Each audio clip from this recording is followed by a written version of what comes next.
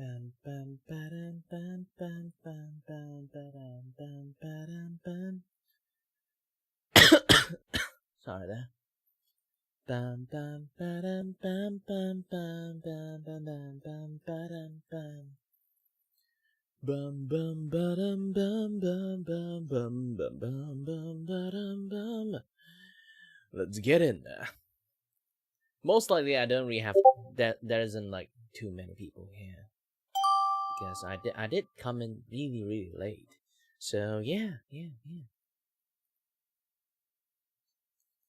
Ooh, hi there. Sup? How you doing, Humpun?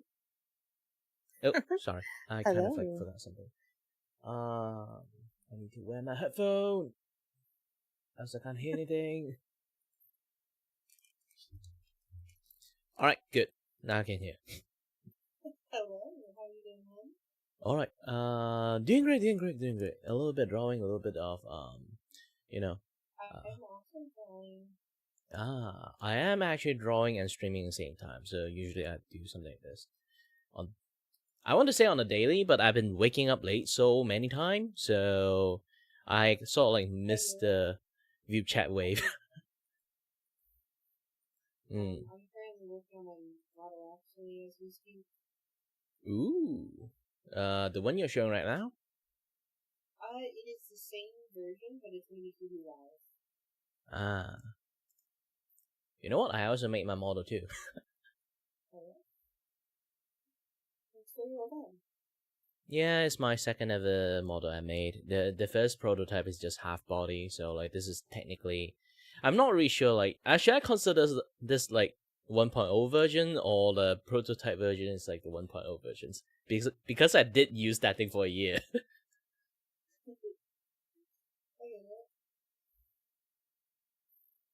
Yeah, hold on a little bit. I'm trying to do some cropping adjustment.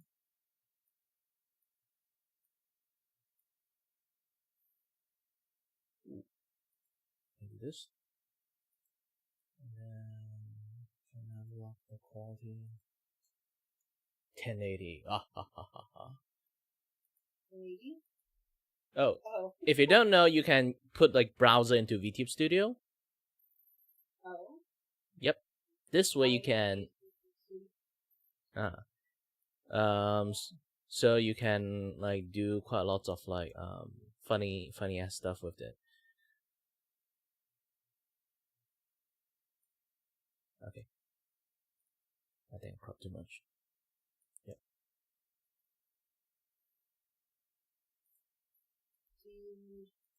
You know what I swear. Hmm? I don't have to pay as much attention to your phone's eyelashes than I do to mine. Depends. Some guys actually have lots of eyelashes. Depends on like, do you want to go for the high sex appeal male characters that you always see with white body and have like voluptuous peck that's showing out? Or you just want to simply become a Kirito face? Kirito face, you don't have eyelash. This is a funny one. My model has an absurd amount of eyelash. Usually, if you want to like have layer for your eyelash, I think maybe maximum like 4 on top, bottom have another 4. No, actually 3 is fine, kind of.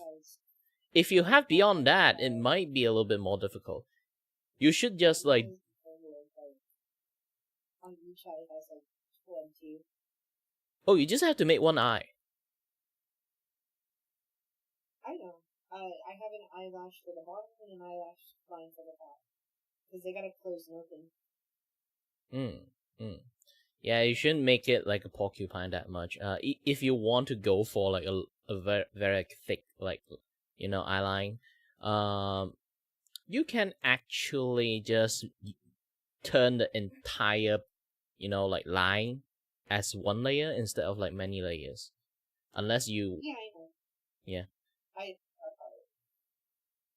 I'm trying to give her a lot of movement though, because we love movement in this house, you know what I mean? But if you want them to have like those kind of flowy movement, like going ups and down, you might have to do a additional layers that make it kind of like, flowing around. There's actually like many ways that you can draw eyelashes without drawing too many of them. You just like, Oh, 100%. yeah. So far she has a total of 6 on the bottom, 5 on the top.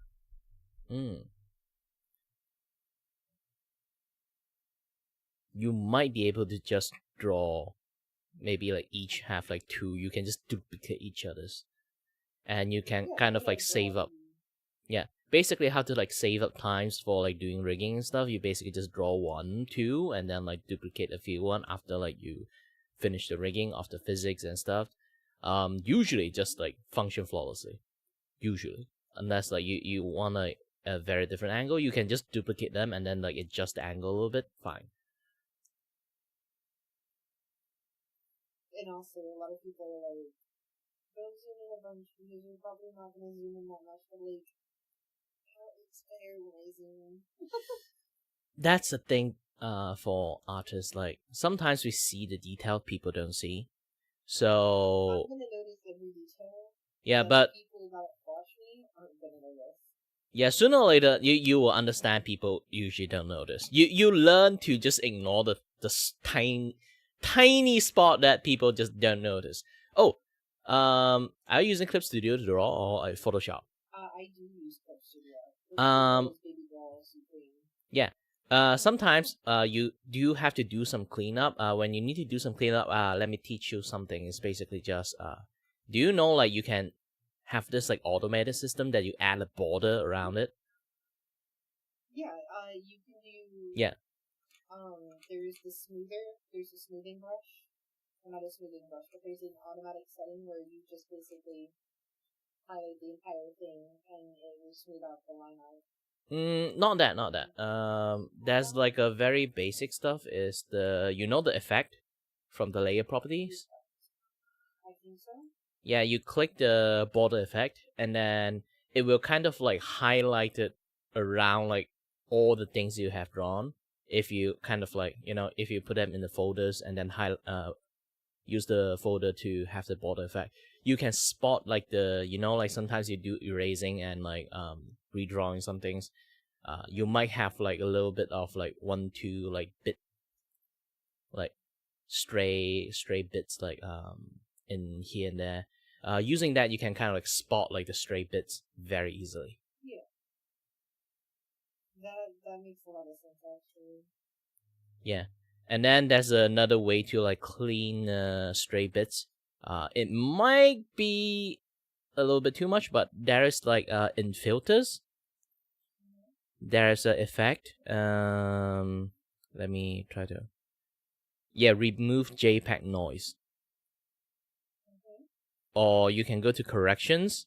There's like remove dust. The remove dust is actually remove all those like kind of tiny thing you kind of didn't fully erase. Oh yeah, that's amusing me actually. I have issues where I see something like fix it.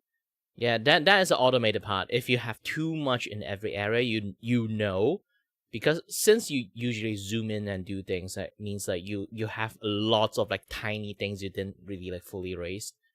So yeah, it's a good way to use that to kind of like erase all the like the flaw issues that you kind of like accidentally create.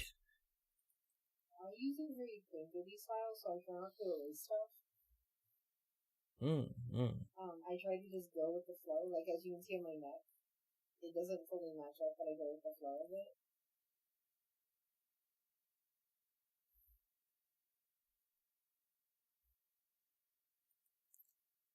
My art style personally are kind of like solid, so usually I don't use soft, like soft painting style on my work.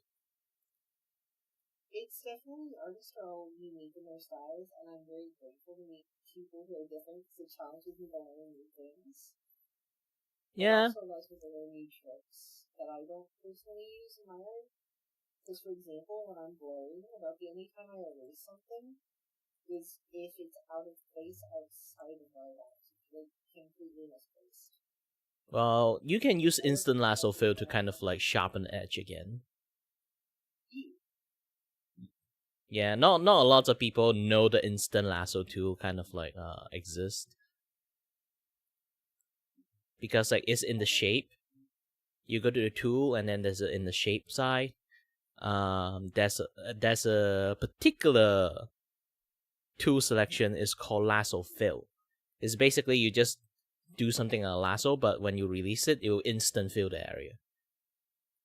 The best part about things like this, only Clip Studio know. My poor little brain makes it so much easier for me to. Oh, and even better, Clip Studio have this like transparency like palette. You can actually use it very advantageously because usually when you use like eraser pens, like it have lots of hard edge. You sometimes just want to like gently fade out some of like the highlight or like this and that other stuff, but with the textures pen you are using, you can just press C or just select the transparency and then just lightly touch it. It will do like a very light transparency with the brush you are using. Yeah. It's fun to use that. I just use the transparency and I add to it as I go because my style is a build-up, so I start with either the lightest or darkest color and I build up from that. Yeah, this is why like the transparency brush become very, very useful. Because eraser brush sometimes is just like, you know, like they just do a full erase or like very like rounded erase. 100%. So they aren't going to do the best job at it. So having transparency textures to use on that particular brush you're using is way better than using eraser. Yeah. I've always enjoyed Clip Studio. It works so much smoother. It's nicer.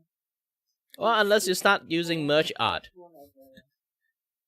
The main problem is when you start using it as a merge art because you have a very high DPI. Mm-hmm. It start lagging. Yeah, okay, so like that's my only complaint with Clip Studios is it's so good that it just makes systems hard to use. Yeah, unless you really like rocking like a high-end PC, it's really hard for you to like do things like very smoothly on like high-end stuff. My PC is I think it's 1500, I think. Might be struggling a little bit. It's got a good graphics card. But it also depends on like the GRAM and like the normal RAM you have. They can affect the systems. Because a lot of like generation 1 and 2 NVIDIA graphic card or like generation 1 to 4, I think 1 to 4 AMD card, both have like my RAM and like for my RAM and my graphics I have the newest models or newest generations. Not the greatest in newest gens, but I have the newest gens. My RAM is the best RAM you can get from the gen. I think AMD like graphic card have like for the GRAM, I think they have like 32, if I'm not wrong. So you're good. Depends on like what grade you have. Yeah.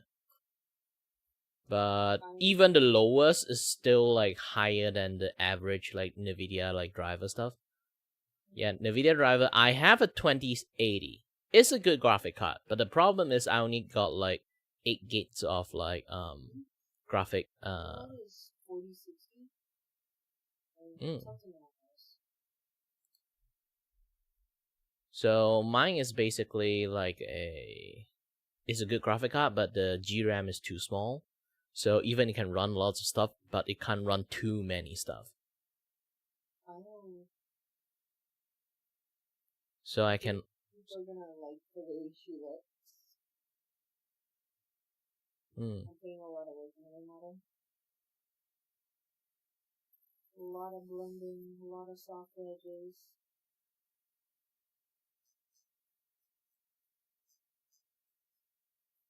Yeah, for me, currently, I'm just... Originally, I was going to keep doing my comic, but I have received a commission job, so I'll just keep on doing that one first. I'm just mostly making one solid line for the lashes. Like, I'm gonna give her highlights and stuff, but as you probably guess, you gotta detail the lash.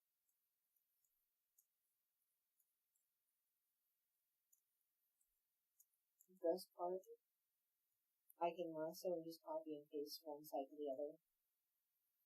Well, when you rig, you don't really have to create two eyes. Technically, you can create one eye, is fine. Unless you have two eye colors.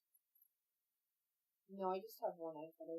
So, then it's easy. You just create one eye. When you do rigging, actually, you just rig one eye. You can duplicate it. So, you don't have to do too much things. Wait, so I'm not supposed to draw two eyes?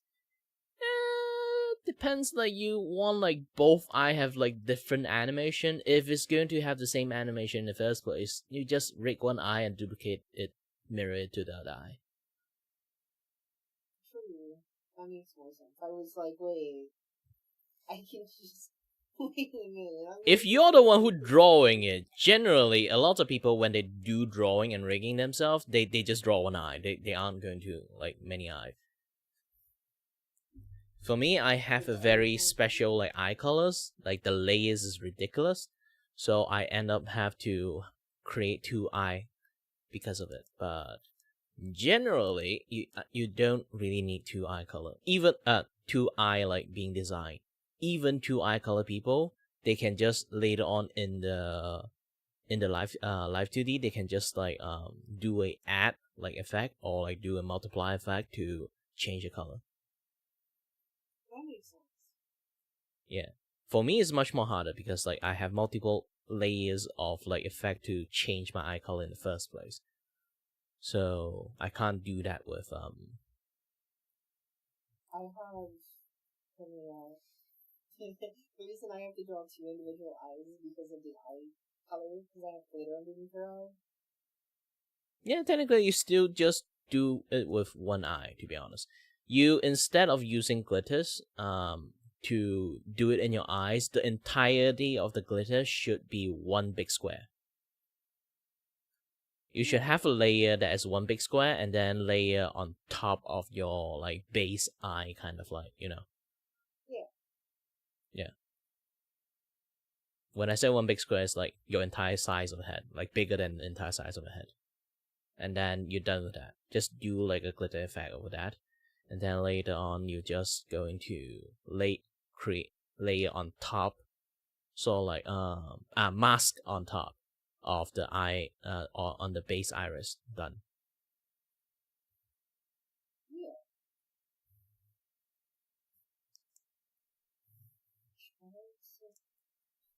Child services must be present? Sorry, I'm watching Big Mouth for, like, the 6th time as background noise.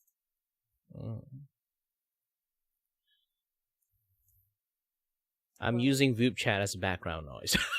I don't know if I'm good background noise, but I'm glad you're enjoying it. Well, generally, I sort of, like, used to multitask, just keep on chatting and kind of drawing at the same time.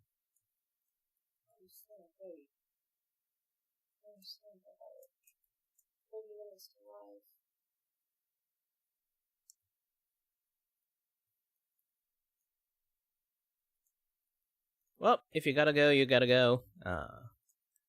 Good luck with your life. But I will be going soon.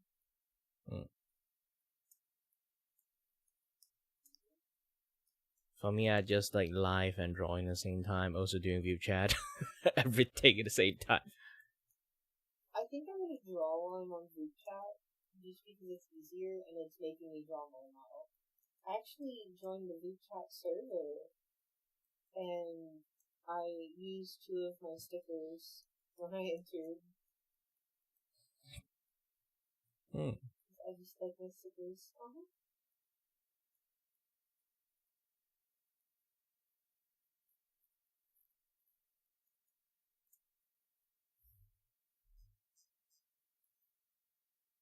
Yeah, you probably in the future see if you join like the Discord server on Vupe, you will probably keep noticing that I spam my artwork in the art channel.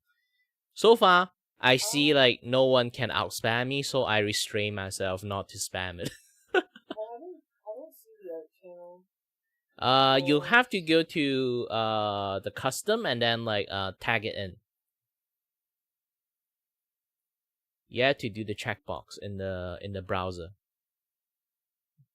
On top of it, like below event, there's browser channel. So you click the browser channel. They actually still have a lot of channel. They kind of like hidden it. You have to go and browse it and tick it yourself to activate the channel. Oh, they do.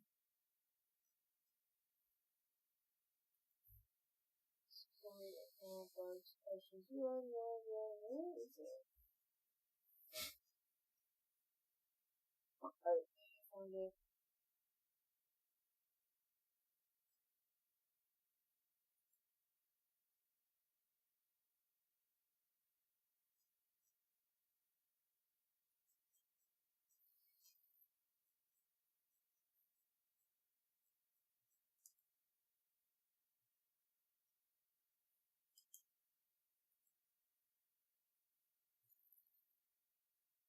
You know what, I'll just send it. There's check the art chat. I just sent a picture of my model.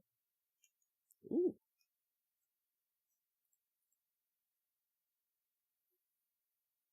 Yeah, pretty nice looking there. Here's the funny thing. I never draw a single thing that can be toggle, can be activated or used as a toggle because I know I made my own model, so I know one thing for myself. I dang sure won't click a single toggle. So Fair enough. So I just like my goal is to make my model as expressive as possible, so I don't really have to, you know, Yeah, I get it. yeah. I think like I still haven't mastered the use of V bridges, but if you really don't want to use too much toggle, you just master V bridges. You can do a lot of facial expression without using a toggle. Oh, I'm mostly going to be making mine really reactive. Because most of the time I just like don't bother to click on the toggle at all. If I have to do some things like mid gaming and then I'm angry and then I have to go and press a button to show my angry face, no. No, I'm not going to do that. No, I'm gonna make mine pretty reactive.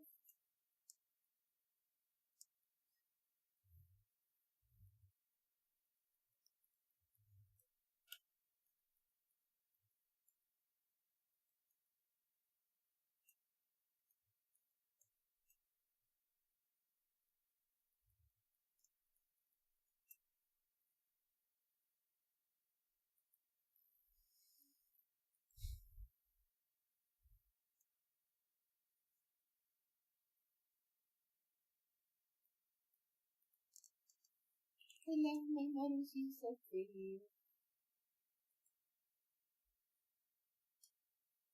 Well, and until you start to like go for the full soft color thing, you're not going to have any headache yet. Soft color is the hard thing.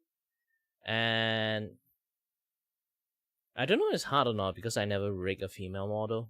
You might have to make your breast wider. Oh no, the green outline on her chest is actually her breast outline. That goes over her arms. That green outline is her nipple size. Yeah, I mean like you have to make it wider because not wider. I mean like the layer for like the textures, the color textures later on. You're gonna have to layer because because like they have to later on you have to warp and move them a lot. So you better like like make it square or something like that. Oh. Like like sometimes I do think like because I'm from 3D animation background, I kind of like understand how to create the textures in like in a certain form. They kind of like you know, it's like with the warp is intended in there, so it kind of like you can somewhat like design it. Yeah, I get it. Like more like the art itself is very friendly to kind of like warp around, instead of like a lot of people just draw the entire image and then just cut it into shape and then be done with it. I cut mine before I go on drawing. Yeah, I'm beyond lazy about it, and I have to cut it while I draw it. this is why some of the like the model is like actually expensive, because it include like the, you know, like the riggers actually did the drawing. A lot of cheaper one is actually the artist actually did the drawing, and then the rigger would do the cutting, and then later on like the rigging. Sometimes the rigger have to cut a full one image PNG, so they have to do a little bit editing on their own. But at the end, it doesn't like do enough job. Like there's a limit how much you can do. Yeah. So things, if he still have the skill, he will still make it very lively. But they will still have a certain angle, and like general direction will still be very like stiff. Oh, 100%. I just sit for eyelashes. And then when you actually have to draw your hair, you're going to have a lot of headache. Oh, yeah. You see the hair? I already can sort of like see there's like, by generalizing, one big in the middle, and then if your side I'm just calculating behind, that would be 1, 2, 3, 4, 5, 6, 7, 8, 9, 10. Technically, you can say 10 and 11 the same. So 12.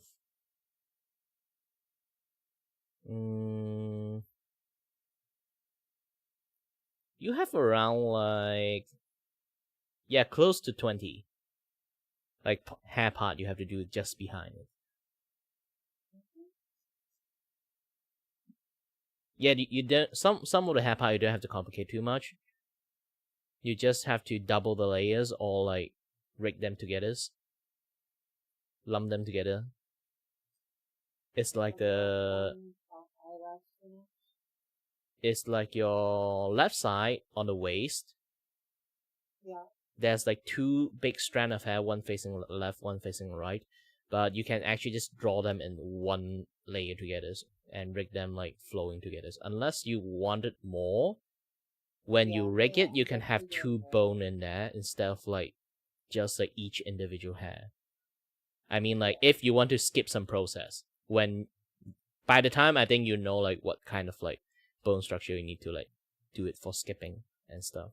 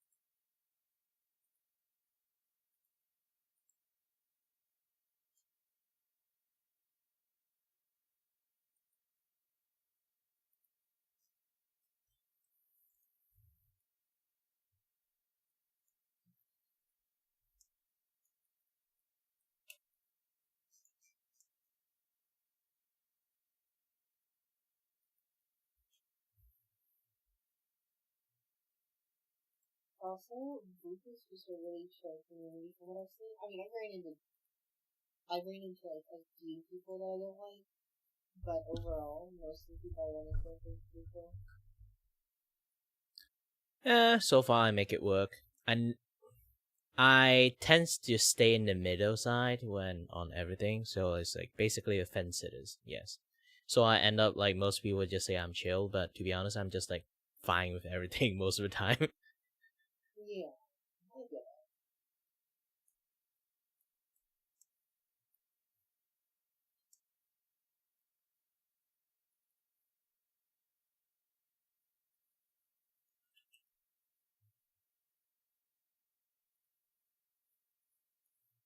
it. Oops, wrong layers. The most heinous crime of all, wrong layers. No, I can name one more heinous. I can name one way more heinous than that. You want to hear it? Is there anything that you can't just use the undo to recollect? Then is the most heinous one. Most heinous one you can do? Not even labeling the layer. Oh, I never did that in my entire life. I've done that. I do that all the time. No, I mean like I never label my shit in my entire life. Oh, that's Do you know? That's straight heinous. Trying to think about this. My model have around like 180 kind of layers. Do you know how I actually like managed to like find my layers? You want to know how many layers mine has already? And I've only done almost one eye to completion. Oh, don't worry. My eyes itself have like 20-ish layer in there. One eye alone has 20 layers. Yeah. Generally, eye is the one that have the most layer. This is why I say like, told a lot of people when they want to learn how to do rigging, I would say like, you just watch one eye making tutorial and then how they rig the eye. You learn the entire software. Because there's so many layers in there, you will immediately understand when you do the drawing. You have to have lots of layering in your mind. And when you do the rigging of the eye, because like your eyes have to have like a little bit of iris jiggle, and then like the highlight have to jiggle, this and that other stuff, and a lot of things like secondary like movement when it comes to the eye blinking.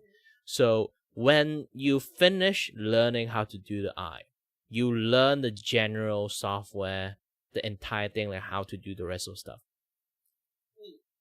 Even like the physics rigging, this and that, yeah, the other things. Although I will say, it is about time for you to have to go to for shoes now, even for my purpose. All right.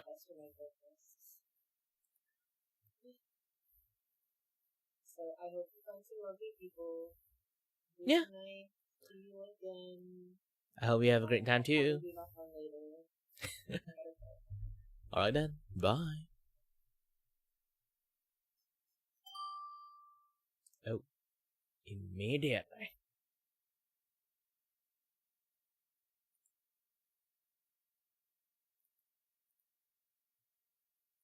Oh, there.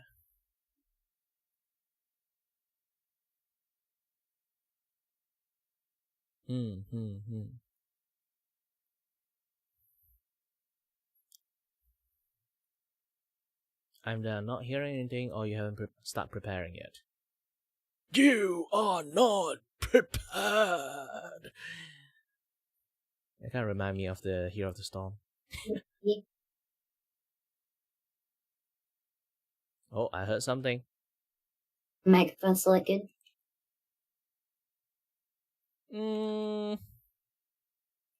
A little bit too microphone, like loudspeaker-ish, but kind of audible, somewhat. What do you mean?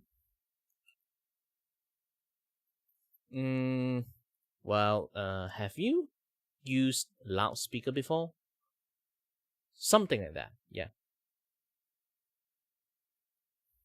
Never heard of it. You know, like those kind of like funnel things, people use it as like put it, like use an event and stuff. Hi there, everyone, and those kind of things. Like, just like to And like. don't mean go strong like. It's a little bit strong. Might have to adjust a little bit on the.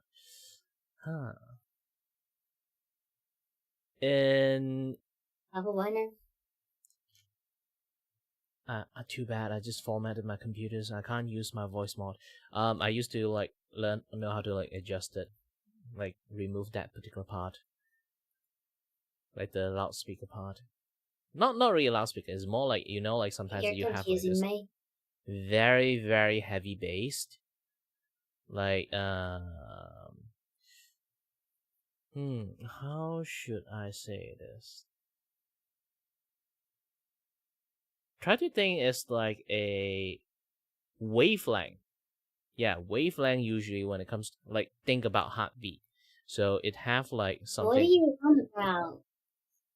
Oh, no, I just like go full on audio engineer at the moment when it comes to like my issue you have right now.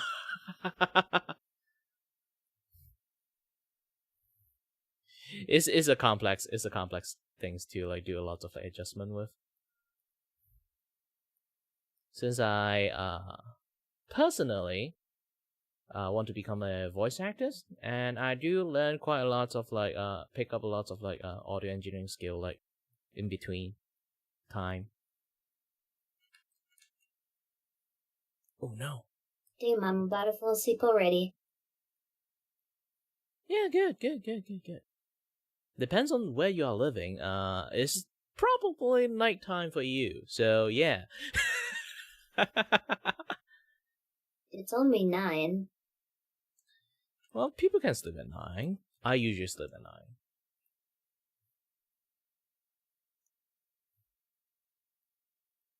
Right now, if you want to ask I why, just don't sleep. if you ever wonder why I never sleep, why I haven't slept yet, is because I literally live on the opposite side of the earth for most people here. Technically, right now it's like 10 a.m. here, so yes, it's freaking morning time for me. I'm more of a morning person than Indonesia? night person. Nope. Well, if you want to play a guessing game, there's still a few places you can guess. It is in Southeast Asia, so you at least. I'm too lazy. That's what conversation for. Try it. Nah, that's too much effort. Well, that's a big hint for you to do it. You just click on my profile, you immediately see where I'm from. Oh, it's too much effort.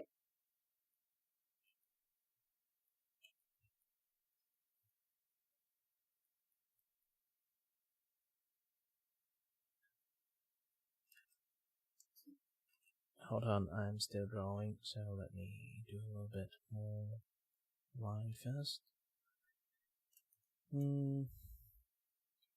This one's going to be a little bit more difficult, I think.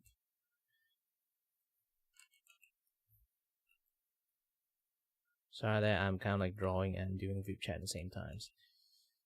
This one have quite a particular hair shape, or you can say like the general kind of like hair shape I have a little bit time struggling with.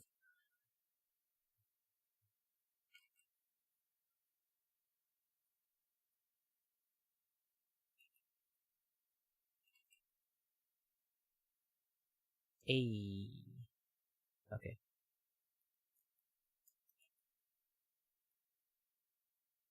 So, how do you do in this fine night?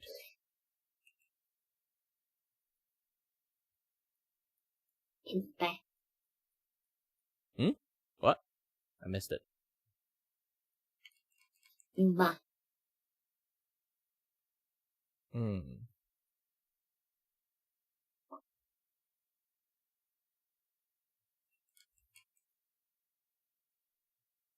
Well, either way, it's like I think for right now there's yeah, not too much people in Vupe chat at the moment. Sadly, it's because I overslept. To be honest, I just overslept. Dude, I was originally going to wake up at 7 a.m. and then like The start mods doing on this thing. site kind of pissed me off today. Really? Nah, they never really pissed We me were off. all telling the Discord voice chat just for one of them to be like, "Yo, fuck, we're gonna play Jackbox." And I was like, "We're in the general VC. What do we care?"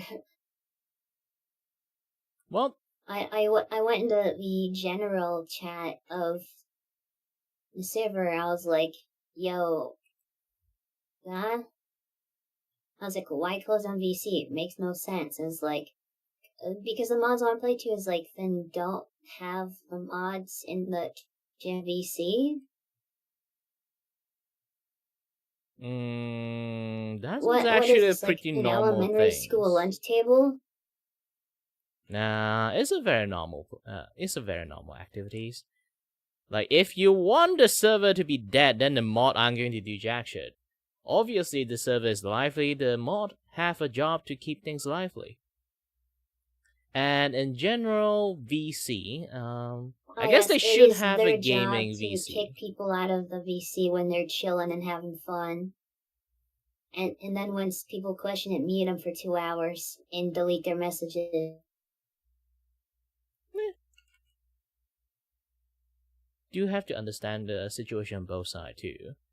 Personally, I would say if you want to like talk about the hate of like moderations, there is I no would situation say, on their side. I would say personally, They're just being dicks. There's no defending that. Just on It's the like there were 10 personal of us just sitting side, there having a conversation like, "Hey, leave." It's like, why? well, just on my personal side, I would say the experience is still fine for me. Like the worst experience I have in like moderation team is actually in VGen.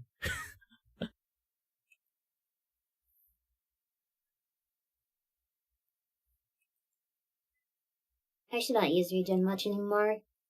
Because here's the thing, like people like doing in view chat, they aren't as heavy handed as like in moderation in VGen. Because like VGen is a big place. No, so but my point being they do is have why a very have us to heavy leave when handedness. nothing? Yeah, we're not doing anything wrong. And then they mute me for questioning it when I didn't break in their rules. It's like,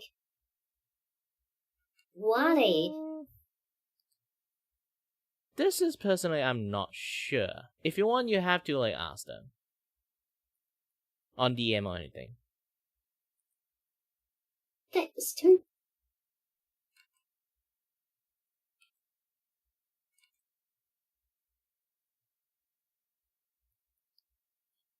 Because Anyways, by general if term, there's anyone else on that.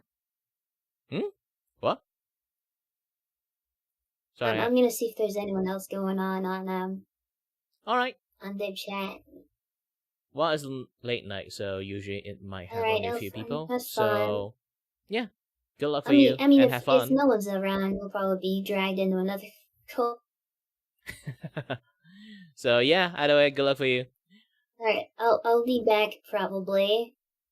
Most likely case. But I do think so. This is my last chat. I will do a little bit of break in between and then come back later on too. Yeah, what?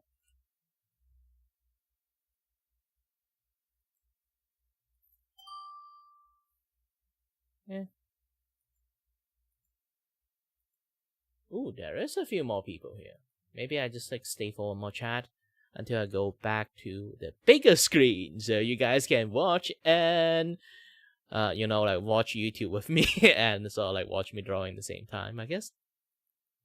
Yeah, Mujin just dropped a new video. Obviously, we are going to watch it while drawing at the same time, which is my favorite.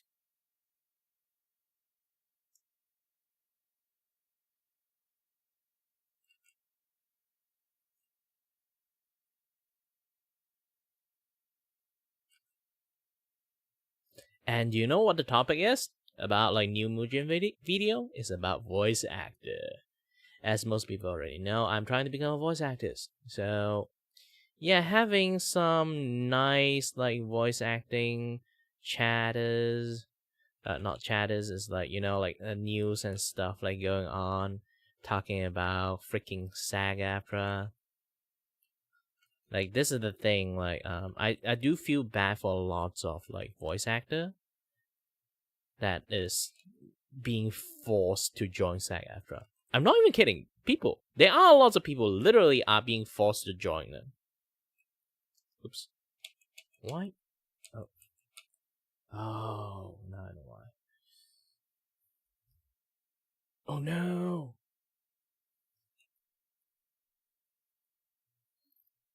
Yeah, I guess like sometimes best to do this. I might accidentally press X instead of C. Well, there's no people here, so I'm going to pause a little bit. Join in later.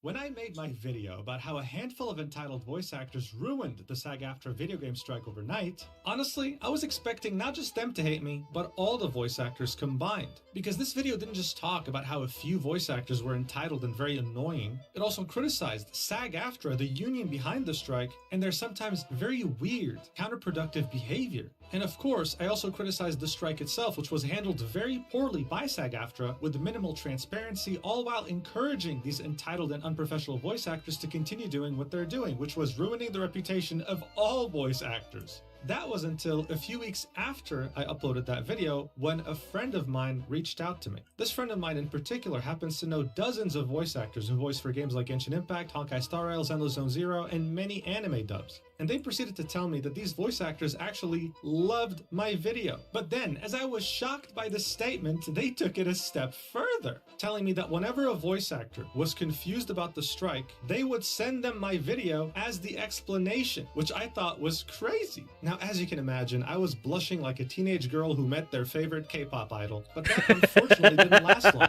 because the morbid reality hit me in the face. And that reality is the fact that there are voice actors paying $3,000 to join SAG-AFTRA, all while paying them a percentage of their yearly income to stay in the union, and SAG-AFTRA couldn't even do the bare minimum and explain to them the strike that they're in, to the point where these voice actors have to go to this dumbass's channel in order to understand what the hell's going on in a strike they're supposedly a part of. But as ridiculous as this already is, today things have gotten worse and the stakes have never been higher. US-based voice actors are being ditched in favor of overseas voice actors, and SAG-AFTRA for a while was not budging, receiving the best, last, and final offer and stating that they were going to send yet another counteroffer, risking the entire industry. Every voice actor was shouting at the top of their lungs, "Please end the strike so we can get back to work. It's been 10 months, I'm about to be homeless." But SAG-AFTRA took a ridiculously long time to finally budge and only did so on June 9th, 2025. That's more than 1 month since receiving the final best and last offer. And you have to wonder why. Well, thanks to an anonymous source, we don't have to wonder anymore. I was given a series of messages from members of the negotiating committee of SAG-AFTRA, clearly stating multiple times that they had no intentions on ending the strike anytime soon. Here's an example of someone on the negotiating committee sending this message shortly after my video came out, saying, "We are in the middle of a bargaining session, but some outside parties have engaged in a campaign to influence performers and we need to address it. Please look for a link from SAG-AFTRA in the morning." And when they say campaign to influence performers, they mean, oh, someone is telling the performers the truth, which makes performers want to end the strike and get back to work. We need to address this. Even going as far as encouraging other voice actors in that private Discord to not vote yes on ending the strike if a vote... Here's the thing. What I personally believe is SAG-AFTRA really are being a dick here. Because especially on the Genshin thing, it's like, if they success on it, because Genshin is a long time live service game, if anyone who is non-union going to land on that job, they are going to continuously work for more than 3 months. The union have this rule: if a non-union member work in a union contract work, after 3 months, they will have to force to join them. When they force to join them, they have to pay like 3,000 USD on yearly fee, and then have to give them a certain level of pay cut to the union, because they have to. You need to keep the union functions. So, because of that,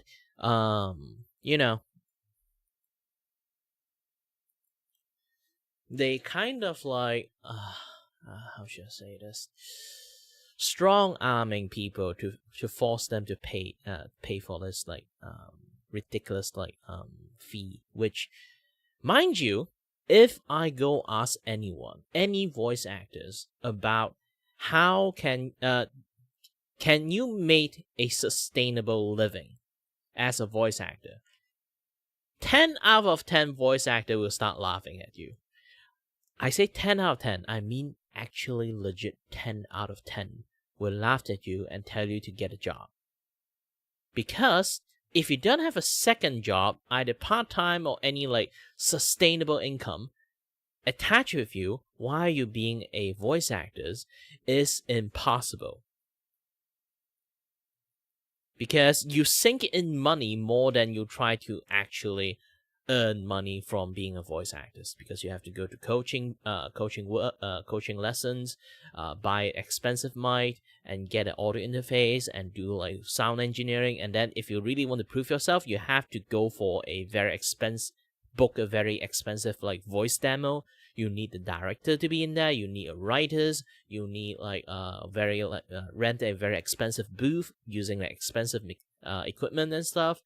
So everything you're hearing me right now is using way more money than you actually earn from it. People really have to, like, expert literally need to look into the job of voice acting. How is that fucking possible as a career? There's no way this thing can be a sustainable career. Because, again, you need to have 2 fucking jobs to actually have it work. This is why Malaysians, there's so many voice actors, they are working in the broadcast stations in the same time. Because that is like how they kind of build connections, but also have a sustainable job while being a voice actor at the same time.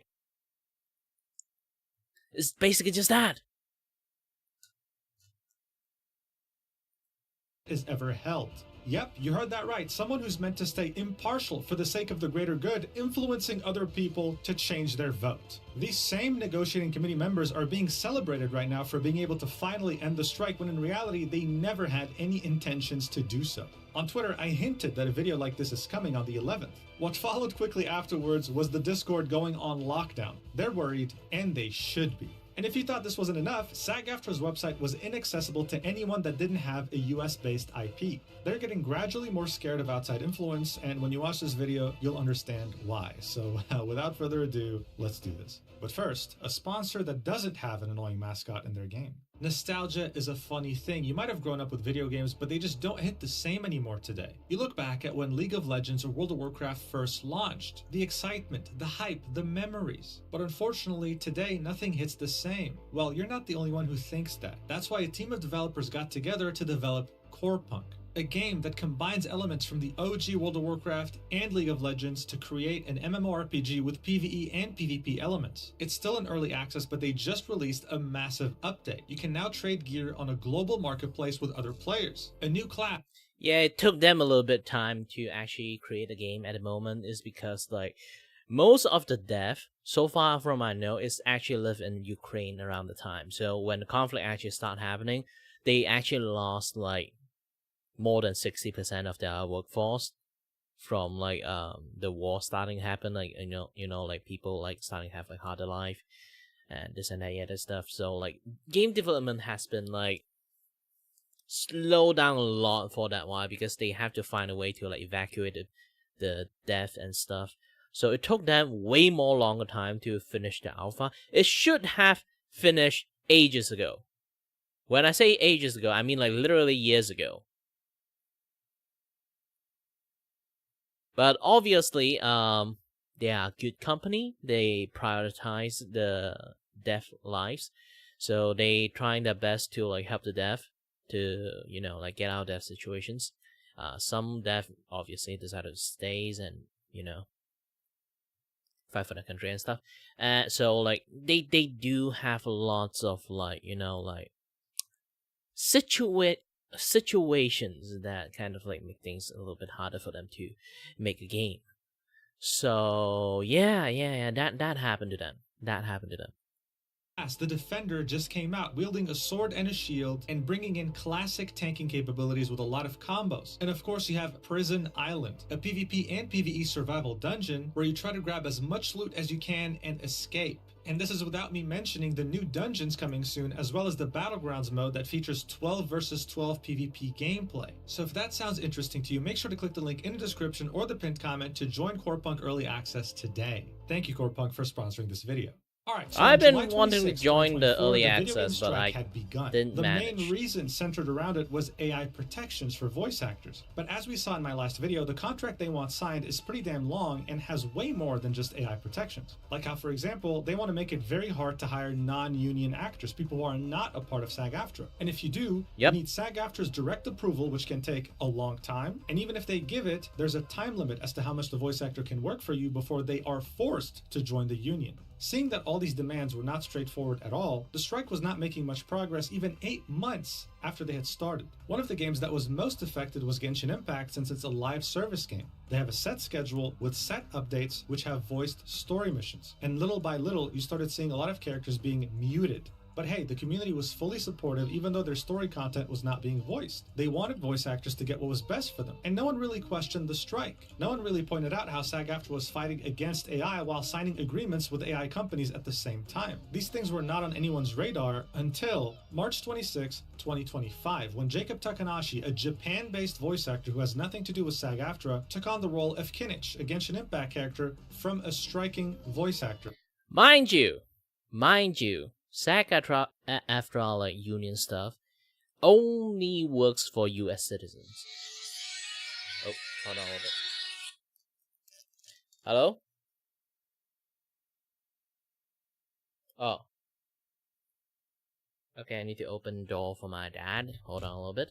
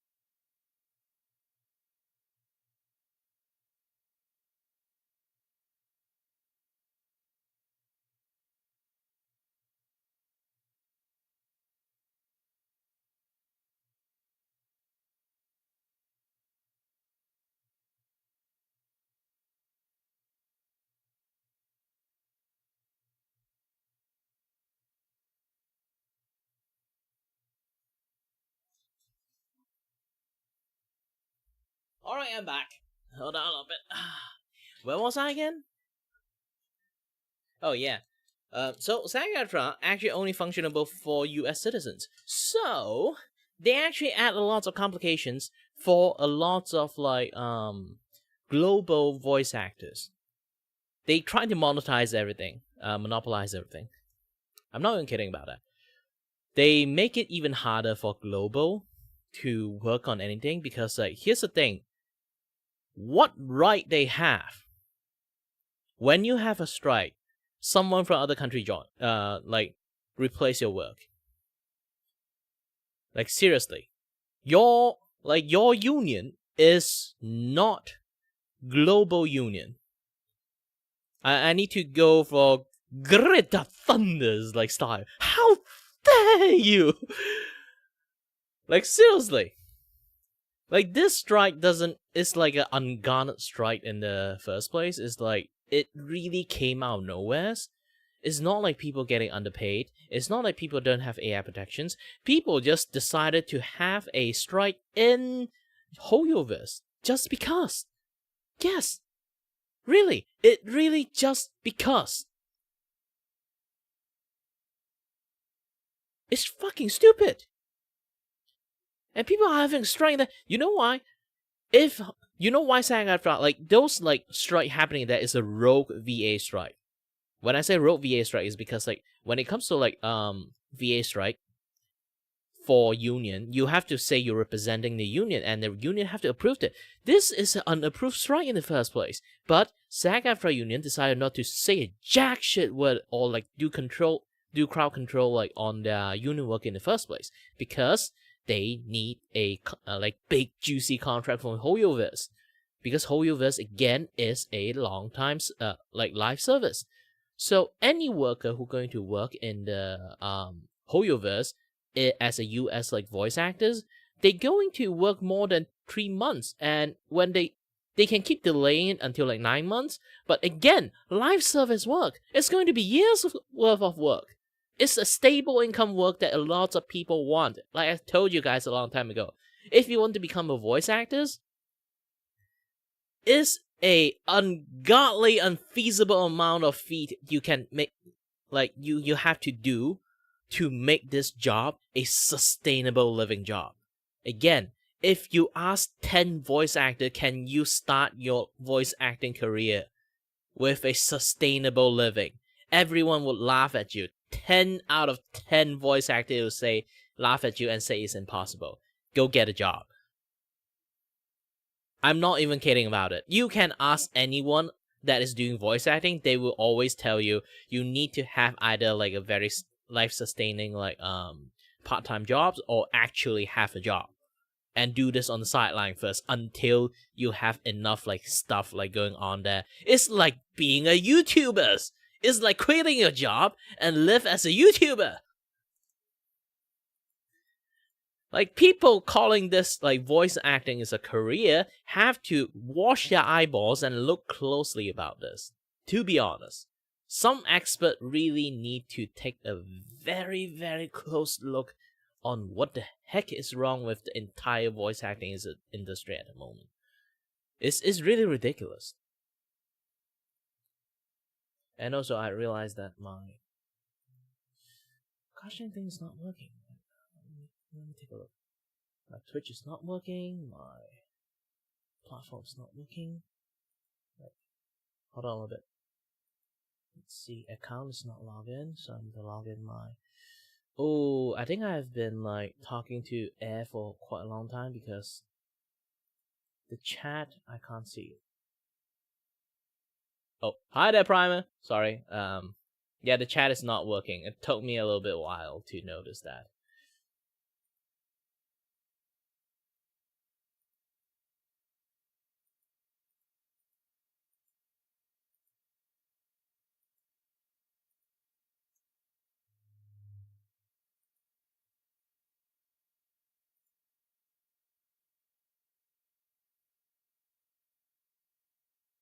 So yeah, by general means,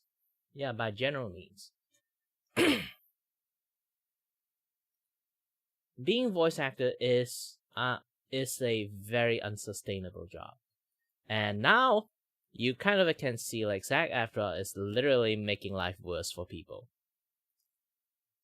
And you don't really earn enough money in the first place. You have to do a lot of money sink. Like, with all the courses that you have to attend, with all the like sometimes there's like a pay to play jobs, and basically you have to sign in into some website and subscribe it to actually like have like job offer and stuff. Let me save and turn off. I need to disconnect my chat a little bit and reconnect them back.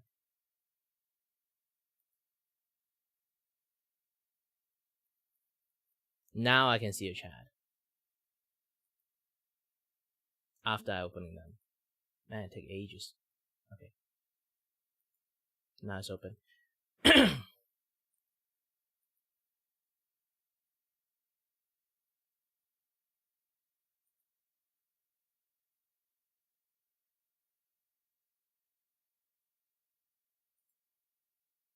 Okay, the chat is back online. Either way, yeah, this is very stupid. This is completely stupid. So I'm just going to stop ranting and just like show it to you guys like how stupid SAG-AFTRA is, because like they're forcing people to join a union and then do the bare minimum. Hi there, Anu.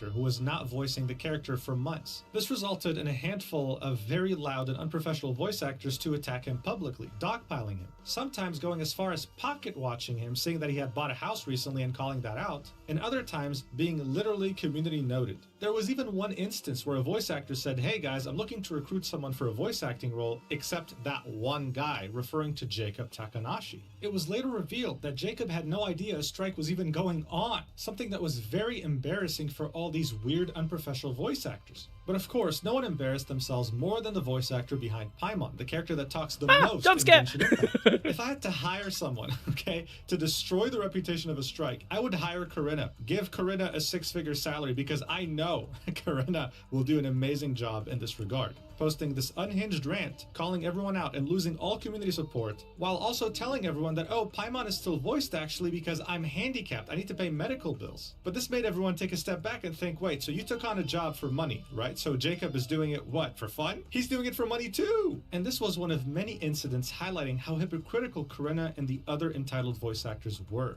Meanwhile, SAG-AFTRA, instead of denouncing this unprofessional behavior, decided to directly participate by tagging Hoya vs. Games on Twitter and telling them that they should discuss things. The final chapter of this... Again, this is completely stupid, because Hoyoverse is not within the striking zone of the strike campaign that they like the SAG-AFTRA union is like doing. So it's completely outside the field. But they are not stopping the voice actor who went rogue and like randomly just say like they are doing a strike in the SAG-AFTRA union name. It's like they were not even a union job in the first place. They shouldn't be in there in the first place. But they are in there because like, you know, like complicated stuff. And sorry, I need to drink some water. I am too fucking angry at this thing. Yes, I don't sound angry, but you know, like you can say I am very. I'm not angry. I'm just disappointed. Kind of like vibe at this.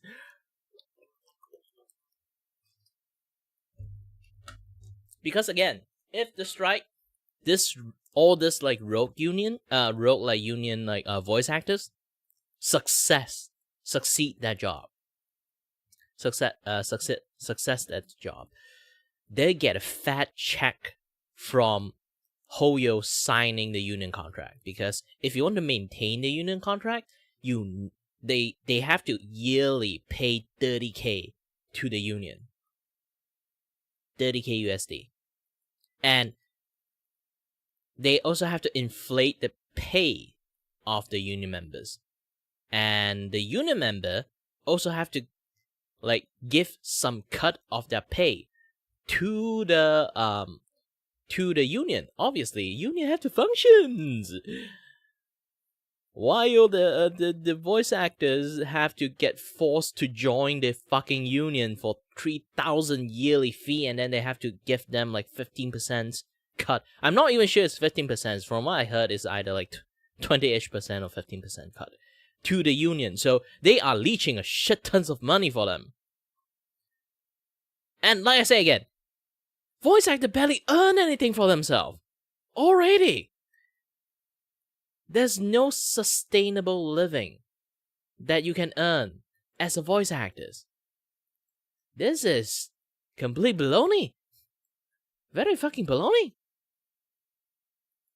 This incident was when Joe Zieha, a voice actor for Genshin Impact and many other things, made a video explaining the strike once and for all. And in it, around the 4-minute and 31-second mark, he said that Genshin Impact Zenless Zone Zero, Honkai Star Rail, and any game under Hoyoverse was not in any way, shape, or form part of the strike. That these voice actors were striking in solidarity with the strike, but this was not part of the strike to begin with. This was the final nail in the coffin, especially for the Genshin Impact community. Not only was their support waning for the cause of these voice actors, but they just realized that this was never part of the strike. They missed out on voiced characters for nothing. This realization made these voice actors that participated in this very unprofessional behavior get flooded with hate comments. No matter what they posted, their reputation was permanently tarnished. So they all became refugees and permanently switched to Blue Sky. And that became, and I don't use this word lightly, their echo chamber. Here's why. Here's a voice actor who made a block list of anyone who disagrees with Corinna or any other entitled voice actor's opinion.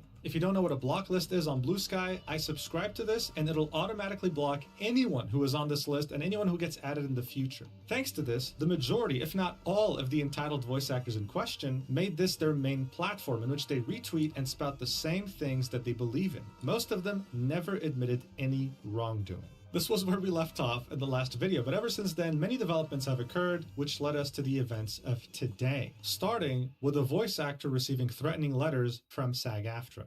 Venti, the beloved femboy of Genshin Impact, is very important to the story. But here's the thing, he hadn't been in any story content for a very long time. So when version 5.6 of Genshin Impact was announced recently at the end of April, people were extremely excited to not only meet him again, but go back to the starting area. People's happiness was cut short though when they realized, wait, is Venti even going to be voiced? This was an important question to ask. His voice actress, Erica Harlacher-Stone, is a known SAG-AFTRA member. She's part of the union. And seeing that other union members were striking Genshin Impact and other Hoyoverse games even though they weren't a part of the strike, people assumed that she would be doing the same thing, until we realized she didn't even have a choice. On Erica's TikTok, a disgruntled fan left this comment saying, you know what, we'll figure things out for you. You clearly don't give a damn about us or the game. We will be demanding a recast, and I pray to God you lose this role. You don't deserve it. To which Erica replied with, bruh, I'm trying to come back. SAG-AFTRA has been sending threatening letters to us and it's been very complicated. I'm coming back soon. If it had been my choice, I would have been voicing the whole time. Sad face. Yeah, this goes deeper than you think. And I just want to take a second here to remind you that not all voice actors are like Corinna. In fact, the majority isn't. The majority is like Erica. They just haven't said anything because they're scared of SAG-AFTRA, because then they risk getting kicked out of the union or shunned out of the industry. But Erica was having none of it. She was tired of losing opportunities and she was tired of voice actors having their reputation get destroyed. This is why people calling SAG-AFTRA basically is a mafia. They literally are doing like those kind of like crime syndicate gang stuff. It's like collecting protection fee and don't do jack shit about things.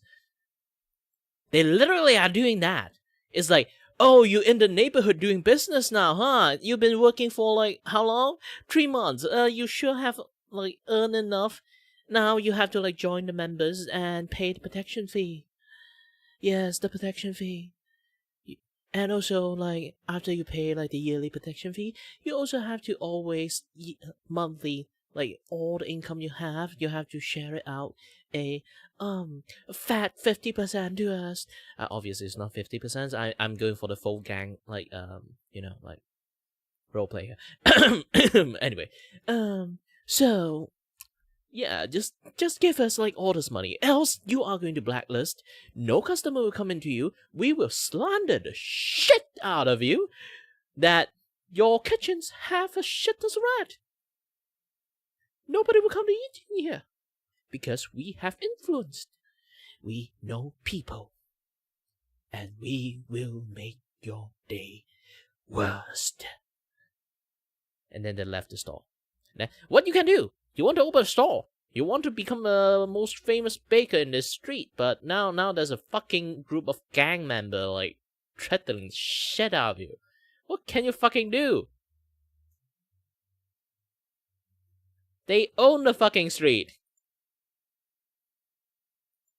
Destroyed just because of a handful of very bad apples. One of her fans asked on TikTok, does this mean some of the other voice actors will be back in the 5.7 update? By the way, love your work. To which she said, I think so. SAG-AFTRA has been sending threatening letters, so it's been very difficult to navigate, but they were rude to me and I'm sick of this shit, so lol. Again, doubling down on the idea that she's been receiving threatening letters from SAG and that she's sick of this strike. The comments then continued with her saying, thank you guys for loving Venti as much as I do. I'm so sorry the strike has sucked for everyone. We didn't even vote on it. That's a bombshell by itself, by the way. But hold on a second, just for the sake of being objective here, there was a vote that was held at the end of September 2023. It was 98.32% in favor. That's how many people voted yes. However, the people who voted were only 27% of eligible voters. So the majority didn't even vote. Was that because SAG communicated this in a very bad way? It's a possibility. They usually give barely 2 to 3 days notice before an important meeting. But just keep this in mind. Erica probably means she wasn't notified, she had no idea, which is totally valid, especially with this union. She then continues, I should probably take my own advice and shut the fuck up now, LMAO, but yeah, I'm really sorry for how dumb this has all been. So even though she's been speaking out very bravely to everyone about what's actually going on behind the scenes, she's of course still very concerned with the consequences she might face with SAG-AFTRA. They could, for example, kick her out of the union, and if she relies on union health insurance, then hey, say goodbye to that. Finally, a fan asked, hey, are you going to cover Venti's voice lines and everything you missed previously? And she said, yes, I will cover everything I missed. I'm literally so over this, LMAO, we got massively screwed over and I just want to get back to work. So of course, everything she said so far is like listening to someone in prison asking to be let out. But it of course also makes you wonder, wait, do other voice actors also feel the same way? Well, actually, yeah. At least the ones who aren't unhinged like Corinna. But bear in mind, these revelations of Erica came around the end of April, beginning of May. We're now in the beginning of June 2025. And the topic has shifted massively. It went from, oh, SAG-AFTRA is treating its voice actors like disposable toilet paper to, oh, SAG-AFTRA is literally about to make their entire profession go extinct because of how irresponsible they are. On May 5th, the Variety magazine reported video game companies released best and last offer to SAG-AFTRA addressing AI demands amid 9-month strike, exclusive. This is of course a very big deal. A best and last offer is exactly what it sounds like. It means the studios are saying this is the best we can do. We are not willing to change a single thing no matter what happens. You either take it or you leave it. So many voice actors were of course hopeful that this is finally going to end. I mean, it's not like SAG-AFTRA has a choice. If they refuse this and studios refuse to negotiate further, there will be no new contract negotiations until 2028. It will be like shooting yourself in the foot with a shotgun. But more importantly, this best and final offer had exceeded everyone's expectations. Everyone's. And when I say everyone, I mean actual working voice actors. Everything in green was something that SAG-AFTRA was asking for, and it was granted. Everything in red is not granted, and everything in yellow is negotiable on a case-by-case basis. So one contract may have them, another one may not. But it's not outright refused like what's in the red. As you can see, this is a whole lot of green. It's actually very impressive. And again, because of this, many voice actors were thinking, finally, like this is it, right? We can finally, after 10 months of striking, get back to work and earn some money, right? Well, no. The voice actor behind Capitano and Genshin Impact and many other anime characters in anime dubs tweeted this out a few weeks after this final offer was presented, saying, all of SAG-AFTRA membership got to vote on the interactive strike authorization. And now, even after receiving the last, best, and final offer, SAG is saying they are still negotiating. No, you aren't. It's done. The deal is good. Now let us vote to end this strike. Someone replied with, they really don't want to make life easier, damn, to which this voice actor replied with, yes, and not real sure why at this point. We can't negotiate anymore. It's either this or no more union AAA video games. And he is not exaggerating in any way. If this doesn't work and they have to wait till 2028 to renegotiate, there will be no more unions for big budget video games in regards to anything performance related. So voice acting, motion capture, you name it. But all of this doesn't add up at all. In 2023, there was the Hollywood actor strike by SAG-AFTRA, and after 118 days of striking, when they received a proposal from the studios they were striking against, they held a vote, with 78% of members voting in favor of taking the contract. On the other hand, 22% voted no, and there were some very heavy criticisms to accepting the agreement a bit too early. But hey, that's what a union is. You vote on your rights, because everyone has a say. Hell, the same day the voice actor of Capitano made his tweet, SAG-AFTRA had held a vote for people who are in audio commercials, and they were able to approve their contract with a vote of 96.9% saying yes and 3.1% saying no. So how is it exactly that every other facet of SAG-AFTRA could vote when they get an actual counteroffer, but voice actors are not being given that right, which is a fundamental right of a union?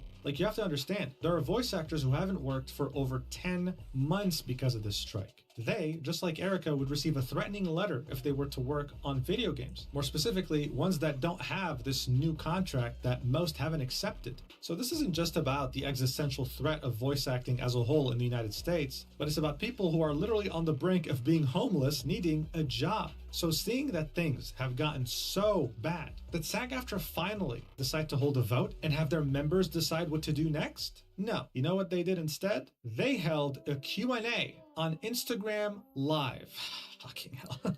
Yep, that's right. It featured the SAG-AFTRA Interactive Media Agreement Negotiating Committee Chair, Sarah El-Maleh, and Chief Negotiator Duncan Crabtree Ireland, who also served as Chief Negotiator for the Hollywood strike back in 2023. This was all in an effort to discuss and answer questions about the video game negotiations and the strike, hoping to maybe reassure some people who were panicking about the fact that their profession might get deleted tomorrow. And as you might have guessed, this was an utter disaster that was extremely tone deaf and really showed us that the people who are doing this are not doing it in the best interest of voice actors. They couldn't care less. This live Q&A was from the 28th of May, and someone uploaded the whole thing on Vimeo. One of the biggest concerns from voice actors is the fact that their jobs are literally being replaced by overseas actors, especially in the UK. That question was asked, and here's how they answered it. As you listen to this, think of yourself as a voice actor who hasn't worked in 10 months. Is it comforting? Let's see. Next question. We've heard that at least 8 AAA union games have exited the union since the beginning of May. What steps are you taking to prevent the union from losing more jobs? Well, I'll start on this and then Sarah can weigh in if she wants to. I have heard from certain... Here's the fucking thing. USA SAG-AFTRA union, the way they function make no fucking sense. Yes. They make no fucking sense. They should functioning more like an agency rather than... at this point, they should, like... Nowadays, like, things is public and stuff, so it's easy to know people are screwing you over. Look at Niji Sanji's. And here's the thing. They should functioning more like a platform. Example, like Malaysian like voice acting union. They basically just have to ensure people to get paid in time and also like fairly. And you know how they works? They have a voice library system in there. So when you become a member of the union, you will be in the voice library. And then they will help you do the connections and then help you get fucking jobs.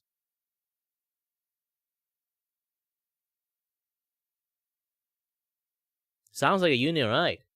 That's not what fucking SAG union does, you know. You can try to read a little bit closer. SAG union doesn't do that shit. They take money more than they give money.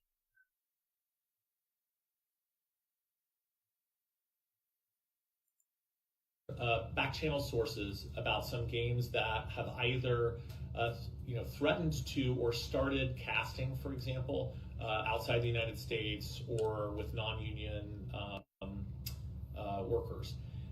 The fact of the matter is that it is possible for some of these games to shift to casting and production outside the U.S. As far as producing in the U.S., if there are signatory producers who are doing games non-union, then you can expect us to take legal action to address that because they're not entitled to do that. But I think the most important step that we're taking is looking to try and reach an agreement. But reaching an agreement doesn't involve just capitulating to the employer position. I'll remind everybody that there was a point not too long ago where there were some people who said that we should just accept buyouts as part of the deal and make that deal. And right now, the last best and final that was put on the table with us does not include those buyouts because we pushed back on it. So I think that it's more nuanced than just a yes or no. And that's why we're actively engaged and communicating with the employer group in the hopes of reaching a deal quickly. That would obviously be the best thing that we could do to help make sure that that production resumes and continues quickly. Yeah, so if I had to give an example to someone as to what corporate speak sounds like, absolute corporate mumbo jumbo, I would just use this clip as an example. And yeah, don't worry, Sarah will echo the same thing. It's like, hey, we're being replaced by people overseas. Can we get a move on?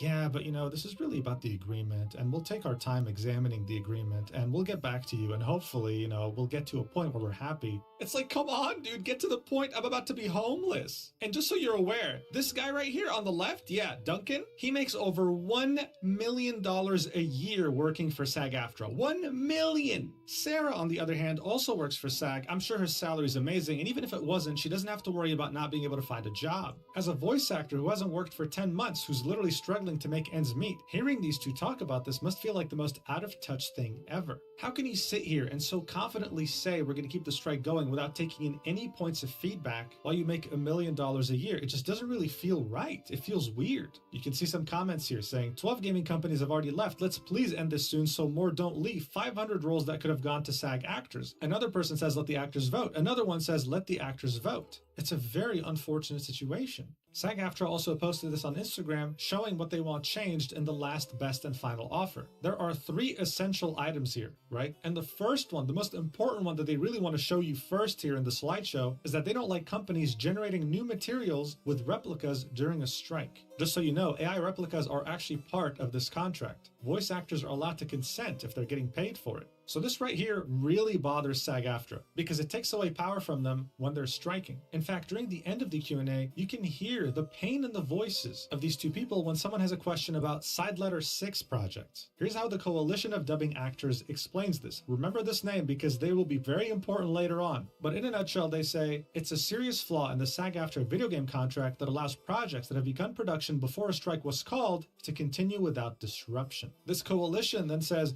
we strongly urge all actors to avoid auditioning for and working on SL6 projects. But here's the thing, this is in the contract, and it wasn't talked about enough when the entitled voice actors were losing their minds on Twitter. So SAG really don't want another SL6 situation because it gives them less power during strikes, and they're willing to sacrifice this current strike just to hear back on this, reason 2, which is fair dispute resolution, and reason 3, which is close the loophole. You can read these for yourself, but these 3 right here are why this strike is still ongoing and why they're risking everything. But most voice actors are already very happy with this right here. Everything that's in green that we already discussed, these 3 things aren't that big of a deal for them. That's the problem. But when you're making $1 million a year, you might not be able to see that. Anyway, during this Q&A,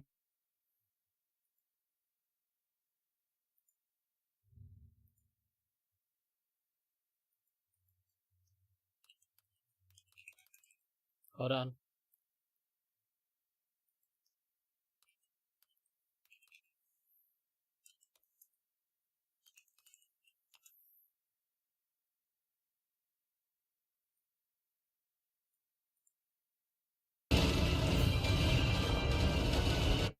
This is what they are trying to do.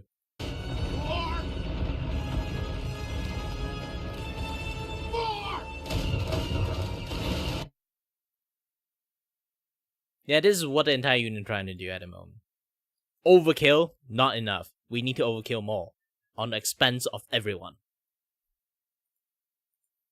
Mr. $1 Million here had this to say about a question. Watch. But I just want to say, whether you agree with or disagree with the committee or any individual member of the committee or whatever, this committee, these members have devoted a vast amount of their personal lives to fighting for this contract. And they've done it not because it's their paid job to do it, or The fuck you say? Yeah, this is why I'm really angry about this. Like, sometimes I talk to some people, they literally say I did it for passions. Passion doesn't fucking pay! When you're living under the street, bruh. Like, here's the thing when it comes to, like, being, like, commission artist, too. I understand this one point is, like, I sometimes give, like, free art. I sometimes discount, like, very cheaply art. I make, like, the price really fair for these reasons. I know lots of people can't afford art. So I make it, like, fair so everyone can pay. Pay for art. And then, like, they can, like, have art. Like, decently enough, like, artwork for it. But those things are generosities. Those things are come from kindness. And kindness and generosity is coming from privilege. Motherfucking privilege. Okay? And those privilege is because you have fucking money in your bank. The moment I run out of money in my bank, those privilege will start and run thinner and thinner. And that is what's happening to me right now. And I can tell you one thing for sure. You're doing it for fucking passion. I'm also doing it for fucking passions. But you still have to accept the reality. People aren't getting any fucking money in the first place. Sorry, I got a little bit angry. just from this. This fucking phrase made me so fucking angry. People who want it as a profession and people who want it as a hobby should have a fine line of separations. This is what I personally view, okay? Even in streamer-wise. Affiliation in Twitch is a joke. Back in the days, it used to be have meaning. Means that you really are targeting to do some things about it. And then you're trying to become a content creator to entertain people. So you work to the point that you have enough audience to support and watch you. Because the things you do matter. Nowadays, 25 followers, you can get affiliated. At this point, you should just say everyone is affiliated at this point. They thinning the line between a person who want to work this as a profession and who want to do this as a hobby is getting thinner and thinner. And once that become like a blurred line that you can't even see it anymore, there's no fucking standard for content creations. Same with voice actors. If you want to do it for fun, you can do it for fun, but still in the same times, you have to have a distinguished line between a person who want to become a profession and a person who want to become a fucking hobby players. Technically, I am also a fucking hobby players at this point, but still, I am insulting myself. But again, if people want to have this as a career, they should have like a fine line that say this is how you make a career out of this thing. It's not that, no, you can't make this as a fucking career for first 3-5 fucking years. You have to get a job and then work rigorously until claw your way out from the shit pit. And then you can call it a job. Fucking unbelievable.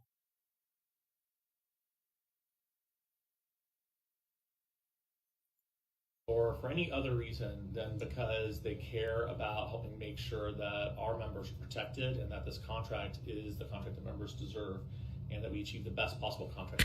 So I just want to say to everybody out there, it's totally great to agree or disagree with the committee. This is a union where we welcome differences of opinion, but I hope that everybody will really recognize and respect.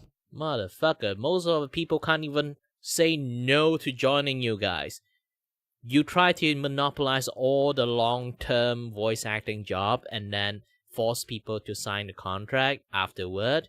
And if any non-union member decided to do a long-term job that have union work because it's everywhere, and then you have to make them forced to join you and pay 3,000 USD for yearly fee, and then they have to take a cut too.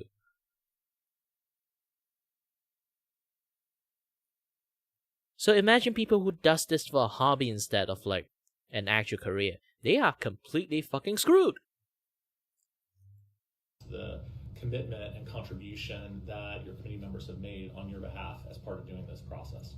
You hear that? It is okay, even welcomed, to disagree with a committee currently negotiating this contract on behalf of all union members. Very beautiful. I mean, SAG-AFTRA is a democracy after all, right? Well, no, not really. The negotiating committee has its own agenda, and they're not willing to listen to anyone who doesn't share their own opinions, as we're about to find out in numerous conversations that they've had in a private Discord.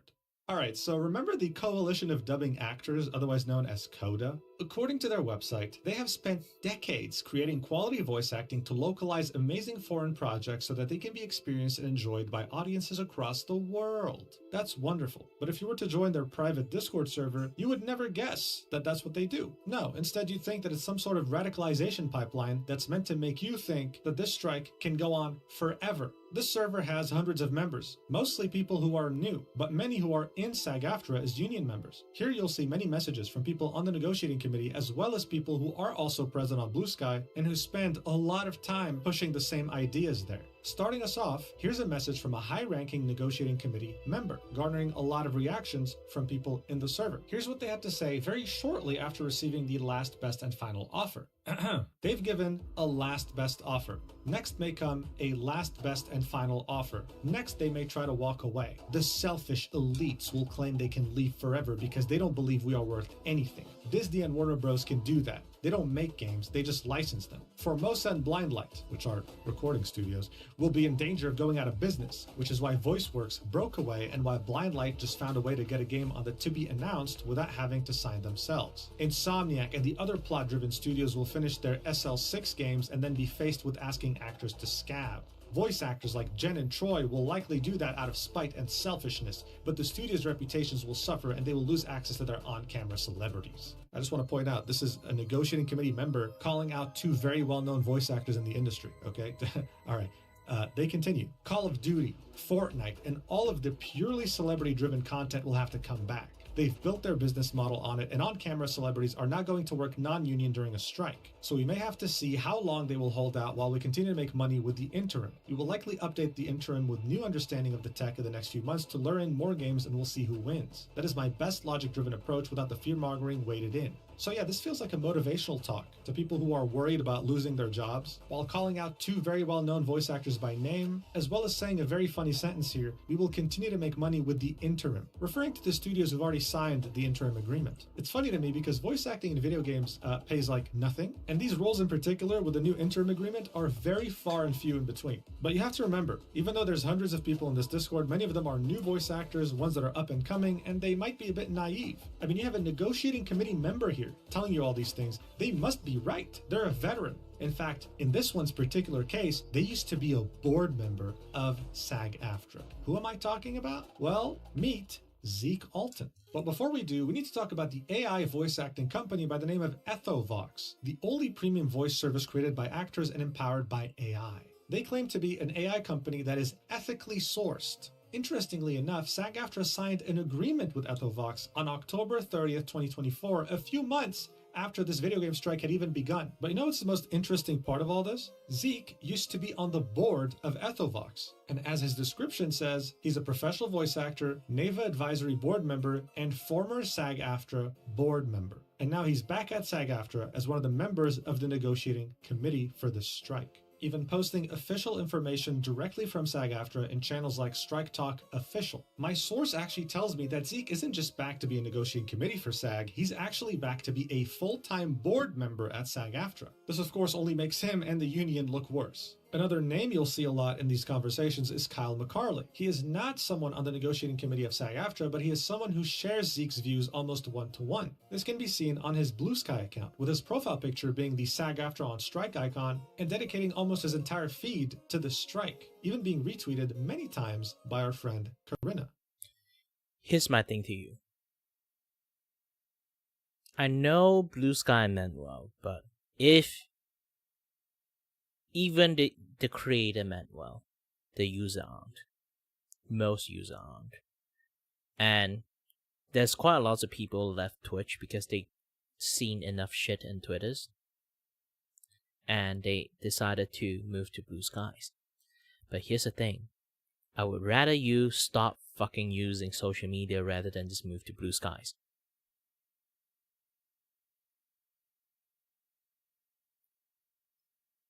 Just being in the internet, you have to have something what I call have a little bit of don't give a fuck.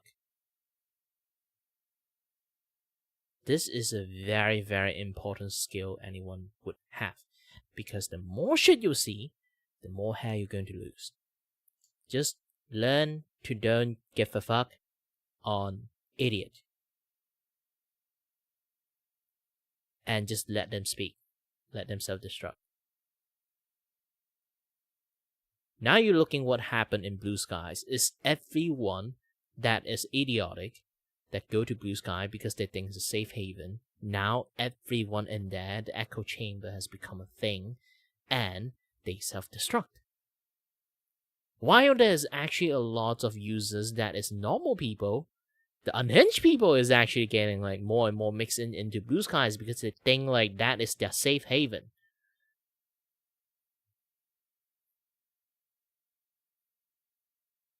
Just stay in Twitters if you want to use social media. Heck, even Thread if you really want it. Or Facebook. Or Instagram. Technically, if you really want to leave Twitters because of what kind of like something you're not aligned with, you decide to leave fucking Twitters. Just leave fucking social media. Watch some YouTube. Just watch YouTube. You don't need social media to survive. I essentially don't use social media at all. I only start using it because I'm a VTuber. I need to promote myself. Because Twitch is fucking sucks on like, you know, everything. For streamers and especially for VTubers. So I need some like open area to kind of promote myself. Especially also I need to do some business on that too. Like that's one part of the way to how I get to know people, you know? So because I only use social media because I'm a VTuber and also a commission artist. Just that. I don't actually use social media myself. If you look into my account stuff, I don't really exactly use social media like social media. I only contact people or reply people who is related to VTubing and stuff, or related to the game I'm streaming. I'm not actually creating content in there. I'm not actually making like random tweet that make people like tweet at me and that. I'm not actually using social media at all. I got an Instagram account. I never really post in there. Most of the time, like 99% of my activity time is literally watching YouTube. I'm not even using social media at all.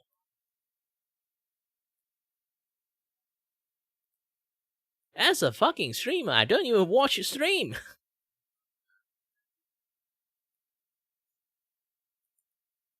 This message right here gives us kind of a glimpse of the mentality Kyle, Zeke, and many others in this Discord have when he said, and I'm still sitting here thinking, blow the whole contract up. They don't want to give us what we want? Let them walk. Kill the deal entirely. Interim becomes the new IMA, and when they inevitably come crawling back to us, they give us the terms we should have gotten from them 10 months ago. But it doesn't work like that. I mean, not easily anyway. So yeah, of course, this can be seen as a lighthearted message, but the tone here doesn't really change in the next messages either. And it's this idea that they hold all the cards, that the studios need them more than they could ever need the studios. But that is not the case. Many jobs are being lost as we speak to overseas actors, and this is a very irresponsible thing to think, even as a joke in such a serious setting. Here we can see a voice actor asking a question and tagging Zeke, saying, could I have a suspicion confirmed? If someone is FICOR and advertising/working on non-union work during a strike, that can affect their ability to work union in the future, right? Now, just as a reminder, being FICOR means that you're kind of part of SAG-AFTRA, but you're just giving up all the benefits of being union in order to work non-union work without consequences. And even though you're technically under SAG-AFTRA, SAG-AFTRA sees you as a scab, which is wonderful, but you can still qualify for health insurance if you're working union projects. So the whole point of becoming FICOR is to be able to work non-union work even during a strike. But this voice actor... But why at the same time you still have to pay fucking union? Actors wondering, does this affect their ability to work union jobs in the future? Because they can work both, union and non-union. Zeke says, it would be considered scabbing and they would never be allowed back into the union. The union cannot prevent a company from hiring them in the future, but union developers have been asking for lists of people not to hire. Let me just repeat that one more time. Union developers have been asking for lists of people not to hire. He continues, of course, that's illegal and unrealistic, but it's a small community. We're all responsible for our actions, and flaunting a strike is more serious than I think some performers understand. They'll be severely limiting their career opportunities in the future to only the kind of games that are actively looking to gather up actors' digital identities. So look. Again, they have a fucking rule set to force people to join a union. When you become FICOR, okay, SAG-AFTRA tries to stop you multiple times. It's like asking a bank to withdraw $1 million cash. They'll try to stop you multiple times because they don't have the money. They gotta get it from the vault. And usually when you become FICOR, it's already almost impossible to become union again. This message from Zeke signals that yes, I mean, they're doing what they signed up for. They're FICOR. They can work non-union jobs even during a strike. But there might be some consequences, even though it's not written in the contract. Like, admitting this is crazy. The fact that there are union developers hoping to get a list of people not to hire. Now, of course, he does say it's illegal and unrealistic, but I mean, then he says, but it's a small community. I can't conclude anything from this, but I do have a feeling that maybe, just maybe, if you sign up to be FICOR to work non-union jobs during a strike, then you might get discriminated against when it comes to taking on union jobs in the future, which is kind of crazy. A voice actor chimes in and says, I mean, I would assume it's the same rules as pre-strike. If you're non-union, you're free to work whatever you want. To which Kyle says, if you're not a member, you are not beholden to any union rules, including strike rules. However, working non-union during a strike does undermine its efforts every bit as much as promoting that work does. The reason to withhold that work or not promote it is to stand in solidarity with your fellow actors. But nothing requires you to do so, other than the very slim potential for jeopardizing your future membership if that's something you want to pursue someday. So Cal comes in, mostly agrees with Zeke, but does so in a more level-headed way, with no mention of some sort of blacklist, only saying there's a very slim potential chance of you not being able to join SAG-AFTRA if you want to in the future. Which is still ridiculous, by the way, because you're non-union. Why should a... If you function that way, I'd rather leave the union. Same thing with leaving like Twitch affiliations. It is a joke in there. So I decided to just leave Twitch affiliations. Again, the affiliation is already a joke. So leaving that is not like something that, you know, oh my god, you're leaving. I'm not earning a single cent in there in the first place. Why do I need like to give people ad for no reasons? You know?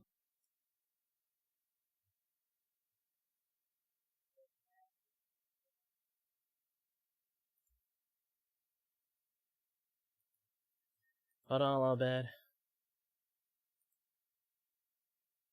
Yes, you're trying to roast me on that kick.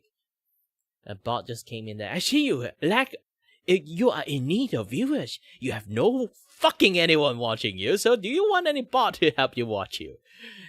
No. No. No.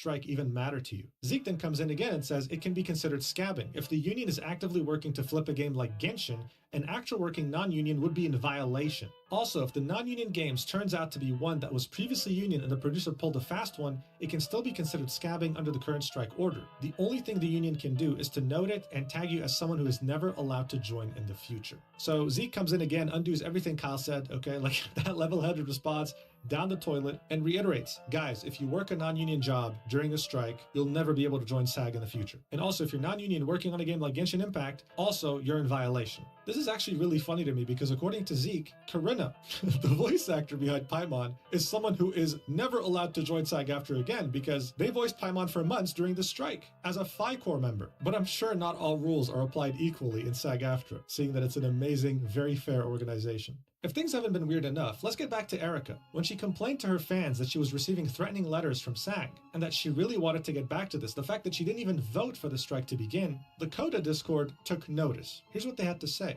A voice actor by the name of Marin M. Miller said, "It's very sad that Erica has failed to meet this moment in a way that supports the people around her." Oh, someone above said, "This is fucking mafia shit here." It became a notice that someone has become a scared. So,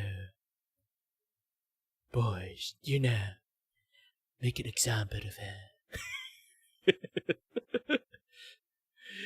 Seriously, this is like some gang shit here. This is like big-ass organization gang or big-ass gang organizations. This is fucking crime syndicate shit at this point. Like I say again, I told everyone about this. Why, when like as a VTubers, why Niji Sanji have a such horrible fucking contract for all VTubers working under them? There's a reason for it, because they are based on entertainment industry rules, and also the way they base on the contract is the idol side of the contract of the entertainment industry. If you see all like contract in Niji Sanji's side is very fucked up. You haven't even seen like the idol industry contract is even more fucked up. And why is such fucked up contract exist? I can tell you one thing. For sure. 101. Back in the days, the entire entertainment industry is working under crime syndicate. They actually took over the entire like entertainment industry for a very, very long time.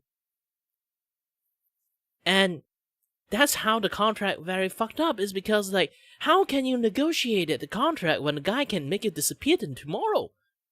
If you make a single question out of it.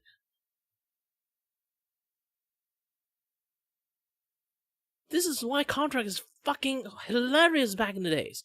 But you know what? Because the contract always benefit the studio, even the crime syndicate like getting like kicked out by the government or anything like, or like being culled by the government or anything that happened, like they lost power in the entertainment industry.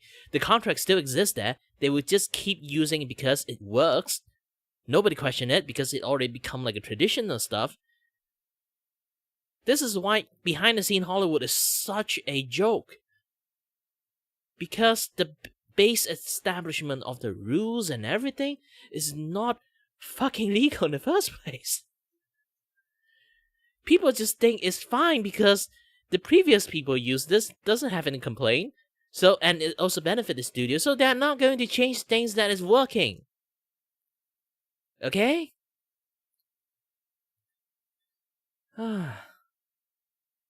This infuriates me so many times every single time I talk about it. Said, right, that's because they're composing acting industry fan fiction. It doesn't have to make sense. Kyle McCarley said, single most damaging thing any one person has done to the strike efforts, in my opinion. Can we just read that again real quick? Single most damaging thing any one person has done to the strike efforts, in my opinion. Really? I mean, I think you're insulting Corinna right now by saying this. Really? Erica, really? This video right here literally ended the strike, okay? This video right here ruined voice acting reputation for generations, and you're gonna blame Erica. Interesting. Then another member of the negotiating committee chimes in, Lindsay. She says, we're just trying to fight for AI protections, something that can't be done on an individual level.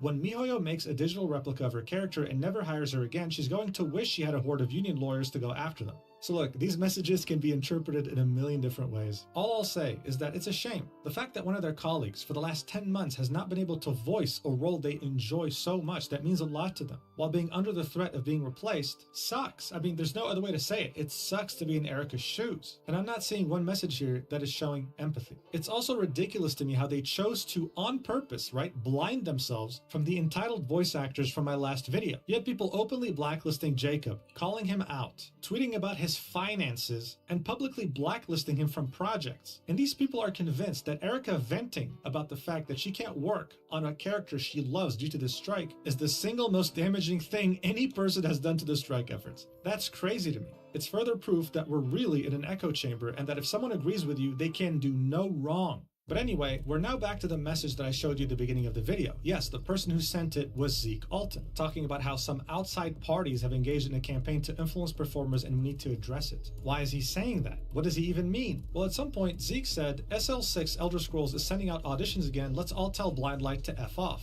So Blindlight isn't a developer, it's a Los Angeles-based company providing Hollywood production services to the video game industry. So the Elder Scrolls 6 hires them to do the recording for them, kind of like how Genshin Impact hires studios in the US to do recording for them. They're not directly involved. The Elder Scrolls is an SL6 project. It started before the strike. It's perfectly legal within SAG-AFTRA contract terms to work them without any repercussions, without being a scab. But Zeke's over here saying, let's tell them to F off, even though it's perfectly legal to take it. A while later, Zeke says, with all the angry rhetoric about how employers are going to walk away from us and the fear tactics used to get people to accept a bad deal, today, Blindlight put out an audition for a game under the tiered budget agreement. Let me say that again for the cheap seats. Blindlight has agreed to put out a game with our AI protections. Tell me again what these companies won't do. So look, I'm very happy for them, but this isn't the interim agreement. It's the tiered budget independent interactive media agreement. Employers who still want to sign voice actors during the strike must either use this contract or the interim agreement. And the reason why this contract exists is because it allows studios with less budget to pay voice actors less. And if they have a bigger budget, they have to pay voice actors more. But yeah, although minimal, it does have clauses for artificial intelligence, as Zeke said. One important thing to keep in mind, though, is that the cutoff date to being able to use this contract is in...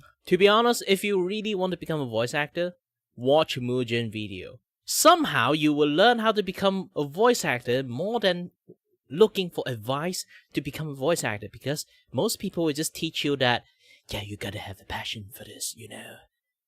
Like, there's like no route become passions. You have to work 2 jobs and try your best to do this, do that, and the other stuff. Some actually give good advice, but most of them give you, kind of advice. Like, the way they give the advice is like, yeah, you don't need to earn money. This is not a job. This is a passion. A passion that you will sacrifice your life for everything. Again, kindness and generosity is a privilege. When your bank's running low, those things also running low, okay? That is a well-maintained balance of trying to be to be kind and generous, and trying to be like have food on the table level, okay? If you manage to maintain that line, you can still be kind and generous in the same time. But if you just go full on passion, just sacrifice everything that you want for something, you gotta have to be really fucking rich to do that. I'm not even kidding. You need to either have like a very rich partner, which if I want to become like a artist, commission artist that can just like give free art to people, I need a wife that can earn like 6 figures in a month to do that shit. Else I'm going to ask for money when people want art from me, okay? Even though no matter how much I like to draw. Same with voice actor, okay? They are killing the entire voice acting industry. 2026, which makes it that much more important for SAG to finish negotiations. Otherwise, even this beloved contract of Zeke will not be applicable anymore. However, what we need to understand here is that this is just one game, not all games moving forward. But it also doesn't really make much sense to me. When voice actors were having a meltdown on Twitter, they were told, hey, listen, the studios that Genshin Impact is hiring have AI protections built into their contracts. They said, no, this is not enough. Genshin Impact, the studio has to sign the interim agreement, otherwise we're not happy. So in the case of Elder Scrolls 6, doesn't Bethesda have to sign the... Now, let me give you a fun fact. Why they want that? Because when you sign the basically the contract with the become a union contract company, any other people who live in US start to work as maybe a random NPC or one of the important characters. Since it's a live service game, they are forced to join the union after maybe 3 months. They can delay it again once and twice, 9 months. So maximum you can delay until 9 months, and then you are forced to join a union. And I can tell you one thing, again, many times, voice actor don't earn jack shit.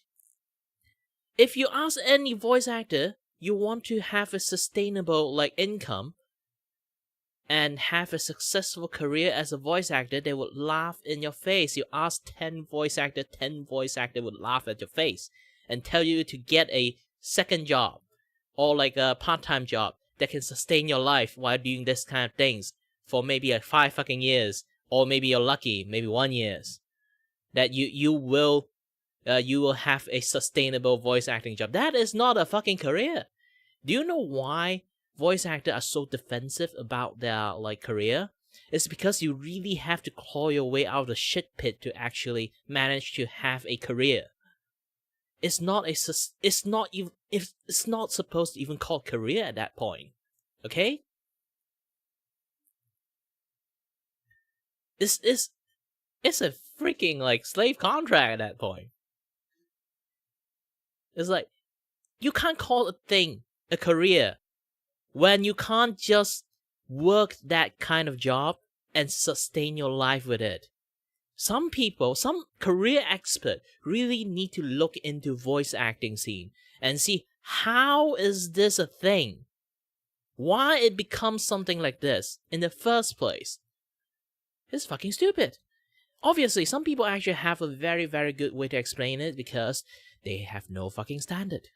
This is how it happened because they blur the line between a person who want to work as a career and a person who want to work as a hobby. Because of that, you can't really have a career out of this thing.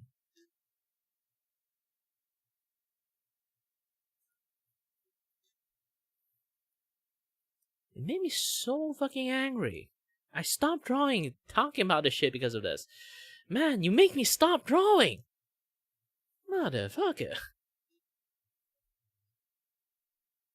And again, after they sign the union contract, the company, they have the ability to force any US non-union voice actor to have to join the union, and then they have to pay 3,000, and then after they pay the 3,000, they have to do way more stuff. Okay, they have to do way more stuff. They also have to give them a pay cut, a cut of their pay to the union, this and that, that stuff. Also, the company that signed the union contract also have to pay them a yearly annual fee to maintain the contract.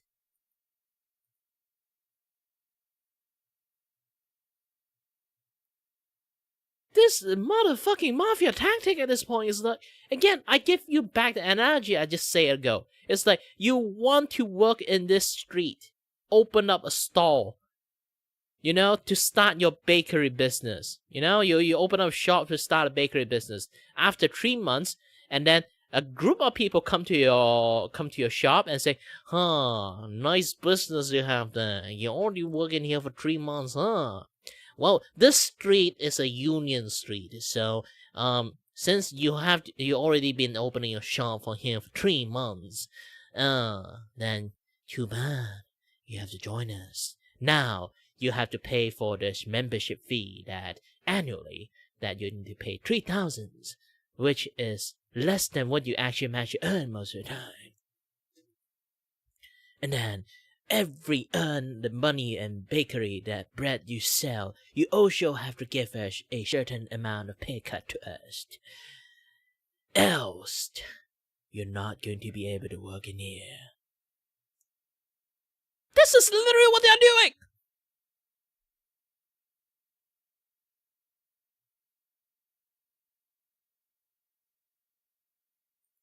Agreement, not Blind Light? And in this case, doesn't that mean the studio hiring Blind Light has signed the tiered budget agreement? Doesn't really make much sense, right? I mean, things in the strike barely do. But what I really want you to see is the messages that come afterwards. A voice actor says, also, to be honest, I would rather have no deal and have the producers walk away and go non-union or elsewhere than to have a deal, because at least then we would be covered by the law, so I'd rather call their bluff. To which Zeke says, I hope enough people show up and express that, because we expect a wave of take the deal votes.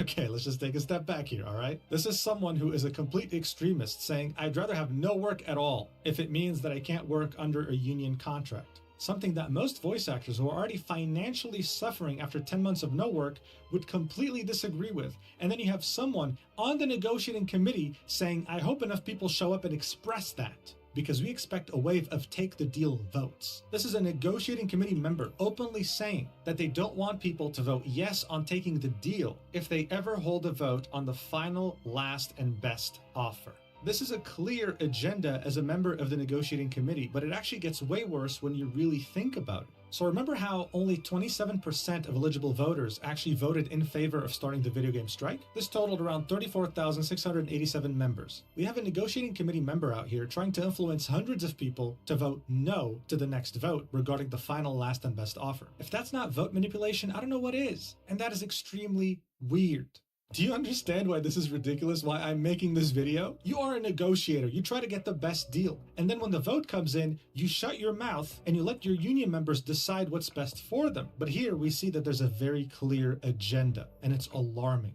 This catastrophe doesn't end here though. After Joe had released his video explaining the strike, the Coda Discord had a lot to say about it. A voice actor posted the video saying, welp, Joe made a video, to which Kyle McCarley replied with, barely scratched the surface of this, but I don't like him saying that Hoyo isn't struck, referring to Hoyoverse games like Genshin Impact, Zenless Zone Zero, and Honkai Star Rail. Kyle then continues and says, I do love the part where he breaks down the fact that a union agreement would end their work stoppage, that they absolutely have the resources to do so, and that many cast members would have qualified for healthcare on Genshin alone. Because he further explains, the issue I have with that definition is largely one of semantics, but union members are striking the entire video game industry. We're not striking specific companies, we're striking every game that hasn't signed an interim, with the unfortunately necessary legal exception for side letter 6. And I don't like that he kicks off a 30-minute video with, the strike doesn't apply to Hoyo, because yes it does. And if anyone chooses to tune out early, they're gonna miss all the explaining he does. Zeke then says, it's not all accurate, but there's more good than bad there. So again, there's a lot of new, young, impressionable people joining this Discord, and it really does make me think, are Kyle and Zeke intentionally misleading them, or can they really not read one simple article from SAG-AFTRA themselves? When the strike started on July 26, 2024, SAG-AFTRA very specifically said,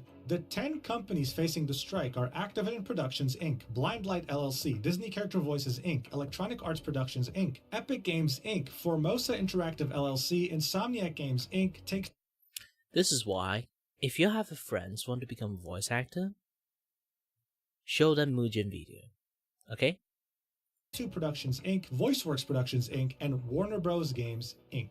There was no mention of an industry-wide strike. There was no mention of a contract strike. This is a strike that began, and as far as we know, still is, about these 10 companies. They're negotiating the last best and final offer with a coalition formed by these 10 companies. Now, I don't know if Kyle is misinformed or maybe spent too much time on Blue Sky, but this has never been an industry-wide strike. This has never been a strike against Genshin or anything else other than those 10 studios, period. You can even see this on SAG-AFTRA's own website. I had to use a VPN to access this. On October 15th, 2024, they had made an update. And again, they said the convenience bargaining group includes Activision, Blindlight, etc. No mention of Genshin, no mention of an industry-wide strike, none of that. These people are role-playing. They think they're the main character or something. And that's what's so dangerous about it. Now, of course, I can't get their side of the story because I doubt they'll reply to a DM from me. And if I were to give them the benefit of the doubt, I'd say, oh, they're a very passionate bunch who truly think that they're fighting for their own rights. And you know what? I hope they get those rights, but they're doing it in such an irresponsible way while disregarding tens of thousands of performers and voice actors in the video game industry. Not to mention that some people like Zeke, who are on the negotiating committee, are very irresponsible with how they share information and how they're so openly trying to manipulate. This is why professionalism is dead. I know company bureaucracy can be very hectic, but it's there for other reasons. This is why I say again, blurring the line of hobbyist and a person who want to make this into a career is a very big difference. Because if you want this as a career, you will try your best to work together with everything. The reason why I love games is because, like game development, is because it is a amalgamation of every different creative work, artists, coders, game designers, level designer, character designer, voice actors, and then sound designer, musicians, all those people that work in different fields communicate and work together. Here's the thing, if one guy decided to say, fuck you guys, everything is screwed, you know. Let me go to the toilet. I'm so angry. I need to take a piss. I'm actually so pissed off. I had to take a piss.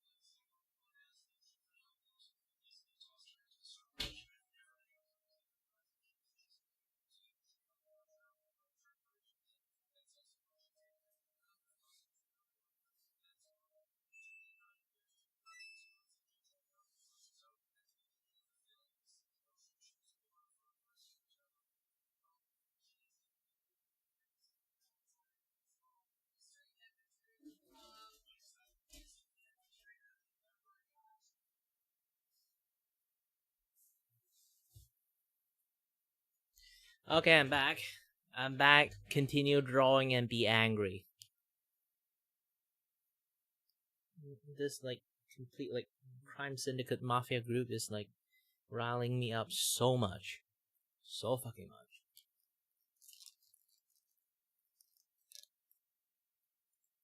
The vote. I mean, there's no other way to say this. There's no benefit of the doubt here. He was literally calling on people to vote no. All while people are out there losing their jobs, unable to pay rent, unable to afford anything because they're thinking they're striking for the betterment of...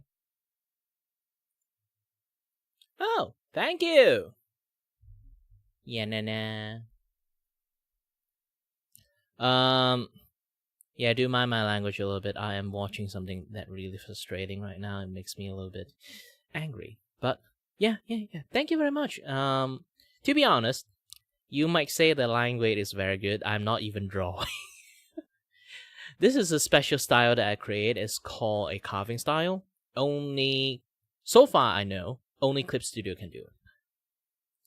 It's technically using an instant lasso tool, so if you really want to replicate it, it might be slightly harder to do it, but I think you can program Photoshop to do the same thing. It's like, you do a lasso, like this. You see?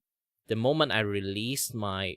I'm using a drawing pencil right now, so the moment I release, boop, it will instantly fill up the entire thing I kind of round out. So, in order to do this, I can actually keep chipping things into shape. You know, I just put like a black ink blob and then slowly chip them into shape into any line weight I want. So instead of saying I'm drawing right now, I'm not actually drawing. I'm more of like sculpting the shape out.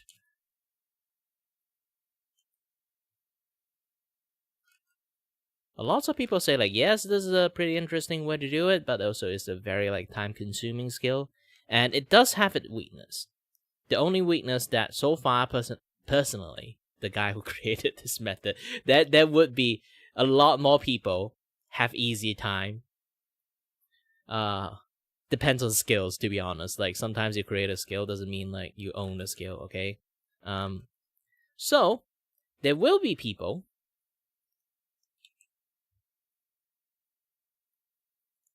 have an easier time with it by doing a lot more of the stuff. For me, is the detail. Yeah, the detailing in this style is its biggest weakness, because you can't really know how to detail like really well, and especially when trying to do like wrinkle, this and that, yeah, that stuff. Very like fine, small detail stuff. It's going to be slightly more difficult.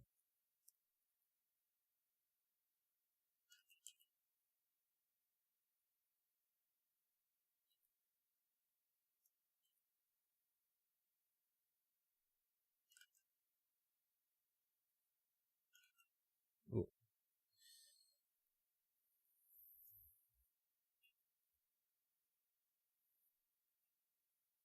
So yeah, being able to sculpting the shape instead of drawing is essentially skipped a certain step of being an artist, to be honest. It's like everyone need, like when it comes to like doing line art, you always need a really high discipline level skill and patience to actually do it. I have the patience, but I don't really have the skill due to I have some medical issues. My balance is actually not that great, so end up like affecting my, hand-eye coordination movement. So I creating this way is basically, people can have trouble like putting line weight, have slightly more easier time to, to create like the work that I'm working on right now. I can show you one of the latest work I made. Hold on a little bit. I'll take some time. Technically take a tiny time only. This is my last art commissions. This one is also a commission, obviously. Let me open up. This is my last art commissions. you can see like when it comes to detailing, they always like have a little bit of like issues here and there. Ooh, wait. Let me fix this. Hold on. Doing a fast fix.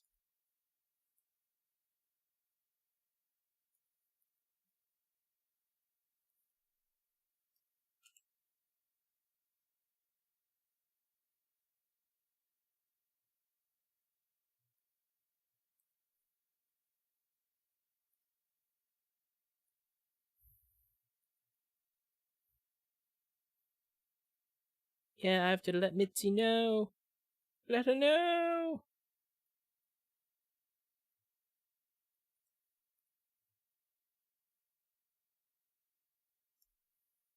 But either way, yeah, it's a good thing that I noticed from this.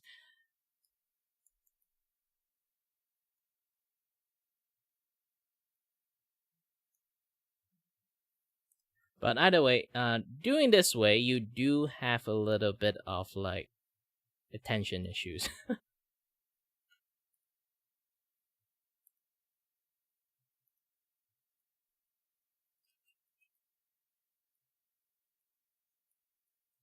Okay, good. It's a very small flaw, but yeah, it's a pay commission, so like you do have to like do it better. You can see like in this way, like most of the detail stuff have a certain level of like rigidness in there. By distance, it's fine, but when you actually zoom it in, which rarely people would do, like if you make it into a merchandise art and then you plaster it on a bottle, you are not going to laser focus your eye into like one detail spot for no reasons, you know. So sometimes if you like have some flaw in this like pointy part, all those kind of things that is like not exactly curved. Sometimes like some curve is like, you can see this. It's not a perfect, beautiful curve. For a lot of people, they might actually spend like longer time on this. For me, it's like I only spend enough time for this. I want to keep my art like reasonably priced, so I don't have to work too long on it. Because, you know, like if I work more than 3 days, I'm gonna charge like more. So it's basically I need to like make this like good enough. That is like one of the better ways to do it. Is like if people want me to do a higher detail, like they have to pay me more then. This basically is like pay me longer and then I'll do like way more cleaner work. But pay me this amount, you will still have a very good work. Like you can generally say this is a 2-day worth of work here. Like 1 day for the sketch and line art, and then the second day for the coloring and painting and stuff. And also the corrections. So 2-day works. And if there's any correction like now you just saw, I will let her know. And then like I will like you know, keep my service to the utmost top, okay?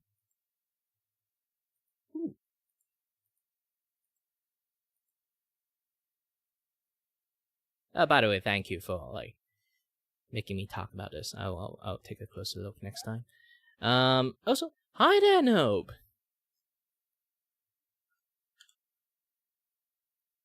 I have to also send these progressions to my client.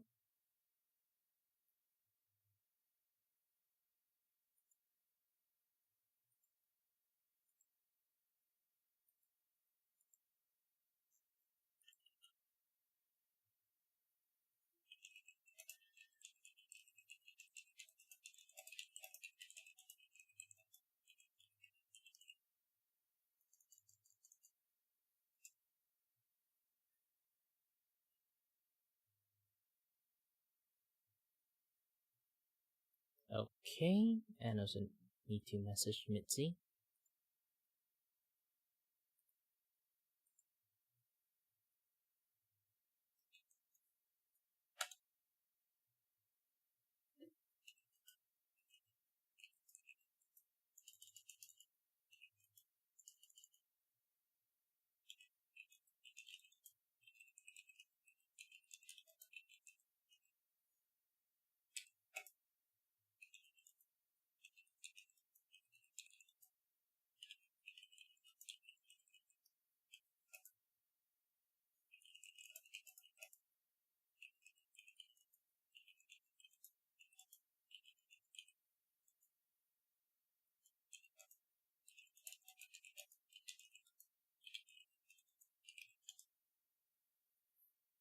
You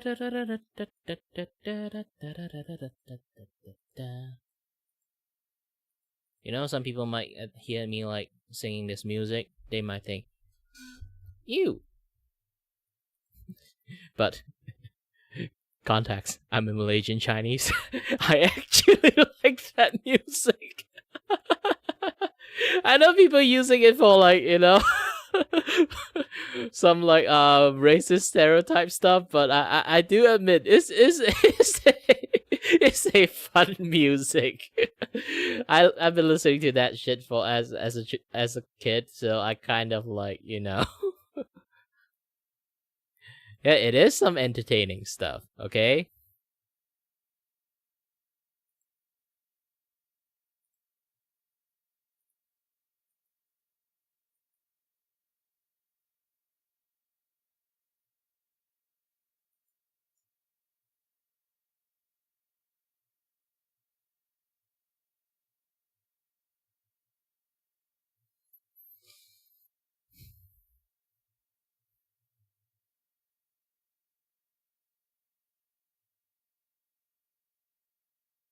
This is going to take some time to like re-render everything.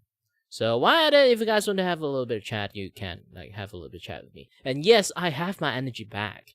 I'm still a little bit sick, but it's fine. If not, I'm just going to like keep watching this like very infuriating video while I'm waiting for this thing to like do rendering. Ooh, render 1 done. Okay, I have the second thing to render now. The one without the bat.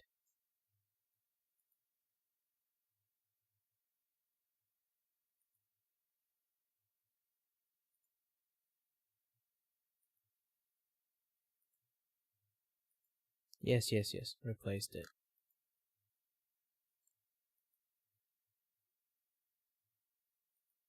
Their own industry, when in reality, it's being handled by a bunch of irresponsible, entitled voice actors who are threatening to ruin everything. Innocent, reasonable voice actors are being hurt here, and they're getting very tired of this. After that disastrous Instagram livestream, Capitano's voice actor quote-tweeted his last tweet and said, "Since receiving the last best final offer, SAG's only update to membership was a half-hour IG live for the public. Members weren't even emailed. Where do we now stand, SAG-AFTRA? We are now heading towards an impasse that will kill all union video games. Paying members deserve the right to vote." He was getting tired of this, and he wasn't the only one who spoke up. Sam Slade, the Who's UG next? Next. Speaking about neck, like the flaw actually is in the neck. So I'd be like, oh shit, there's a white spot there. Oh no, I made a mistake. The mistake was made.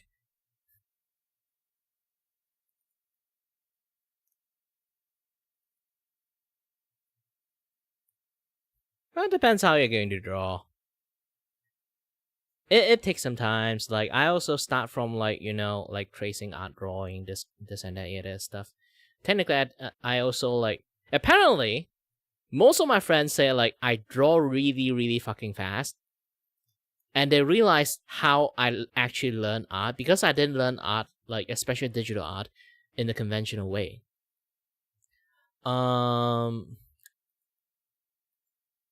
Most people learn art either through traditionally or like watch, you know, like it's basically learn from like the normal things like around my age. I'm 30 years old, like back then digital art is not that, you know.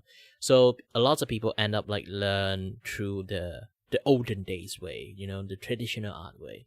For me, I have quite a lot of art skill actually is earned through watching speed painting. Yeah, I'm not even kidding. It's basically, you know, like those people do time-lapse videos about like drawing. I trace through their step, not even trace the image, trace, you know, the video step by step, like how they do drawing. So, because they are in time-lapse, I'm like freaking like Taskmaster here, watching thing in double speed. Not even double speed, like depends on how fast I trace. That is like I draw matching up with that speed.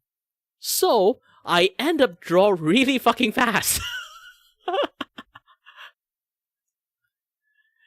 and able to conceptualize, like, and I do a lot of figure post drawing, and I set my time limit under 1 minute to do a figure post drawing, so I end up drawing even faster. Because I already draw fast, I was like, nah, I guess 1 minute is fine. And then I've been drawing a lot of figure drawing practice as a hobby in 1 minute. So I draw even more faster after that. And I end up can draw and conceptualize the pose and framing in a very short, 10 to 15 minute time. Most people, they would do and redo again for straight up maybe a day or maybe an hours. For me, I can just immediately, you order an art for me, the next thing I give you is, the next thing we talk about after 10 minutes is about, hey, I got this 5 draft done. Which pose do you like? And then everyone would just shock, how fucking fast can you be on drawing? Yes, I'm fucking fast, boy.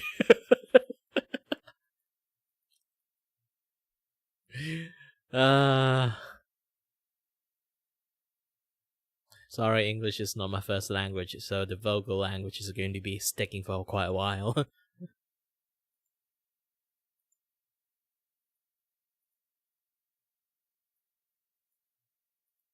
Voice actress behind Ambi from Zenless Zone Zero and Topaz from Honkai Star Rail, as well as many other roles, hadn't once made a statement about the strike until now. She said, I've been careful to not say too much during the strike because I'm frankly exhausted with how actors... You know what? This is at this point, a lot of people is being forced to do the strike. They already start fuck the union at this point. Yeah, I'm already angry at the union even before the first video.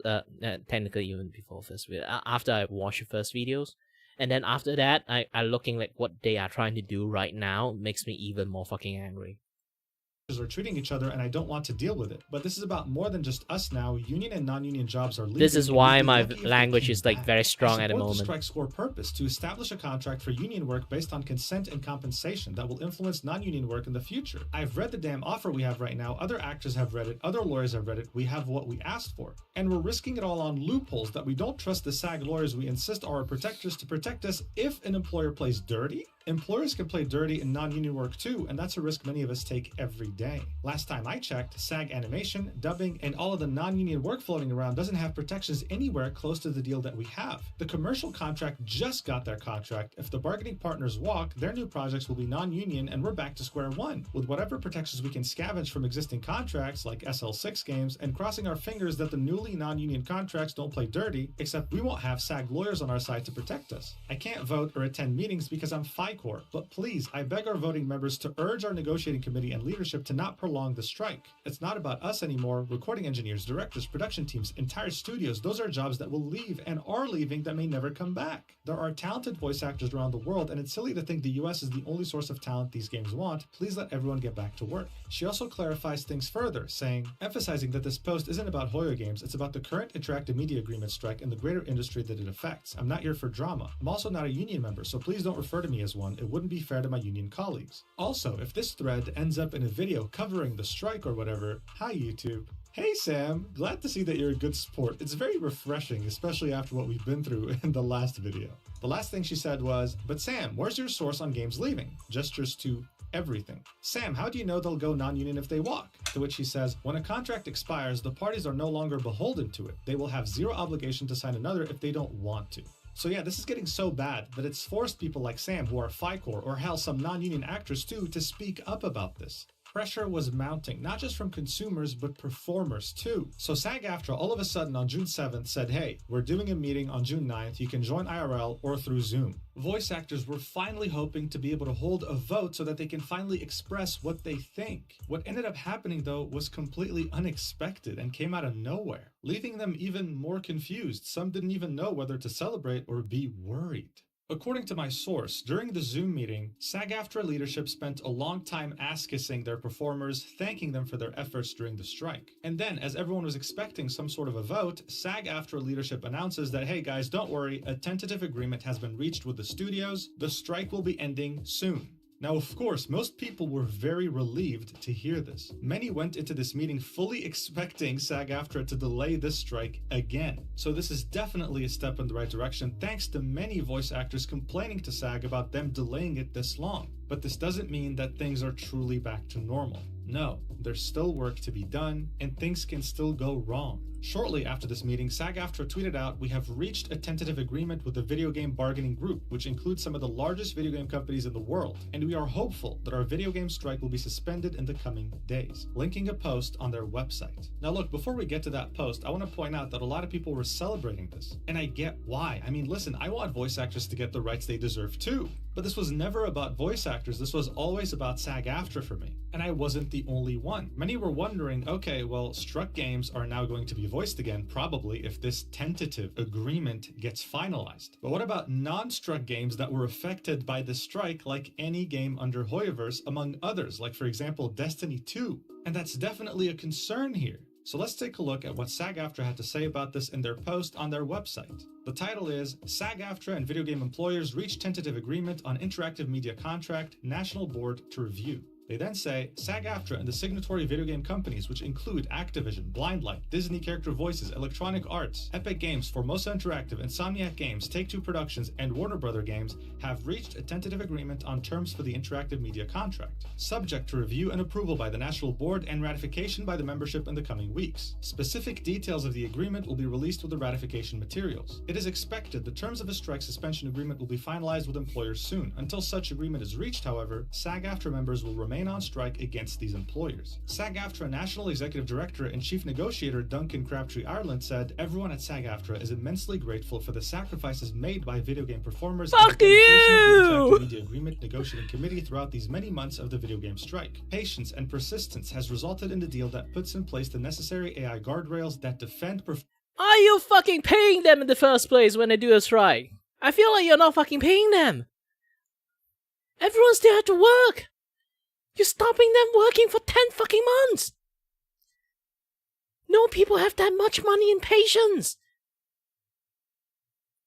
performers' livelihoods in the AI age, alongside other important gains. Thank you, Interactive Media Agreement Negotiating Chair Sarah Al-Maleh and Chief Contracts Officer Ray Rodriguez for your hard work and advocacy in pursuit of this contract. SAG-AFTRA President Fran Drescher stated, "Our video game performers stood strong against the biggest employers in one of the world's most lucrative industries. Their incredible courage and persistence, combined with the tireless work of our negotiating committee, has at last secured a deal. The needle has been moved forward and we are much better off than before. As soon as this is ratified, we will roll up our sleeves and begin to plan the next negotiation. Every contract is a work in progress, and progress is the name of the game." SAG-AFTRA members have been on strike against video game employers since July 26, 2024. Prior to that, SAG-AFTRA members approved the video game strike authorization in September 2023 with a 98.32% yes vote. So there you have it. I have to keep re-emphasize this particular point. Generosity and kindness is a privilege. Passions is a privilege.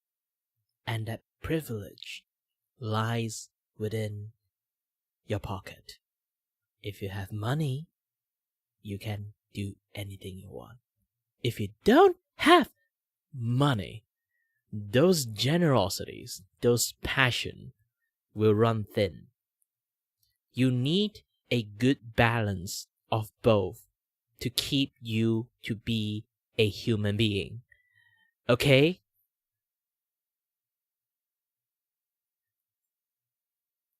It's not like you're donating money to them.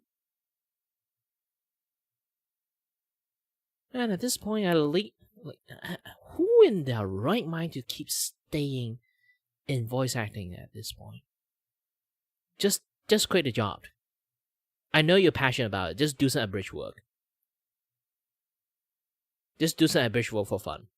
Just streaming and become a Vtuber. Vtuber is voice actor in a nutshell. Do that as a passion. This is a strike against those 10 different studios, the ones that were struck from the beginning. This doesn't include Hoyoverse and other developers that have been struck that have nothing to do with the strike. There are also 2 final steps to be reached before the strike can be officially called off: an approval by the National Board and ratification by the membership, which will take weeks. Sam Slade saw the post by SAG-AFTRA and thought, you know what, let me just share the most important details for people who don't want to read, saying, for anyone confused about what this means but don't want to read past the headline, I got you, yippee, showing part of that post on SAG-AFTRA's website. But then someone asked, could I ask how this would affect games like Hoyoverse since they're non-union and wouldn't have signed? I see people saying it doesn't make a difference, but I don't know if that would be true. Maybe Global Rule 1 would become less strict or something, I'm not sure, but so happy about this. Sam replies with, I'm not a SAG member, so I don't have answers to questions about the union's policies, sorry. An actor's decision to withhold work is a personal choice, you'd have better luck asking the actor directly. So in Sam's defense, even union actors have no idea about this, because SAG-AFTRA is nothing but transparent, and this question about Global Rule 1 is very important.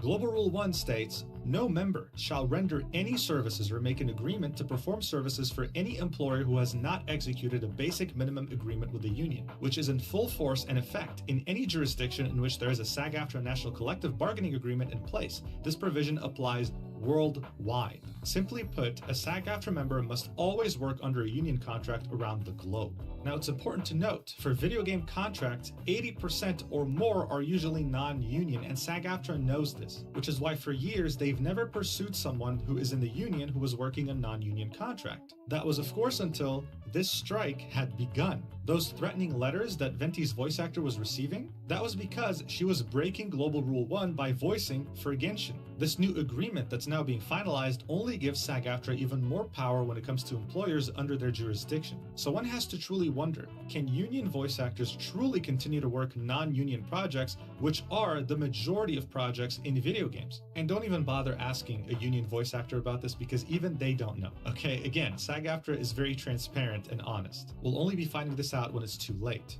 If I had to sum up the sentiment here, overall, people are happy for the voice actors that were not entitled, of course, but are still mad at SAG-AFTRA for how they handled the strike and how they continue to handle themselves. And I'm almost positive that the only reason they reached this tentative agreement was because of backlash from their own union members. Because as evidenced by the leaked messages we have of a couple of members in the negotiating committee, they had zero intentions of accepting this agreement. It kind of leaves you with a bitter taste in your mouth.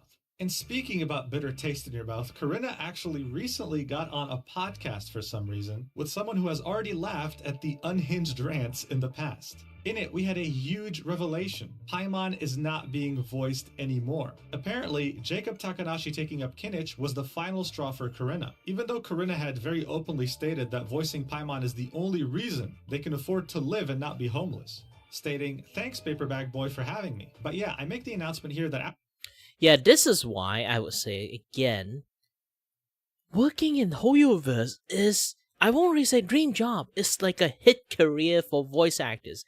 Because again, you can't really have a sustainable voice acting career.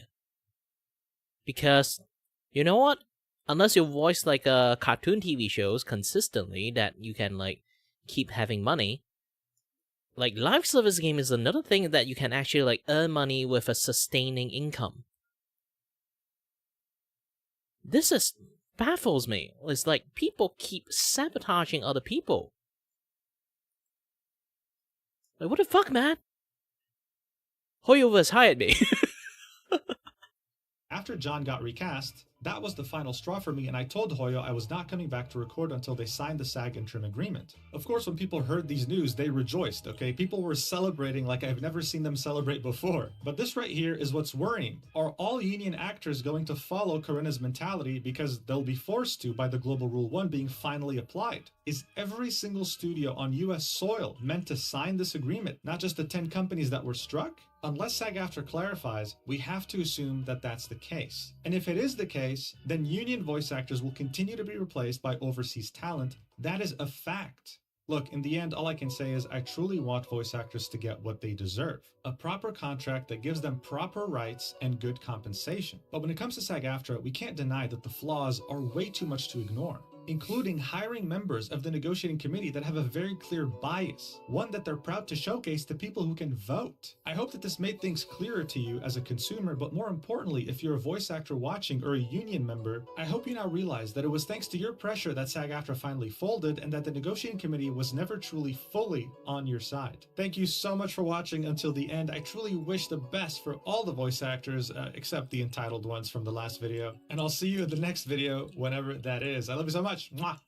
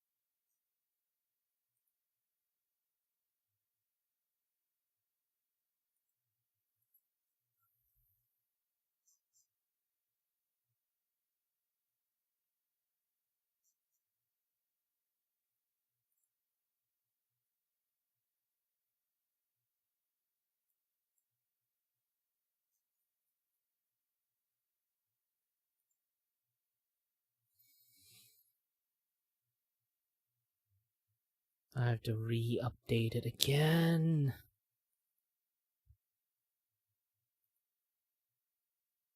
Hold on. This would be fast.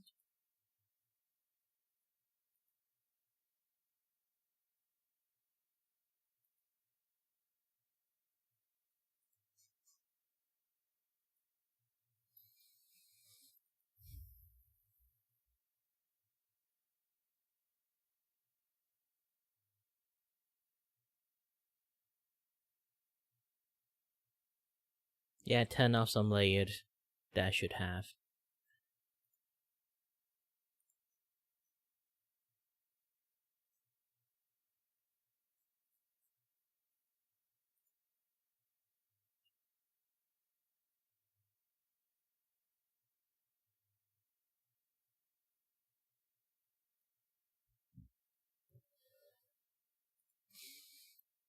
Anyway, I was drinking the meds while the JP managers were watching, and they were so sweet, and they were telling me, it's okay, this one's disgusting, but gambare, and it was really disgusting. The other one was decent, but they were taking care of me. I felt like I got adopted for a little while. They're so nice. All the managers are so nice. What did you get your staff for catering this time? That's another thing that... Perhaps you've heard me talk about this before. I have been informed in the past that talents are expected, not forced, but kind of expected, because otherwise everybody has to buy their own food, to, at these recordings, if it's their own project, buy bentos, food, lunch, dinner, whatever, for all the staff that is involved. And I did that before, and I thought I would have to do it again this time, and I was like ready for it. And so we had this meeting, the last meeting before the recording, and they asked me out of nowhere, like, no, they didn't ask, they just mentioned, oh yeah, so anyway, there will be bento, so look forward to it. And I'm like, what? What do you mean there will be bento? I have to pay for it, right? And they're like, no, we're providing the bento, unless you wish to provide your own bento. And I'm like, even though it was like digital, my mind looks at telepathically looks at my manager. She looks telepathically back at me, and we're like, what? Did the rules change? So I asked, like, did the rules change? Like, are you guys taking care of that now? And they're like, no, always has been. And I'm like, I've been told that always we have to pay for that. That's why I did it. Otherwise, I wouldn't have done it. Like, that was the impression. Me and my new manager and my old manager, Genma, had. So that's another thing where there seems to be like a miscommunication, wrong information. Yeah, what's happening? What's happening? Why are we? Huh? Because like buying bentos for like 30 people, it's quite a lot. So if I don't have to do it, I'm obviously gonna let the company pay for it. I'm still confused about that, because when I first heard about that, it just seemed like an understanding that everybody had. And I think I've since also talked with other people about it, and they had the same understanding. And now it's not like that. What? Well, I got some good bentos. Sticking out your gap for the Rizzler. You're so foul. You're so beaver-task.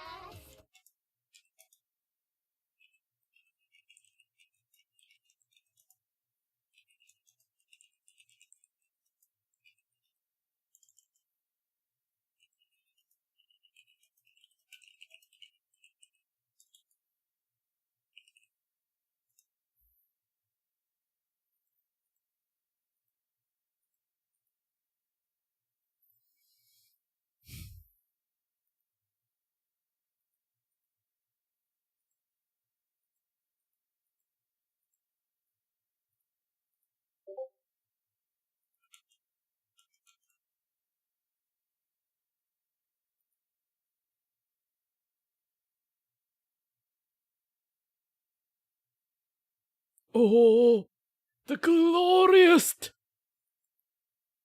In just a few weeks, this scumbag IRL streamer went from daring the Filipino government to throw him in prison, I will go to jail. I'm a proud man. I love jail. mocking them while being arrested and detained, to now begging them to release him from prison. This might be one of the dumbest instances of destroying your own life for clout. Either way, he definitely did it in record time. Obviously, we're talking about Vitaly, who's the Russian-American streamer who essentially speedran destroying his own life for some views on the streaming site Kick.com. Because let's be real, any sane individual would never steal a security guard's motorcycle in the Philippines. But obviously, he didn't even leave it at that. He also stole a police officer's hat, taught them to do something about it. He stole an industrial fan. He stole an LED mask. He threatened to rob an elder lady. And then he harassed dozens of citizens while live streaming everything for the whole world to see. I mean, just doing that in the US, that is insane. But you have to be a special kind of moron to fly across the world to the Philippines and do it there. Brother, that's a PvP server. You are no longer in the land of bailing yourself out for a grand and getting a slap on the wrist. You are 100% in a F around and find out country. And I do realize, obviously, you can definitely find out here in the States, but you can definitely F around to a higher degree without finding out here, if that makes any sense whatsoever. But there's been some updates to the Vitaly saga, including some interviews with his attorney and the secretary Romulo, the dude who perp walked him out in front of the entire country. And I feel like this goes without saying, but you are definitely in a really bad situation when, you know, they bring you out on national TV and say they're going to punish you to the full extent of law. That's not a good start. So obviously a lot has happened since I last talked about Vitaly. Since then, I brought on a Filipino attorney to the channel where he claimed that Vitaly had no shot at being deported before his criminal trial. He also said that he would be held in a detention facility potentially until his trial is over. From how I see it, the government is doing everything they can to detain him. Because if they will just stick with the criminal charges, he will just post bail, then he will be free. Yeah. In cases like this, the most common thing, or generally what governments usually do, they just detain the undesirable alien for a couple of days, weeks probably, then they just deport him. Yeah. But here, that's not the case. They want him to be held liable fully for the criminal charges.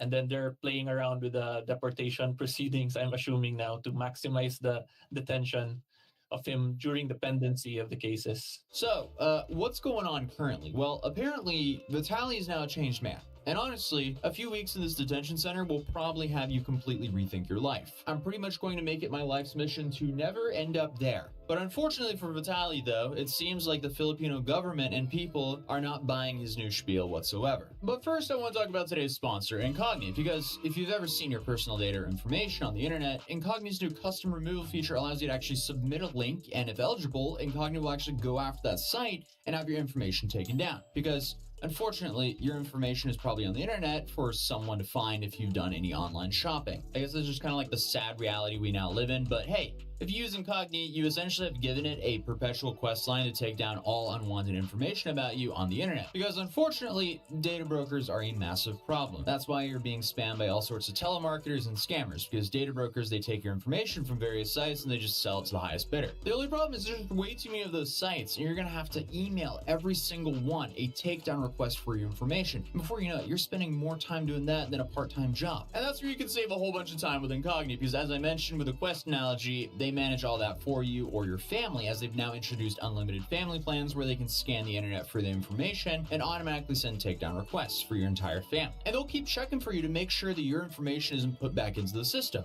I've now been using Incogni for a little bit over a year, and it's already had 651 data collectors take my information down, which has saved me roughly 488 hours. So I'm happy there's a solution to this massive problem. So if you're dealing with these same issues, you can use Code Tozy to start taking your personal information off the internet right now. Personally, I'm already extremely happy with the service because the amount of spam calls I get right now is like nothing compared to a year ago. But again, sadly, that's just kind of like the tip of the iceberg for what data collectors collect, because the crazier stuff would be your shopping habits, address, social security number, and employment history. So I'm grateful Incogni actually wanted to sponsor the channel, allow me to promote a product that I personally use and enjoy. So again, if you think Incogni can help, you can go to incogni.com/Tozy by clicking the link right down below in the description down below to start taking your personal data off the market right now. But other than that, let's continue the video. So recently, they did an interview that's mostly in English, but apparently it's Taglish, with Vitaly's attorney. And this is what they had to say. And it's safe to say he's having a terrible time over there. When was the last time you saw him? How is he? He is better now. I saw him just last week. I think I saw him late last week. He's better now. I'm saying better because he was not really good before. He's in a very bad place, emotionally, psychologically. Of course, alam mo naman our it's a detention facility in the Bureau of Immigration. But of course, it's still kind of a jail that is meant to somehow punish detainees. So he was really not doing well before. Nang nag-visit ako one time, before he was able to say hi, he just started crying and couldn't stop crying. So, as counsel, I'm not there as an emotional support. Pero, of course, wala akong nagawa but just to cry with him, pray with him. He's now better because he found his space. I am honestly shocked that it took him this long to realize the consequences of his own actions. Again, he went to the Philippines to commit felonies for attention on the internet. I feel like anyone with some basic common sense knows they don't mess around there. Nagbabasa na siya ng Bible. I brought him for devotion, daily devotion, and he's doing better, and he's just hoping that when the time comes, may encourage an opportunity to ask for the forgiveness of the people he offended and also of the Filipino people. And talagang sising-sisi yung tao, Liza. Too fucking late, boys. Because I was also very mad about what he did, but we are a Christian nation. We believe in forgiveness, and I hope that dumating tayo doon because this guy is really a changed guy, and she wants to seek forgiveness. Oh boy. Unfortunately for Vitaly here, though, his largest hurdle is himself and his past. He's been arrested multiple times doing stupid stuff for content all around the world, and been arrested for doing even worse stuff. Then, on top of that, he spent a whole day taunting the police and Filipino people, saying that nothing would ever happen to him, and if he actually went to jail, he would enjoy it. Then obviously, he live-streamed himself doing all the crimes, so he's really fighting an uphill battle here. It was stated in the statement, attorney, about the letter that he sent to our officials, pleading that we drop the case. The letter, I think they tried to send that. They sent that mother ni Vitaly before I was their counsel. And nabasa ko naman siya. The focus naman, I just hope to clarify, the focus is not really about dropping the cases. It was about forgiveness. So hindi naman yun, mayroon namang legal aspect yung kaso. That's my job. Pero there's a letter, it was more on a plea for forgiveness. So yung about the cases that are... What kind of age are we in? Why is the call sound that bad? They are calling in local places, not like they're doing international call. About the start, ano pa lang naman doon, the preparation is mainly for the prosecution because prosecution goes ahead of the defense. But I'm hoping to be able to show during the first few days of trial that everything that he did wrong was done in jest. Wala siyang criminal intent. It was tasteless jokes, pranks, yung violation kasi ng... Okay, some of that was kind of hard to pick up, but I'm pretty sure what she just said was their entire stance is essentially, it was just a prank, bro. It's kind of depressing that it's all gone down like this for Vitaly, that he's now in miserable conditions in the Philippines, but the dude made his own bed, and I'm worried that excuse will not fly there. The fact that he was, I guess, one of those people in 2015 who kind of like viralized, it was just a prank, bro, and now a decade later, it's almost like it's his legal defense in the Philippines, and he could be facing multiple years in prison there. Yeah, this is all just a skill issue. This is just really poor life positioning here on Vitaly's part. Again, as to the criminal aspect, we hope that the court will see that criminal intent was not in his heart or in his mind during those times. Okay, I mean, honestly, I believe he didn't have any criminal intent. I think he really is that dumb. You have to be a special kind of stupid to land yourself in this situation to begin with. Even when he was confronted by the Unlocking Philippines guy, he was essentially saying over and over again that he didn't believe he did anything wrong and nothing was ever going to happen. yung trial nito? Would it last a year for the hearing? Well, it's we have continuous trials. So I think masyado every other week, but we hope to get faster trial dates. I hope it be done in 4 trial dates because in the information there are 4 witnesses who are also the complainants. Tatlo kasing cases yan. So, I mean, no matter what, he's stuck in this detention center for a while. Johnny's been stuck in South Korea for like 7 months now, and he's only had 2 trial dates so far. And from what I've heard, the Philippines court system is extremely backlogged. So this could easily be 1-2 years of trial procedures for Vitaly here. What an absolute nightmare. This whole situation was just so avoidable on his part. Who in their right mind would do all of this for some attention on the internet? Witnesses in the information which is 4. Idiot! There's a 1-day-1 witness rule, so that should be 4 trial dates. You include arraignment and free trial, which is for 1 day. So that's 5 trial dates for the prosecution. I hope na matapos siya in a month or 2. Okay, so obviously this interview is in Taglish. So there's areas I'm kind of skipping through that I absolutely do not understand. But she's hoping for the first court appearance. How can you not understand? Maybe I'm a Malaysian, so like I understand broken English. To be in a month or 2. And the key word there is hoping. But they also interviewed Secretary Romulo, who was the guy who walked him in front of the whole country, and this is what he had to say. Can you give us initial information regarding that, Secretary?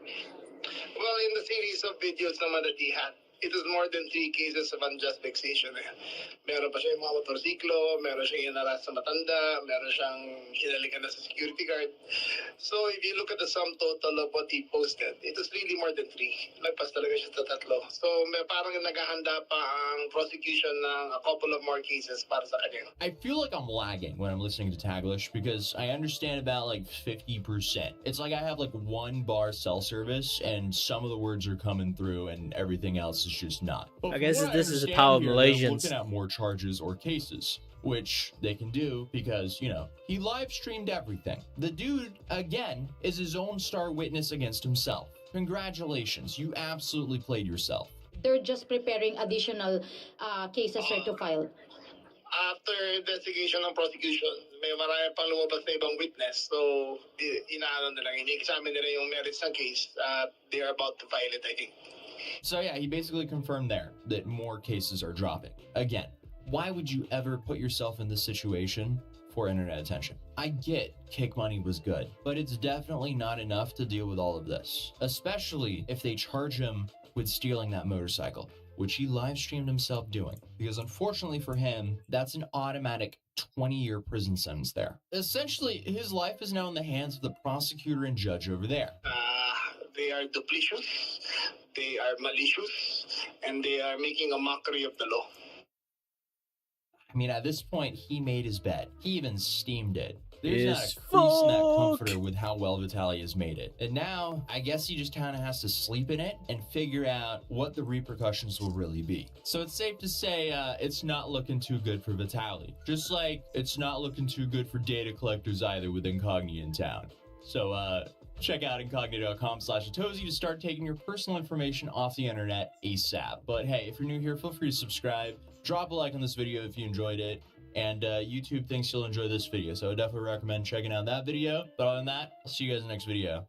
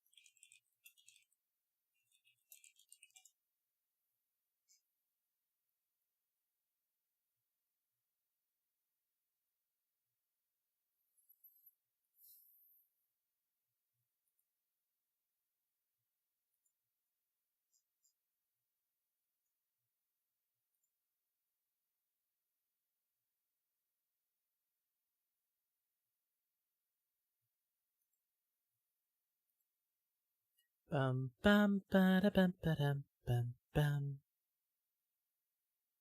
I got a feeling. Ooh.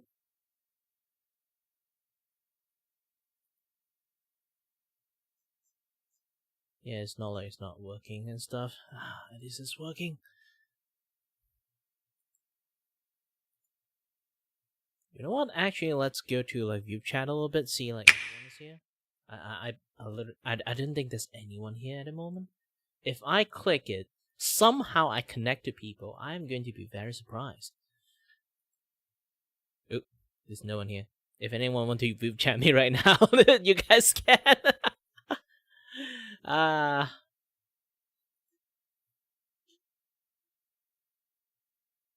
One chat with an idiot? Here you go. It's here now. It's doing streaming and view chatting at the same time.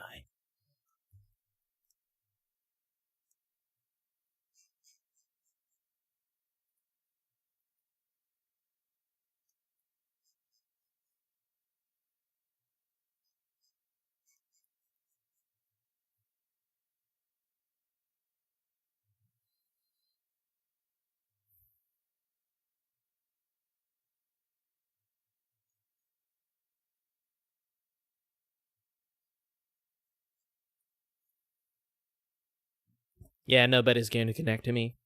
I'm just going to stay in this side while waiting for someone to connect, okay? Let's watch some video. Continue.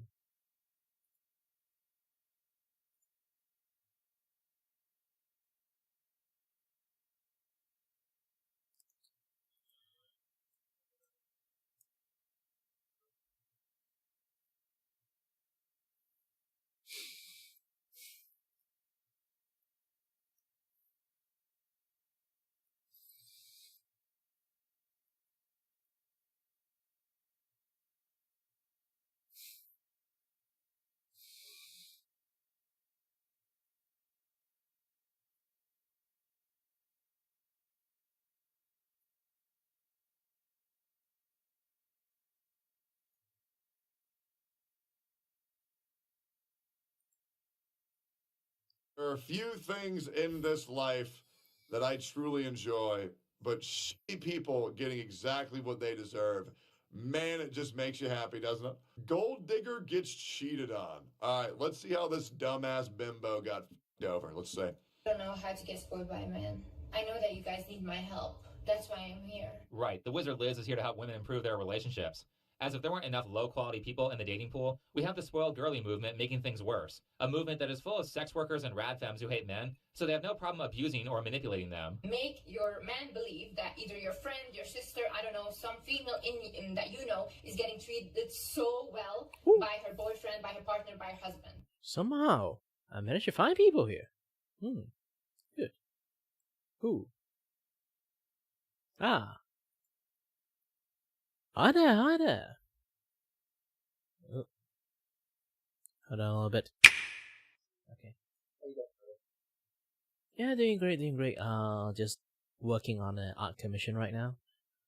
Oh, is that your screen right there on the side there? Is that it or something? Yep, I'm going to... Wait, how do you do that? Can you do that on... I don't know if you do that on here. This is something that only VTube Studio can do at the moment, I think. Technically, if you're using Varudo, I think Varudo can do it too, but depends on how strong a computer is. I'm using VC base right now. You might have to learn how try use like Varudo. So wait, does VTube Studio have like face tracking and like, you know? Obviously, they have face tracking stuff. So then, why were my friends telling me like between VTube Studio and VC Face? VC Face does 3D stuff. VTube Studio only do 2D stuff. Oh, that's different. So, wait, would it still work? It just wouldn't have as many features, I guess. I mean, 3D and 2D still have situations, but or are they two completely different programs for two separate reasons?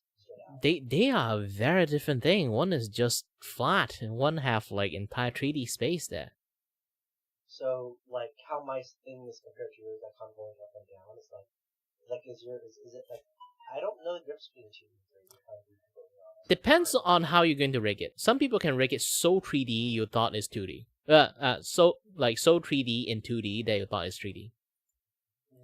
For me, I only have a limited rigging skill, even though I make my own model. See? Yeah. No. Oh. Yeah. So you don't have wait. Mine does have hand tracking, but I don't think because I'm using the virtual session, so it's a little different. Yeah, it depends on like the stuff that you use and like the rigging that you have. You can actually have hand tracking like in VTube Studio too, but again, it's for live 2D stuff only. So wait, so when I was using my model here, because mine's a 3D, 3D does have hand tracking, but I don't think VC Phase has a setup for hand tracking. At least I don't think it does. Yeah. There's a lot of tracking stuff. I just don't know how to set it up. That's what I'm trying to always learn how to do. Yeah, you have to jump through a lot of hoops to make it work and stuff. Well, there's a lot of settings. Like, there's a lot like general settings. It has all like the face tracking and stuff.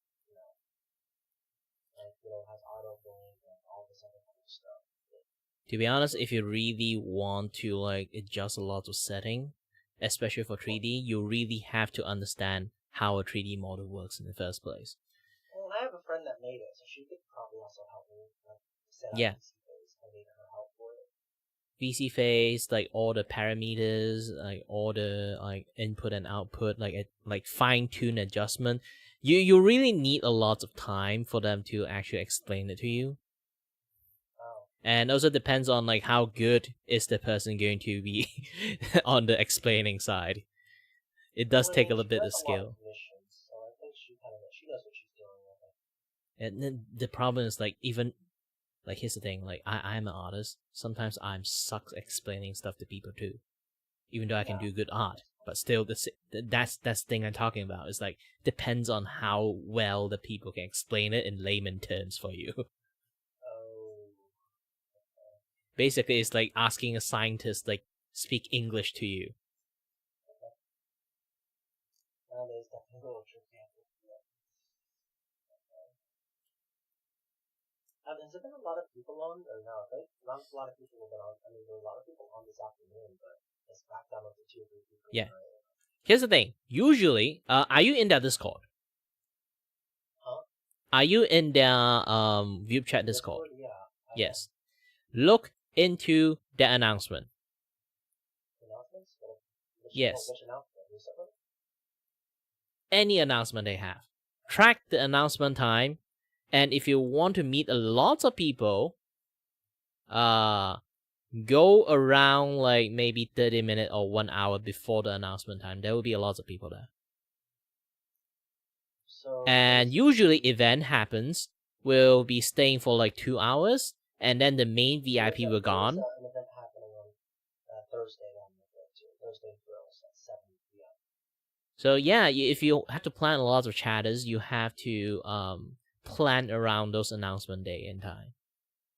So basically, like 7 o'clock, like 6 p.m. or something, instead of 7 at South Park. If you can't make it in that time, you can just find some other like event time that you are kind of fine with it. I basically just stay in here literally for fun because I'm doing drawing in the first place, so I'm not wasting time. Hangout, but it's locked. I don't know why they. So they usually only have VC open when there's mods. So why are there still people in there just chilling? Those usually because like the VC chat right now is a little bit weird.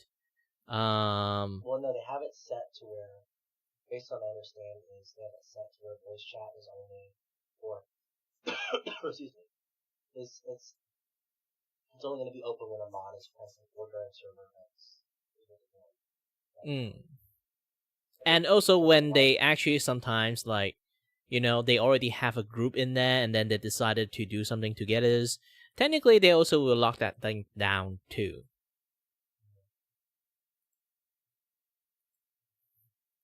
Basically, you think like sometimes like if in their own like VC channel is basically it's like a established social group in there. Yeah, makes sense. So sometimes, unless you really know the person in there personally, Fat chance you can go in there. So you have to interact with in the general chat a lot. I've met a couple of people from the chat. This one person that I joined, there's a friend of mine that is, they're from this channel, or this server, and also the group chat. They're offline right now because she, her, he, him. Technically they are. They're from a different time zone entirely, like 9 hours ahead of me, so they don't really get up until like midnight my time. So there's no way. I kind of like try to find the people that have an accurate schedule, which makes it easier for me sometimes. But yeah, this is why that you have to look at their announcement time. So usually, I would say the peak hour that usually have lots of people is, right now is for me is like 12:42. So if I adjust it properly, let me find my calculators.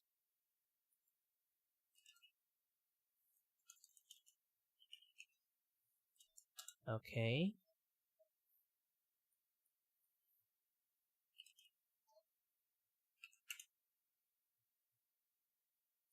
You have to start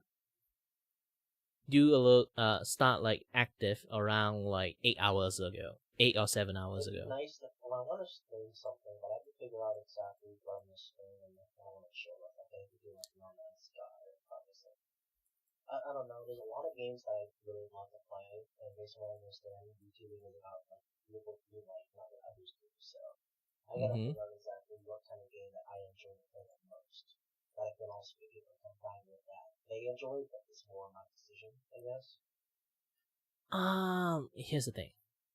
For a guy who streamed for like 9 years, the only advice I can give you: stream anytime you want. Because people from different time zone, you can't really match up unless you really want that particular demographic of people. It's like people from US, and then you will have to time it well. Not in their break time, actually. Funny ass thing is because if it's their own break time, they will play their own games. If they love the game that you're playing, they are not going to watch you. They are going to play the game. Like, I have the modded version of Beat Saber, right? But the thing is, like, it's so laggy, like with the new, with the modded version of it, that I can't even play Beat Saber modded anymore. Because like I'll be jumping from 90 to 30 to 40 FPS, and I can never figure out why it doesn't work. Well, I know why. Because you're streaming at the same time. If you tried out testing it out, like you have your model, like all the VC face and the model up, while playing this the Beat Saber. It's not with the model. It's just like I'm streaming it to a friend on Discord, and the qualities match the same. Like say it's like because you can't really go into Beat Saber settings and like set like an FPS cap, or you can't like set it to like you can set the resolution to what you're doing on Discord, which should even out the stream on the PC. But at the same time, it's like that's the only way to really stream efficiently with friends or like streaming. You have to make sure all the qualities match up exactly to what you're playing. But then even sometimes it doesn't accurately do that, and it will cause more lag and strain on the system. Even when I know I haven't set the same resolution or same settings on Discord. Yeah, because it is. I think it's just like streaming on Discord to friends can be really crappy and honestly takes up a lot more RAM than what they say it does, I feel like. You know what? There's a way for you to do that, even with audio too. Do you know VOD Ninja? VDO Ninja. Go search for it. And then it's basically, imagine you have to do collab with another VTubers, but the VTuber like me using like VTube Studio, you're using VC Face. We can't actually like be in the same place together in sync, right? Like our model cannot like live model together. So, Video Ninjas is basically a captured software, online captured software, capture the things, turn it into a link, and then beam it out to people. The quality is going to be questionable sometimes. Depends like on your internet speed, but still is a better than the thing solutions. Discord is definitely shittier than that. So maybe it's because you're like if I just stream my screen versus like a game, maybe it will cause less strain. Like let's say I stream on Discord, like screen one, my entire monitor. Oh, do not do that. It captures everything in there, so it makes it worse. So then, what's a way I can capture my game without using Discord's version of game capture to cause less strain on the system? Yeah, like I say again, you can try Video Ninja. It's a captured browser. You just share the link to them to see. Or you can go for the most getaway. That is going to be very complicated. First, you need to use your OBS, and then like turn your OBS into camera, and then share it out as a camera share, like screen share. Oh, so basically, but there won't be any volume. How are you going to use a volume? You have to use something called a voice meter banana. Technically, you don't even need to use banana. Potato is fine. Those things are basically just taking out. Basically, like if you have speaker voice, you can turn your speaker voice into a mic input. So instead of like because usually if you kind of like do a OBS captured, even though you can beam OBS your OBS image into Discord, there's no sound. So this is one of the way for you to turn it into sound and put it into Discord. Basically, just turn your speakers into mic and then reroute it into your mic together with your mic. Basically, just combine it together into one thing and then beam it out into it as a, like mic sound. But if you're doing that, you have to turn off your noise cancelling, else like all the music is going to get like noise cancel out. Yeah, you have to go and look in tutorial how to use it properly. Using voice meter in Discord for games and stuff like all those kind of things. I know you're smart enough to know how to search like properly. Yeah, I know. I can look it up. Yeah. Those are the most accurate way to do it. But you're going to jump through a lot of hoop to do it. But once you finish jumping those hoop, you only have to jump through all those hoop one time. Yeah. What is it like all my favorite? I really want those DLCs for Mortal Kombat 1 to go to sale, bro. I want my favorite character. You want Warner Brother to give DLC as sales? Not going to happen anymore. Never. No, not what happened with the whole, other stuff. So yeah. Yeah, they literally have no money. If they have money, they would give you a little bit, tiny bit discount anniversaries. But no, they don't even have money for that. They only ever put discounts on for games that do really bad. But even Mortal Kombat 1 people really give that back to that DLC release. But technically, Mortal Kombat 1 is dying out to an extent, I think. It's because they don't have enough people to do any like live service stuff in there anymore because they fired everyone. I wonder if I should try to beat Neo 2, because I have the complete edition of that. I still haven't beaten that yet. Such a good game, it's just the problem for me is countering and not making sure you're using up all my stamina. Because Neo 2, I don't know if you played that Neo 2. Basically, here's the thing. The only advice I can give you to this kind of games, which I also played, is to be patient. Well, usually I don't try to rush into the story, but I try to build up my character, build XP, get all the items. Because it's a building game. Essentially, you have to build up your. Yeah, I know, but the problem part you have is the parry part. And the parry part, you really need a lot of patience. Also, you have to know that particular weapon you are using very much. If it's going to counter the other weapons. Or you can switch weapons on the go if you need to. Yeah, that's the reason. Is like you at least need to be very used to that particular few weapons. So even you switch, you know the counter timing because every single weapon have their own counter timing. That's the headache part. Actually, what I really want to do is the Ninja Gaiden games, because I know they have a collection of that on Steam. Now, those were one of the best. I don't know. Ninja Gaiden was one of the best hack and slash games that I've ever played. Well, depends. If you're going to buy the older Ninja Gaiden, not the remaster one, you're going to waste your money. Collection?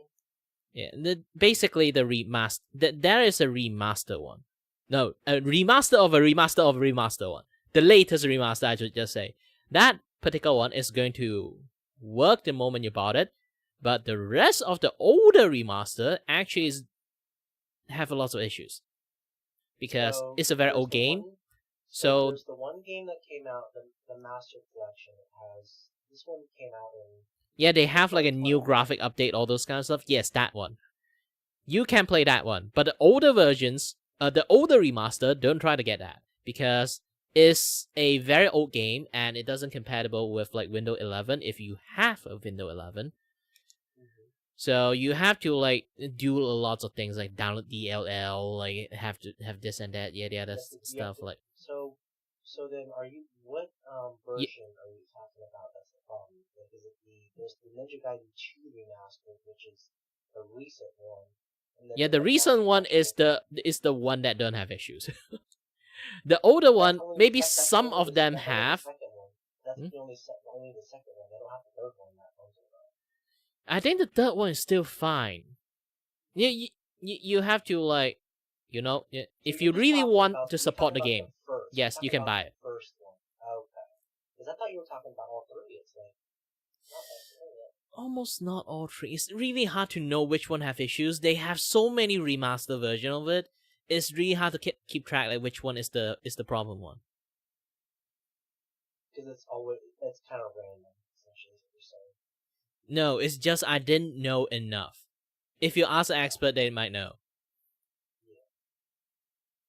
They might know which one is the. I don't know if you like the Dying Light games, by chance. Have you played those? Which one? I'm a Dying Light. It's I have Dying Light 1 and 2. I'm gonna be honest. I didn't like Dying Light 2 too much, but I did like the story. I did like the combat. I liked the newer kind of world. It was kind of cool to explore. You know what? Here's the thing. Dying Light 2, I didn't finish it. The moment I unlocked the gliders, I learned to hate the game. I don't know why. Well, I just don't like the glider. Gliders were they were essentially the gliders for me was a copy from Legend of Zelda, in my opinion, because that's what I think they tried to do. Legend of Zelda or not, I just don't like the glider mechanic. It kind of like make the parkour. It was weird to steer, and it was hard to maneuver. Not just weird to steer. About Dying Light is parkour. You if you glide everywhere, you just essentially remove the parkour part. Well, actually, if you think about it, you didn't even need to use the glider to get to high places. You could still climb up and just move a longer time. Yeah, so it's kind of like a waste of money. So yeah, it become like redundant. You know, basically like when it comes to like gameplay loop stuff, you always need gameplay loop that makes sense. But if your gameplay loop kind of like, you know, harms like the core value of the game, which is, you know, it's there for what? Is basically. And there's literally like story tied to the gliders. It's like if you side with the, you know, like if you side with like the civilians, you would have more glider tech stuff. So it literally ties with the story, but the glider is kind of like redundant. You can just not use it, or you have to use the clunky part of the glider and, you know, just basically make like the parkour stuff useless. So you kind of can see that there's a conflict of interest when it comes to the game mechanic of the gliders. Well, here's the thing, because I was looking into like the trailers because it's announced for next year for this. Oh, you say the new one? Yeah, you can definitely know. They're not gonna have the glider. Yes. Do you know why? Because they learned their lessons. Glider is fucking stupid. Kyle Crane may be badass, but he's like, I don't need no freaking glider. I can just climb up shit the way I'm supposed to. Yeah, he also technically is kind of like half werewolf at that point. He's half. He's half. Not. Yeah, he. No, that's it is a volatile. He's a mutated volatile that turned into human. I think they were trying. I'm gonna be honest, because a lot of people were wondering about Prototype 3, the Prototype games. That's kind of what this is. Like, people got communication from it. They thought they were going to do Prototype 3, but actually we're getting kind of like a Prototype 3 because that's what the Alex Mercer things are and whatnot. Because that's what Alex Mercer is. He's a human zombie hybrid. So technically, he's not a human zombie hybrid. He is the zombies. He just turned into human. He's a zombie that turned into human and thought he's a human at first. Alex Mercer from Prototype? Yeah. The origin story is actually, the plot twist is actually, he is the zombie. He is the virus itself. That's right. He's the he original ate Day One Alex zombie. Mercer. He's the original Day One zombie, is what you're saying. Not just original Day One zombie, he is the virus. He ate Alex Mercer's, and then he thought, because he have the ability to consume memories. So, because he ate Alex Mercer's, he thought he is Alex Mercer. And then until later on the plot twist, he learned that, oh, I am actually the zombie in the first place. I am the virus itself. Because he ate the Alex Mercer's. So he have like his memory and stuff. And then like... You're talking about the alternate ending in Prototype 2. Not alter ending. That is a true ending. Not even true ending. That is like default like... I beat Prototype 2. I don't remember that. That's that part that he... No, that's the part that he have a flashback afterwards, like at the end of stories. It's like, oh... You're talking about right before the end credits, actually. Hmm? Like right before the end credits start, that little extra scene. Yeah, it's basically he have like a flashback scene. That flashback scene is actually he finally realized he's actually the virus because he broke the Alex Mercer broke the he steal the vial and tried to run away, and when he got shot, he broke the vial and then he slept on the vial. Actually, oh sweet, Devil May Cry 5 is on sale right now for a good deal right now. So the Deluxe plus Virgil. Actually, the virus ate Alex Mercer afterward. It just ate him very slowly because he's the virus just starting to infect people. Yeah, when it comes to hack and slash, do you think Devil May Cry 5 is a good game to play? This by Capcom? Yes, it is. Sweet, okay, then I'm buying that shit. Because I love Nier Automata and I love Depends. So. Automata and technically you can say Platinum Game, the developers of like Automata and like and Bayonetta, they were like half of them were the original creators of DMC. DMC, like all the Devil May Cry games. Devil May Cry. Okay. Yeah. So they have like this like very. Devil May Cry that no one people didn't like. I don't know which ones they were. Oh, that one is actually called DMC. That is the remake version to appeal for Western audience. Funny ass shit is actually the gameplay is good. The problem is the story is cringe. Devil May Cry 5 and Bayonetta, are they the same gameplay style to an extent? Kind of, but Devil May Cry have their own distinctions of stuff throughout all the series. They keep like adding stuff into it. I'm looking at the video. I'm looking at the video of Devil May Cry, and the way I'm seeing is it's a hack and slash, but it's very, very fast paced and very, very timing based. There is 4 different playstyle right now. Each characters actually represent one of the game series. Okay. So each Devil May Cry game has a different character. Almost. Dante is always Dante. They basically okay, we have Dante in Devil May Cry 1 and then Dante 2 also in Devil May Cry 2.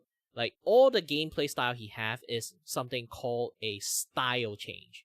So he can have like defensive style, like very like offensive like Blade style, or like very like evasive kind of style. 5, how long do I play? Do I kind of play it without really beating it? Does it get a different time into, or is it once you beat it, you kind of just go play it anymore? No, you still can keep playing it because you can play with one character in this branch of storyline and then another character in a different branch of storyline. So you definitely can play so many other people, replay it again and again. So so that's why I guess they have Deluxe plus Virgil because the Virgil's an extra storyline. Virgil, you can replay the entire game again, and also even you finish the game. It's like a new game plus. Yeah. Even after you finish the game, you still can replay them again in different difficulty because the gameplay change once you finish the original campaign. it basically like like when you keep playing the campaign, you keep unlocking more skill, right? So you essentially can replay again like in New Game Plus mode that you have all those skill unlocked in a much more higher difficulty, so you can pull off even more ridiculous combo. Even if I've never played Devil May Cry, I mean, is it an easy game to get a hold of, or does it take a lot of time to learn? The first character you use is actually pretty easy. Nero is actually quite the bread and butter's like casual player can like play like learn his combo easily. And sometimes they have every character have like that 2-3 like cheesy combo. You can just like cheese the entire game that way. But if you want to be fancy, obviously you can like handicap yourself not doing the cheesy combo. Just be as flashy as possible. And Dante is the more difficult one to play because again he have 4 style you can change in between fight. Imagine like you halfway combo to the evasive style and then you immediately switch to a offensive style and then switch to the third weapon and then start keep comboing with a different weapon and then go for gun style and then start going for like it sounds like Devil May Cry has a lot of fun play styles based on what you're telling yeah. me. They basically have a shit ton of style. You can also play Dante in very casual mode. It's like I just want to play offensive Dante, or I just want to play God Dante. Does Devil May Cry have like a wave mode or something? Endless wave mode or something? I don't. I haven't played the Virgil one update, so they might add it in there. I didn't know. So that one I can't tell you for definitely, but. To be honest, the entire game is already stage by stage fight, so it's kind of like already hard mode. To be honest, you just sometimes finish like you will start in an area that there will be a lot of mob, kill all those mob, go to the next area, keep killing all those mob. Technically, you are in hard mode already. I wanted to ask you actually, if you don't mind. Can I add you on Discord if you're cool with that? Because I mean, it'd be kind of fun having a person to talk to with these kind of stuff on Discord, like off of like your virtual chat as well. It's fine. If you want to know where my Discord, I actually don't do DMs, so I only have my community Discord. If you want to do, only can do public chat. Well, yeah, that's fine. I was kind of just yeah. That, essentially. You can just like you can click my profile, go to my YouTube, you scroll to the most bottom of like descriptions. You stream on YouTube. You stream on YouTube. Nah, I multi-stream, but mainly on YouTube. If I'm going to say like where I'm starting from. So if you go to that, if you open the description, scroll to the most bottom part, you can see like the Discord thing there. Yeah. The bottom, right? Yeah, there's a Discord servers link. You can like go to that way. It's a very barren Discord channel because I usually more active in public Discord rather than in my own personal Discord too. Anyway, I'm probably gonna head out though because it is late. I gotta get off and yeah, you should take. But I am off tomorrow, so are you gonna be attending the event tomorrow or no? Depends. I wake up or not.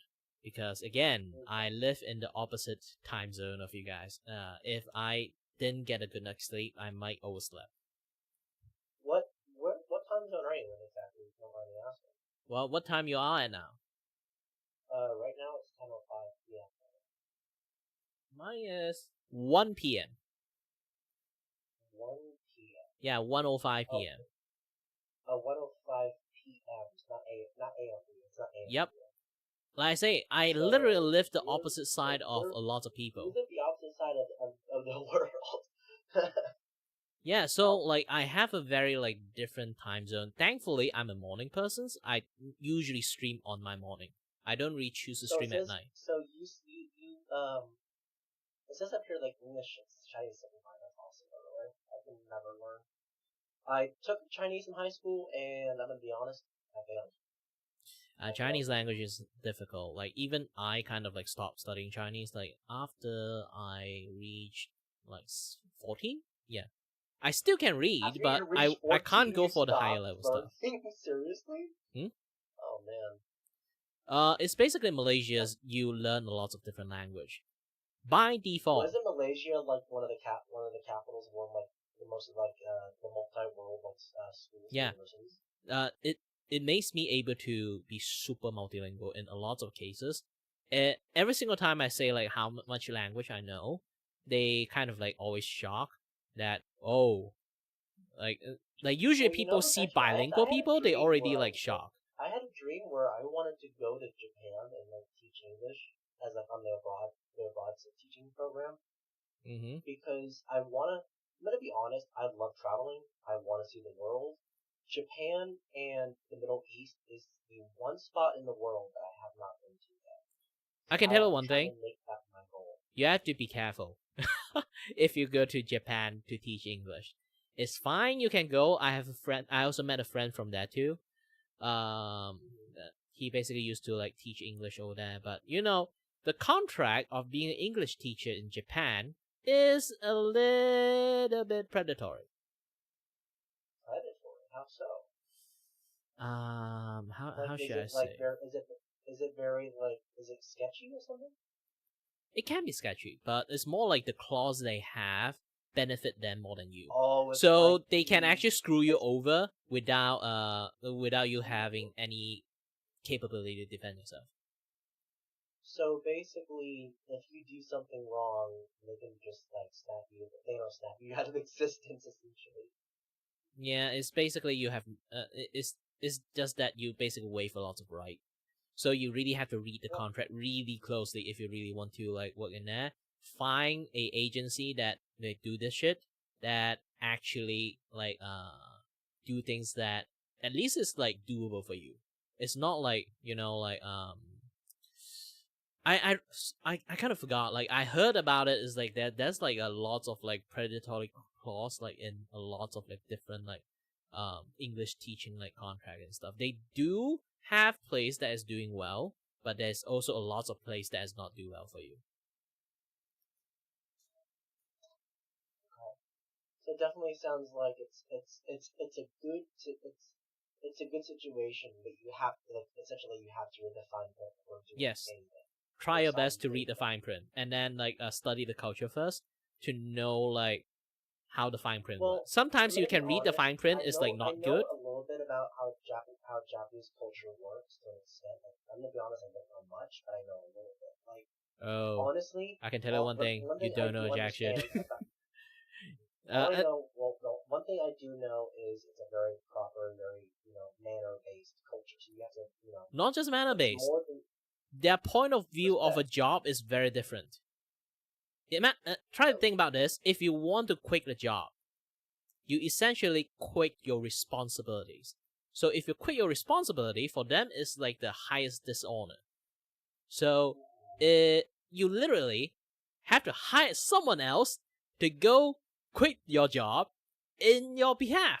Why? Because they will scold the shit out of you. You basically hired a punching bag for you to quit your job. You hired a punching bag? That's rich. Yeah, it's a professional job too. Like hired to become a punching bag to quit people's jobs. Yeah, well, like I say again, because they don't view job as a job, they view their work as a responsibility. So you apply for that job means you apply for that responsibility. You kind of get that, right? So like it's not honestly the point of view. I like that because honestly, when it comes to responsibility and respect for the people you're working with and who you're working for, I value that because a lot of people that I know, especially at my work right now, at the Six Flags place, it's like people are coming in like being disrespectful to the place of business, not following rules to what they're supposed to. I mean, I gotta be honest. I like if I'm working with anybody, I try to make sure I do everything right to the book, and try to make sure that I'm also making sure that I'm a role model for whoever I'm working for myself, as long as trying to make sure I'm looking good to everybody around me. Yeah, the problem is, I know it's a very admirable way to think, but the problem is when the company taking advantage of you, you still have to behave like that. Then that's a different story. This is why in Japan there's a lot of things called like black company thing exist. They still expect you to behave like that while they're treating you very badly. So this is why there's this job exists, people hired you to quick job for them. Yeah. So then, even if you are hired as like a school as an English school teacher, as English teacher in Japan as in school, but don't be like based on when my aunt did that, she had a blast doing it. She enjoyed so much of the people there. She made so many friends, so many connections. But I mean, can it can it be very two-sided when that on this kind of job? Like you can make a lot of if you Yeah, have it definitely that sense of can. responsibility, you can make a lot of good friends and a lot of good meet and make a lot of good connections. Yeah, you can, but the problem is, do you understand Japanese? That's the point. My friend have quite a lot of time, alone time for himself. The main reason he actually don't speak Japanese or don't understand Japanese at all. He only go there to teach English. So he most of the time he only can communicate with some, like maybe one or like a pair of couples of either like live close to him or is the teachers also doing like exchange program like that. Just that. And because he's so bored in that, he started to become VTubers because he has so much free times. So wait, so when you're an English teacher in Japan, you have a lot of free time? Really? You have and don't have at the same time. Depends. They have a lot of like crunching moment. They will expect you to be there. When crunch, Yeah, it's really crunch. When it's not crunch, you are way too free. So when you go in and do your stuff, like basically, like what is the living situations like there? If you don't mind me asking, like are they pretty like? I heard a lot of good things about it, like when you're teaching. Like, Depends where you live. If you live in city areas, not good. But if you manage to find an outskirt area and then know how to take train to your workplace, then yes, you are in a good living area, good situation area. Because when you lived in the city, even though you have quick access to like a lot of like easy stuff like company, like the entertainment area, this and that, yeah, that stuff. But the living cost in there is like freakishly expensive. Even food in there. So if you manage to like find like outskirt area, like very like So like maybe something that's like a district outside of like, because I don't know exactly. I know Tokyo is the biggest like city they have there, but I don't know exactly what they're like. Because I know Tokyo is divided into I think 15 districts, right? Yeah, you really have to study a lot. Like that one, I can't help you because like I only talk to that friends enough time to know some Hold of on the a second. things, not the detail. Hey Siri, how many districts are in Tokyo? Yikes! 23 wards, 26 cities, and 5 districts. So 3 first. Holy crap! That is a lot of The problem is you have to find the correct one. Also, is the outskirt enough, but also close enough that you can go to the train and then travel by like the bullet train. Actually, if they because of that bullet train, you can actually like, huh? The bullet, well, based on what I understand the most, the bullet train is the most efficient way to and from the city. So I mean, honestly, yeah, this is why there's a lot of people use bullet trains is because like in city area it's actually really difficult to live in there. So a lot of people actually do live outskirt area and then like commute to work via like bullet train. Honestly, I mean, I feel like if you know like decent enough Japanese, you could also like you can get decent directions to anywhere. Like I know a lot of people when they're visiting Japan. Yeah, but you also have to like if you want to start living there for maybe like a solid like 5 years. Yeah. Teaching usually is either like in between, like if you like it, you can teach more than like 6 years. But if you just going to for there for like sightseeing a little bit, I think like most minimum you would just teach for like 2 years, and then you'll be like, you know what, I had enough. I'm going back. Well, here's the thing: is like, I think it comes down to like, because as part of the teaching, program, most of them they give you a place to stay, like they can go on with other teachers from that are abroad as well, and or depends on the agency you contract with. if you already since like you say like you have family members that tried before, you can ask for the contact from the agency she contacted. You might have a slightly better time, because like here's the thing, like if you really need to go there, you really need a good agency to do that, because you don't want to contact with bad agency and take advantage of you that just don't even provide you the place living. They just give you suggestions and then you have to pay everything on your own. Yeah, and that could definitely add up the cost, because they don't pay. They don't like. I don't think the teaching abroad program pays you until after those terms, essentially. And living in there, you still have to like know a few things. You have to obey their living rule a lot. They have a very strict recycling rule, trash day rule, and also like if you have electronic that broke down, if you smash your televisions accidentally, like it just dropped because of earthquake or something like that, you have to call the recycling team to have cars drove to your place, and then you have to give it to them, but also you have to take apart and separate the recyclable part and then the trash part, and then you have to toss the trash part yourself and then give the recycled part to them. Oh, It's very complicated.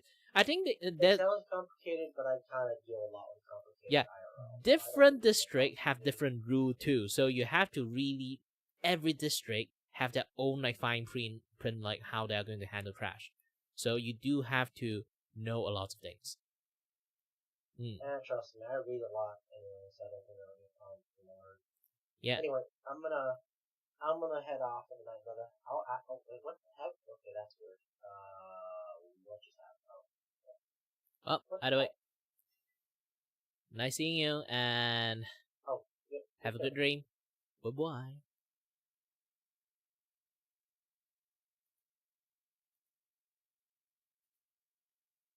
Yeah, this is good conversations.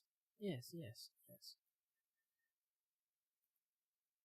Oh, by the way, if you guys don't know, I don't do private DM unless it's like straight up for business, because I don't want to become the kind of person who's like, like being discovered that you are the scum of the earth. I want to be like, if I accidentally become the scum of the earth, I want to be in public so people notice, and then they can tell me early, oh, this is not right the way you do it. So I always like do a lot of my things like in public. So so people can sort of like know what I'm doing, and then like if I do anything wrong, they can let me know early.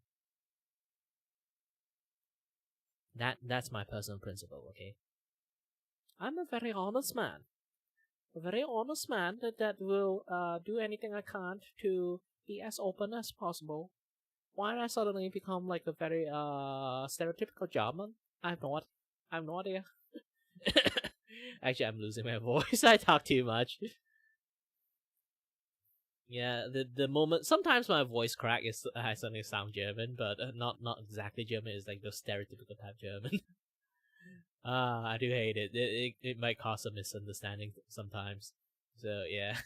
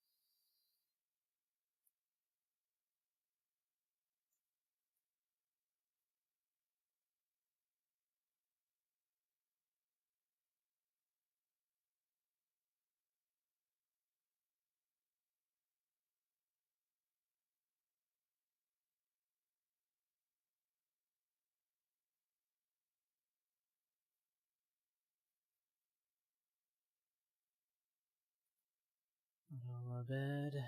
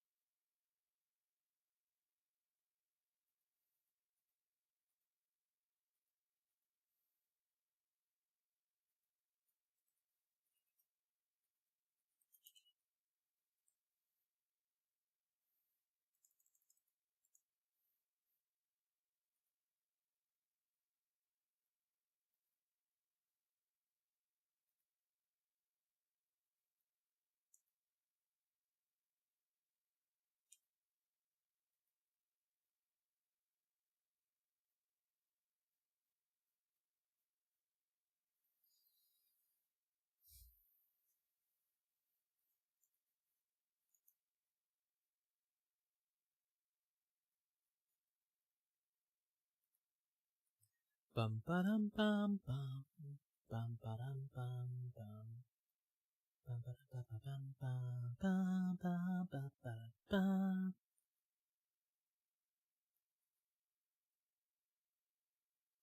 Oops.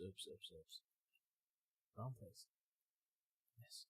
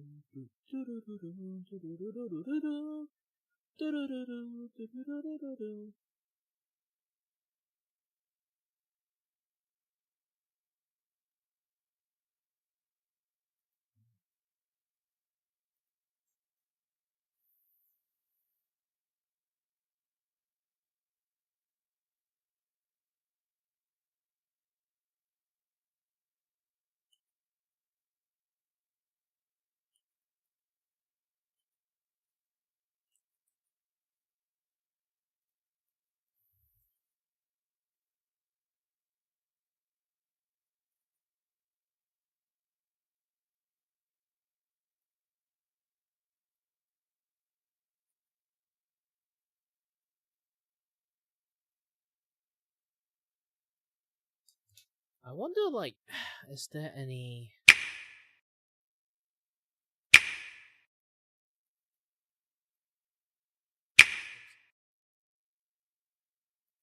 video to watch at the moment? I've been watching lots of things, but I don't want to watch like the stuff that's like a little bit too controversial. Okay. But the urge of watching Hassan Piker getting Vupe is actually very interesting. Oh, he just bought her this, and that. See, how men are is competitive. They're very competitive. So if you tell a man... Nah, I don't listen to this.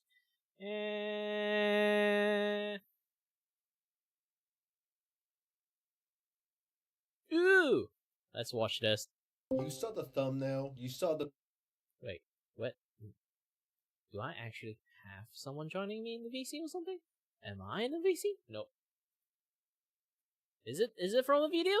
You saw the thumbnail, yes. You saw the title, you know exactly what we're gonna cover today. And I wish you guys could have seen the smile I had on my face when I saw this video, when God himself put this video on my feed, essentially telling me, Oscar, react to this. Oscar, with this, you're gonna be able to get out the hood.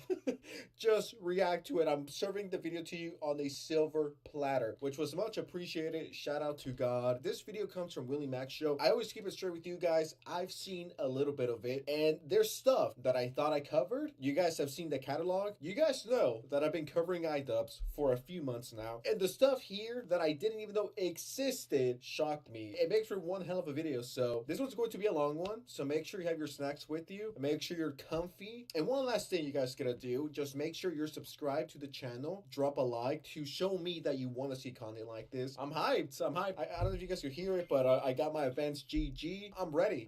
Let's do this. iDubbbz's career is over. What is happening right now? I'm seeing iDubbbz and Noah Samson add like Ethan receiving human skulls in the mail is just a funny meme. Your opinion on the skulls, and did you send them?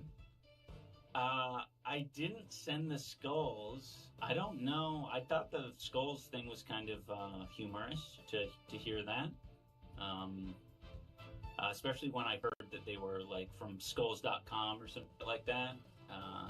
That made it funny. Just a death threat to a father, a family.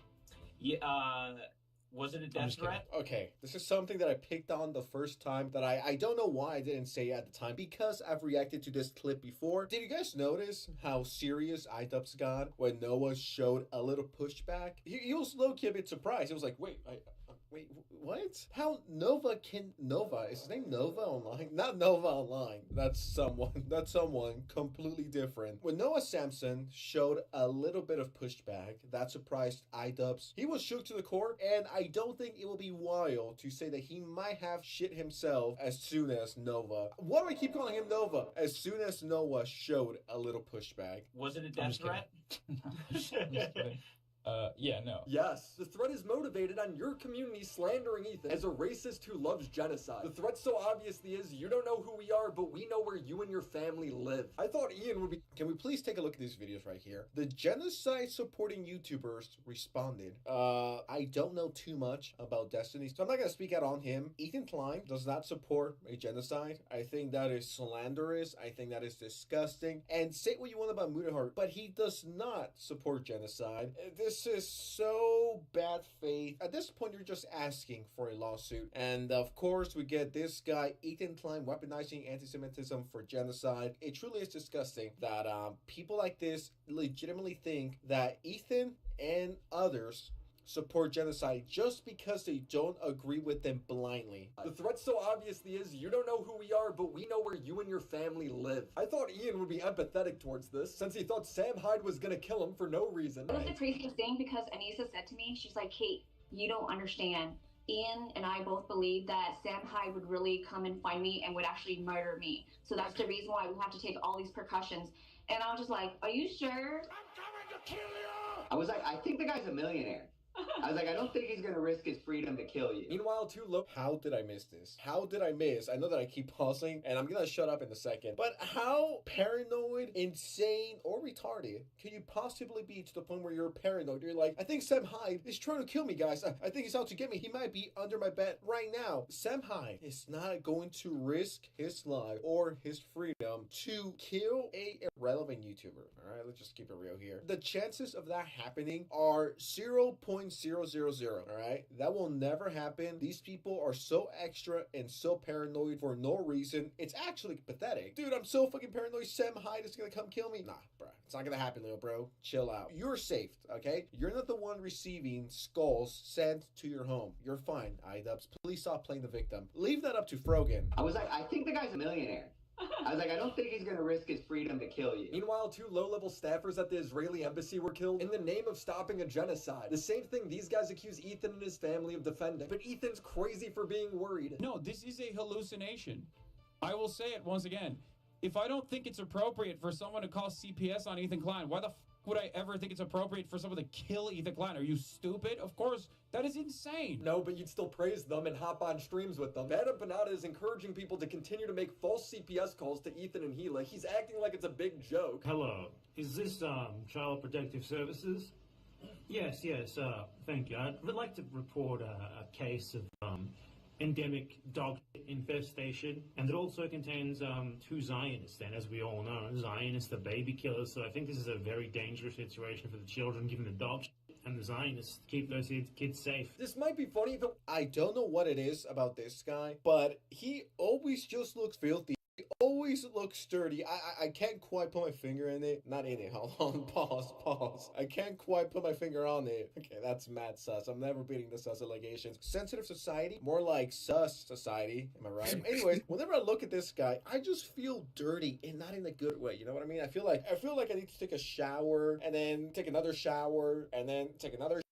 This guy's horrible all around. He is not a good person. He is a known doxer. This guy is insane, and how he has a platform, I will never understand. This is someone that needs to have all of their social medias investigated by the FBI. As a matter of fact, all of his social media should be absolutely nuked. This guy's unhinged, and the fact that Hamas Piker and others promote him and continue to platform him, including fucking losers like Noah Samsung. Yes, I know that I call him Noah Samsung. People like him, people like Hamas Piker and others. The fact that this degradation of the brand Samsung continues to have a platform and he keeps getting promoted makes me sick. It is disgusting, and he needs to be banned. He needs to be stopped. I get it. This is a joke, a meme, a hop, whatever you guys want to call it. But take all of that away, and he's still a disgusting known doxer who needs to be put away for like 30 years in Alcatraz, right? They gotta open Alcatraz just for him. And the Zionists keep those kids safe. This might be funny if it wasn't actually happening. This guy is also a serial doxer. He's doxing people on Twitter right now as we speak. It's so wild to me that we have this group of people that have devolved into this mentality where lying is completely okay. Hassan's biggest fan account is spreading the lie that Asman killed his mom. Just makes it up. Even Frogan, the least relevant Hassan groupie, is completely lying about her past statements, saying veterans deserved PTSD. I'm a live streamer as well. I know being live for hours and hours on end You can misspeak, and that is exactly what happened whenever I said the thing about the U.S. military. Bro, you didn't misspeak. You were serious. I will never... Whenever I fuck up, because it will happen, whether that's a live stream and I have a 2016 PewDiePie bridge moment, I will just say that, you know, my mind was too crazy. I uploaded 9 videos this week, I believe. I'm not all there. I misspoke. I said a slur. We've all done that before, right? We all just sometimes let it slip. We say crazy stuff like veterans deserve PTSD, and then you double, triple down on it. But now you misspoke. It was a little oopsie. It's like, dude, come on. Be real with yourself for a second. Any pity for any soldiers. The U.S. military? Boo fucking who? I hope you get PTSD. I hope you get PTSD. And I hope you get no health insurance when you get back into America. She lives in Michigan, by the way. And then you double down the next day laughing at what you said. And they posted it in my head. I'm like, base? Base? These people are such crybabies. If you aren't 100% with them, you're against them. A Twitter account posts that Hassan was banned for a day. Well, Hassan frames them as an agent of Israel. Hassan replies, every blue check power farmer is an Israeli dick rider on this website. This guy didn't say anything. All he did was report your ban. And you have a blue check mark. Frogan sees Asman speak mildly about political content on Twitch. In Frogan's eyes, he's discriminating against her. If I wanted to optimize ad revenue, you know what I would do? I'd ban politics. The odds are that me and Hassan and Tectone and Frogan and Denims and Central Committee cause 90% of the PR problems on the entire website. Honestly, facts. Rogan tweets, you consider me political because I wear a hijab. I am not like you and don't make political content anywhere, but typing a tweet once in a while. What reality is she living in? No one mentioned your hijab. And now we have the newest rising star in Hassan's orbit, iDubbbz, who's consistently used Creator Clash as a way to shield criticism because it's a charity event. It's disappointing and it makes me sick to see him, like, you know, using the event as a way to, like, attack me back or whatever. The new management of Creator Clash 3 revealed that Ian and Anissa were taking 34% of the profit from this event. Was Ian really concerned about his charity possibly failing, or did he only care about his bottom line? Don't worry, Ela. I'm not going to blame you guys for anything Creator Clash related. I know you're terrified of taking accountability for anything, so that will rest solely on my shoulders. That is so rich coming from him. This guy should be the last person talking about anything like this. Charity aspect. People joke that this event would be a disaster like TanaCon. You're saying the event is going to be worse than TanaCon? But TanaCon's problem was that too many people showed up. For this one, there might be too many folding chairs. Yes, this is the actual venue. To hear him cry about, oh, this charity event's getting ruined when no pay-per-view sales, ticket sales, or profits from concessions is going to charity is a whole nother level of dishonesty. What was the charity for? Like cancer research, or I don't even remember. Yep. Yeah, it's like Stand Up to Cancer. Cancer is bad, comes below, I don't like this guy. And I'm going to talk about not liking this guy before I talk about cancer is bad. Because I don't really care about either, but I'm more likely to make videos out of that guy. And whoever gets in the way of that, even if it's kids with cancer, fuck them. Noah, do you not know cancer is bad? Are you unaware? Oh, sorry, guys. Can't criticize Ian. There's this crazy disease nobody's heard of called cancer. This has been a disastrous event. It's worthy of criticism. The way I see it is I think the common defense from the other side would be something along the lines of, like, don't use charity as a shield. But I think they completely missed the point that it's like, it's not a shield. It's just like, hurt me as much as you want, you know. It's basically saying, like, you do not have a case, you are not winning, you are not hurting me, so you're trying to find other ways to hurt me. You are like, you're kind of by attacking this other you're shooting yourself with a shotgun there on the you foot. are proving that nothing's working, you know. Yeah. And oh man. Yeah, oh man, that was completely retarded. Your own fighters are dropping out of the event. You think it's all malicious? They just want to hurt you? All of this genuine criticism is just a lie to you. And the reason why everything went down the way it did is because he decided to drop the content comp, the H3. Everyone knows about it. And because of that, he put his double own down. event. At the time, it was still iDubbbz's and Anissa's event. He put it all on the line and almost destroyed Creator Clash because he is selfish, all right? He wanted to have his little cake and eat it too. And look at that. He had to give away the thing he created, and he was so very proud of. It's your fault, iDubbbz. You're the one that started it. You're the one who wanted to join the Hamas community and join Frogan. You know what I mean? Certified Hitmaker. Denims. Who else is on the roster? Of course, Hassan. That's about it. Like, everyone else is either lame or irrelevant, and no one knows of them. That's why I'm having such a hard time remembering who was in that group or in that video. I think that's the only people. iDubbbz, I am here to tell you, man to child, of course, iDubbbz being the child here, it's your fault that the event almost crashed and burned, and you completely fucked up charity for the second year in a row, all because you had to drop your horrible content cop video. Just take responsibility for your actions. Everything was low-key fine as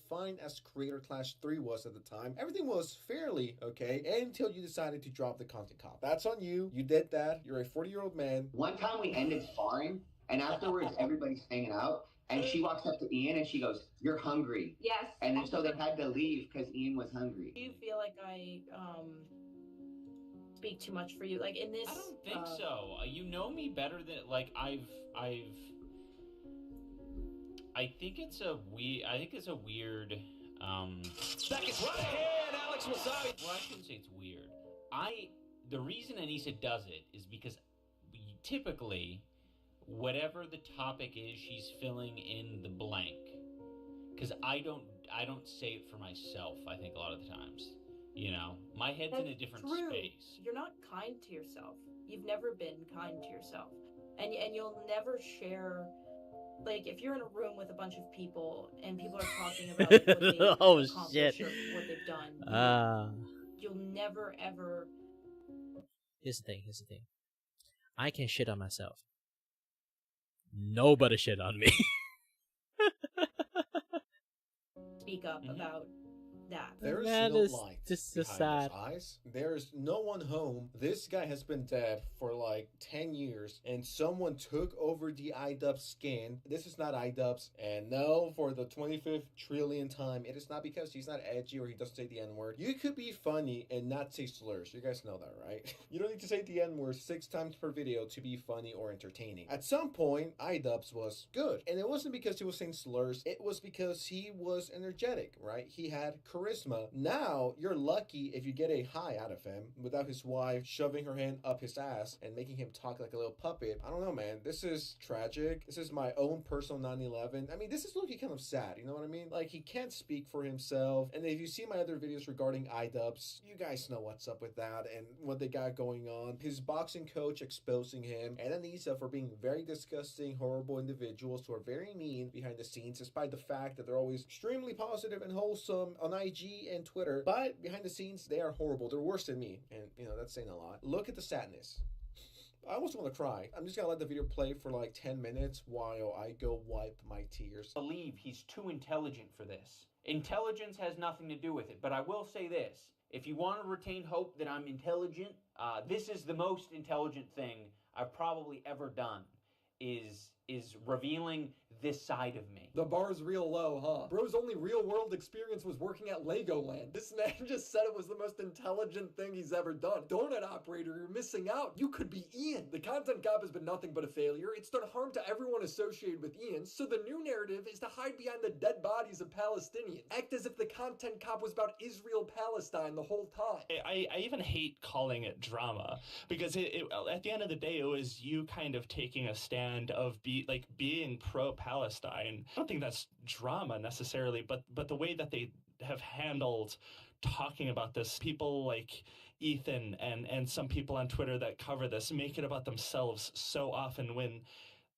that's not what any of this is about, you know. Like, I'm sorry that I'm such a fucking nasty person who just wants to roll around in the shit. There's people in Palestine dying every fucking day. I think over the weekend, just on Saturday alone, like over 100 people were bombed and killed. I can show your tattoos in all of their glory, or I can show that your tattoo made it to the top of awful taste but great execution. What is this whole thing about iDubbbz, the iDubbbz content cop, being about Israel versus Palestine? Do you know how unhinged and stupid you need to be in order to be like, well, you know, my takeaway from the content cop is iDubbbz is here to save Palestine, guys. He's here to rescue it. He's here to end the war. He's here to end the drama, the slop. It's just like, how is that your takeaway? Do you know how fucked up you need to be mentally for you to see that horrible slop that iDubbbz put out, the content cop, and for your takeaway to be that? We have Captain Palestine here, Mr. iDubbbz, Mr. Empathy at 35 years old. He's here to save the Palestinian soldiers, you know, with the content cop. Right? This is about Palestine and Israel. It's like, yo, you are so fucking stupid. You are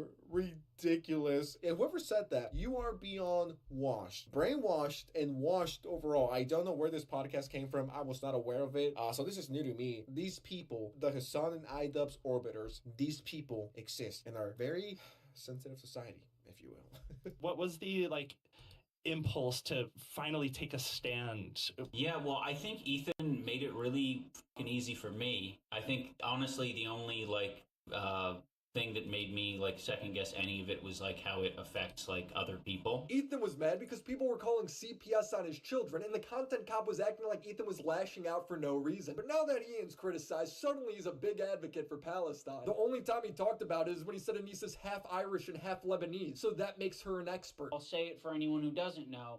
Anissa is half Lebanese and half Irish. For anyone unfamiliar, the Irish have been on the receiving end of a lot of oppression and genocide. On the part of the Lebanese, they've received a lot of oppression and attacks from the IDF. So Anissa is very well familiar with the propaganda and the shit coming out of Israel. When called out for this by the entire internet, Ian acts like he's above it all. Yeah, I'm like definitely a loser to like a huge swath of people online. Yeah. And it's like, I don't really care to be a winner in their eyes. I don't care. Oh, I gotta kind of reconcile with my past moments. Mm-hmm. Yeah. So I relate in that way, but then I also relate in the way that it's hard. It's hard to be funny.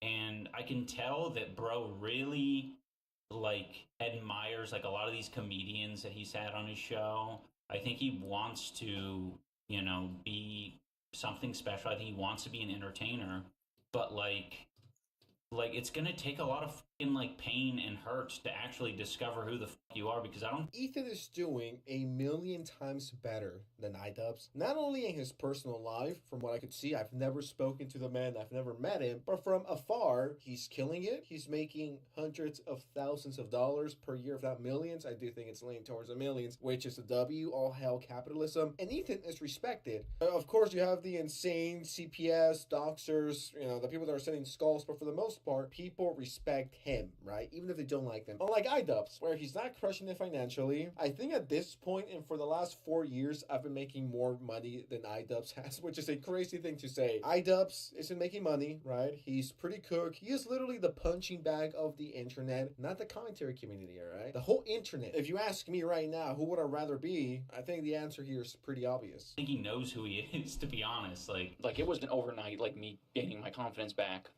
And I'm still probably not all the way there, but... This guy projects more than a movie theater. Yeah, Ethan should have followed your podcast format, where you hide all your new episodes on Patreon. They've figured out a way to argue that them making boring content somehow makes them a better person. I've subscribed to their Patreon, and their podcast was so mundane I couldn't bother to slog through it. This was the highlight. I would say there's some options that you don't think about as existing, especially when you're younger. I didn't think about how I could put an egg in my ramen. Yeah. I never considered that. Yeah.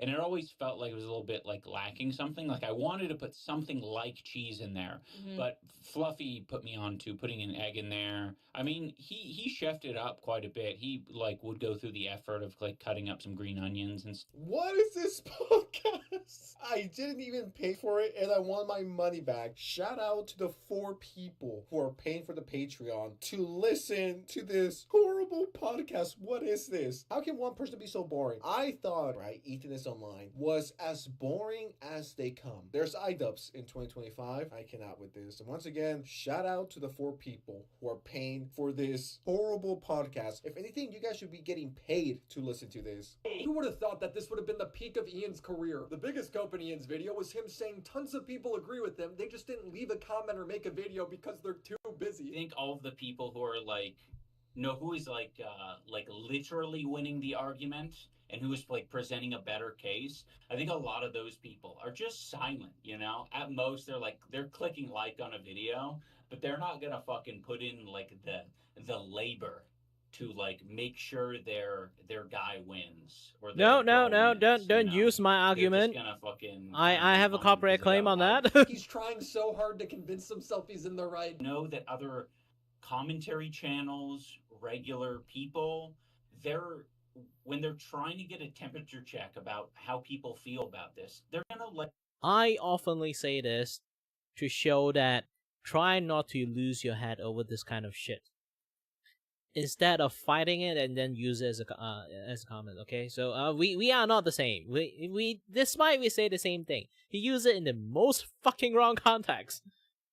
Like, you know, if the like-dislike isn't giving them much of a vibe, they are going to go to the comments, and they are going to, you know, use that as a template for how they should feel about it. Not in all cases, but, you know, they want to have an understanding. They want to be tapped in, because I think a lot of people, that is like it's important. You know, I want to know what people are thinking about a video. But I think there's a big force of really loud people in the comments, and they scare people away. And especially if it's brigaded fast and quickly, like within the first 24 hours of it being uploaded. The coping is crazy. I hope one day I could cope this much and come up with a billion excuses on why I'm right and everyone else is in the wrong. Everyone loved the video, okay? Everyone loved the content cop and the content deputy. They just didn't say so. Why? Then let me give you 10 reasons why. Let me cope with you. Just like, be real with yourself. No one liked it. It was not a good video. Even if you're a diehard iCux fan in 2025, which if you are pathetic. But even if you are, for whatever reason, you have to admit that it was an objectively bad video that almost killed his career, if not completely killed it already, and it almost killed his charity boxing event, alright? Do you know how bad one of your videos needs to be to kill your channel and the boxing event for charity for cancer? It has to be a horrible video, and well, yeah, it was. But people are just quiet, guys. No one's speaking out. I wonder why. I wonder why no one's coming to your defense. Or maybe it's because your video sucks, but let's let him cook. There's been a lot of people to put out commentary videos about Ethan, and they go bye-bye. Like who? Like, they... Nah, it's fine. It's fine. Just redraw it. You still have your brain. You still have your hands. Happens to me so many times. Just keep on redrawing. Here's the thing. You have to build up a habit of draw something and just delete it. This way, you will have a habit of losing progress. You are fine with it, because you have the skill to remake it again. You always have the skill, you're just not confident enough. So if you just keep doing that, yes, it's going to be like, be very ashamed that sometimes you made a masterpiece, you felt like you made a masterpiece, and then you have to delete it, but you have to got used to that. If you got used to that, if things just somehow blackout or some like freak accident just disappeared, you don't get too much hurt about it, because you're confident that you can remake everything again, or you can replicate the same ass thing again. Might not be the same thing that you just delete, but it will still be a work that you will be proud of.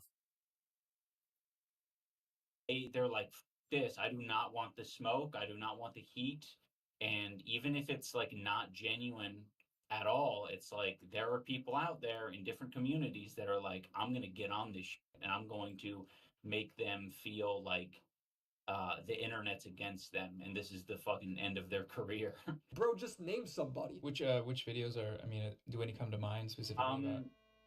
I mean, I think the left, or the snark, the H3 snark has like kept track of them. There was like one smaller commentary channel. I I think they may have focused on like fucking like Ethan's topics, or Ethan talking about Markiplier maybe. No way, this is so sad. Yeah, just post it like I can't like I name did. one, but I Just post it. For me, I also finally made my own manga, and then not manga, my comic, and then I just posted. I really don't mind about the qualities as being bad or not. To be honest, it's like it's fine, long as you have the ability to do the first baby step. You know how to keep doing it. I think the best warm up you have is not to draw the story you have been cooked for your entire life, because you have this like very heavy sentimental value of like the work that you have in your brain. When you draw it out, you feel like you didn't do your comic or manga justice. That is what happened to me. That is, even now, I still haven't posted like the first ever manga story like I have in my brain. Even though I really love the story, I really want to share it out to people, but I can't bring the story out the way I wanted to. So it always stuck in my brain. I have this very heavy sentimental value of it. So right now, I'm starting small. I'm going for, just a random skit story. You can't make like a random character, just a random group of characters just have like random story happening in it. It's like Nichijou. If you know what Nichijou story is, or Gintama story is, they basically don't really have a story arc there. It's just that this chapter, what is going to happen to them? This chapter, what stupid thing is going to happen to them? Just do a little bit comedy, or like maybe like some things that you're really obsessed with. Just go for that one. Okay? Just create a random story. Just draw a gosh dang stickman story. Even that is a very good warm up for you to build up, have the ability to create story on the fly. And then once you have the confidence level to create a story on the fly, you can make a comic or manga that is, you just build a story on the fly. Just make a one random episode, or one random, like, just one page of dialogue. It's just that the dude talking and then just saying a joke with a punchline. Those can help you really much. Really, really much. And once you get used to that, you'll be able to draw your manga. This is how I am starting now. I'm 30 years old. It took me this long to understand that part. So now I'm bestowing you this knowledge that you can starting small. Okay? Just go for it. If you manage to do your manga without any like too heavy a sentimental value, that you didn't bring out your story like the way you really, really wanted and like imagine it in your brain, then start small with something else first, okay?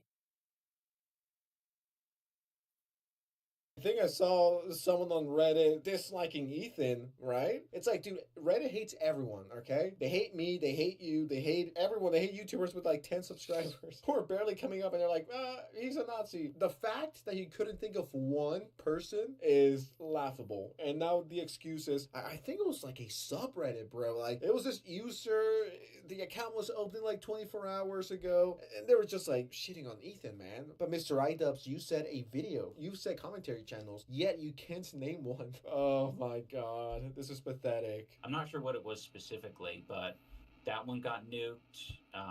There was a woman who made one. Oompaville was another one. We got one name, and it's Oompaville. Now, I like Oompaville, but he prefaced his video by saying, I don't know anything about the drama, I'm not going to look into it any farther, and he just sided with Ian on most things. He just says, I don't know the whole time. I don't know. I really don't know the point of this video. I don't know what's going on. But it's very epic, though. Okay. A lot of calling out of hypocrisy, but everyone's always hypocritical. If you're speaking and you're critiquing things and you're judging people, you're always going to be hypocritical, no matter what. Like, it's not possible to not do that. I don't know what that means. Apparently, Denims, I don't know if this is true, I'm not going to fact check it, but this seems like Incredible. Incredible. Incredible. Hey guys, I'm gonna watch the iDubbbz video, and I'm gonna pretty much take all of it as fact, whatever iDubbbz says, and then any criticism though, I'm pretty much just not gonna fact check it. It's pretty cool, man. I love it. When people pointed out how lazy his video was, he co-posted by saying he touches too much grass. Dude, you only had to watch like 20. Alright, have fun with the whatever you are still trying to do. Just keep going at it, okay? Good luck. 20 minutes of the H3 podcast to get his side of things. Is that too much work for you? Find his post interesting. Remove today's video. Why? Because I felt like it. I'm gonna start doing that more. I'm married. I can do whatever I want. Okay.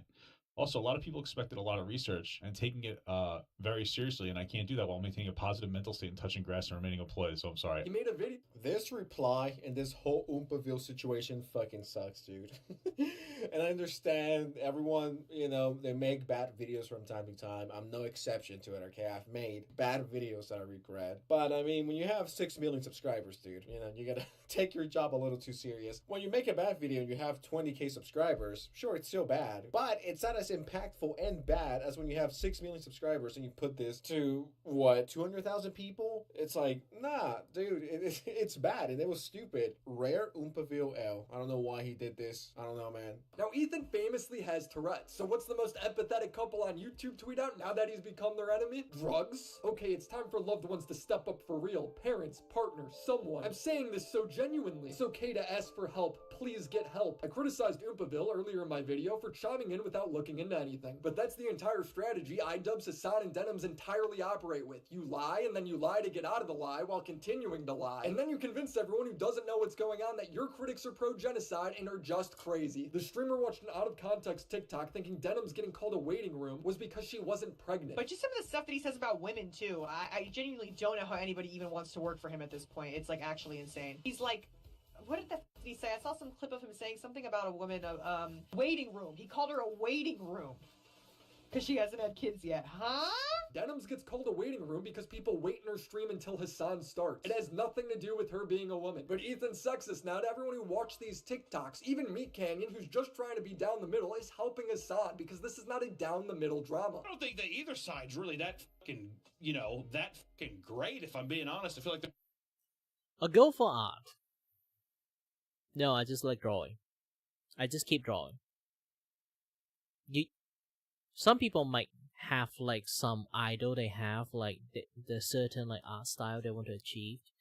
But for me is I don't have an art style. My art style is some things that my years of experience, I felt like if I do this, I'll like it. And I'll do it. And then if the things doesn't work, I will learn, oh, it doesn't work. And then there will be two choices. Do I need to specifically learn how to make this work, or move along and think what I can do more? That is just how I become learning artist. Not a single artist in this world has mastered their craft. Creation is imperfections. And from that imperfections and flaw that you created, you will learn from that imperfections. You will learn what you're lacking and what you need to learn. This is why there's always a philosophy of telling all artists, make mistakes, keep drawing, finish your drawing. Despite you have a mistake already been in there, finish that artwork. And then once you finish it, you look at it again, be proud of the shit you just made. Despite being shit, it's the stepping stone for letting you know which part you shit at. And then you can learn properly. Go to specifically know what to learn. Because there's so many times people would go to art school, is because they really have no direction on what they should learn in the first place. Because they never really tried, they think they should actually go to school and then being pointed like what you should go first. Yes, sometimes school does help, but self-learning is still a certain discipline that you really need to have. If you don't make mistake, if you never try to do something that you are not confident at and make mistake, you will never know that you can do it or not. And you will never know that what you need to improve. So, goal is to just keep drawing, to be honest, for all artists. You don't have to think too much about it, just keep drawing. Especially start with something that you're very obsessed with. If you like Naruto, draw a shit tons of Naruto fan art. If you like Bleach, draw a bunch of Bleach. If you like cats, draw a bunch of cats. And maybe after you draw your cats enough, you decided to, you know what, my cat doesn't do a lot of pose, I'm going to creative a little bit. I draw enough cats. I want to make make my this cat drawing I'm going to make is going to make this cat jump out on the air. And then you decide to draw a cat jump on the air because you draw enough cat to know like how the cat's like joint movement is. And then you decide to draw them out from imaginations.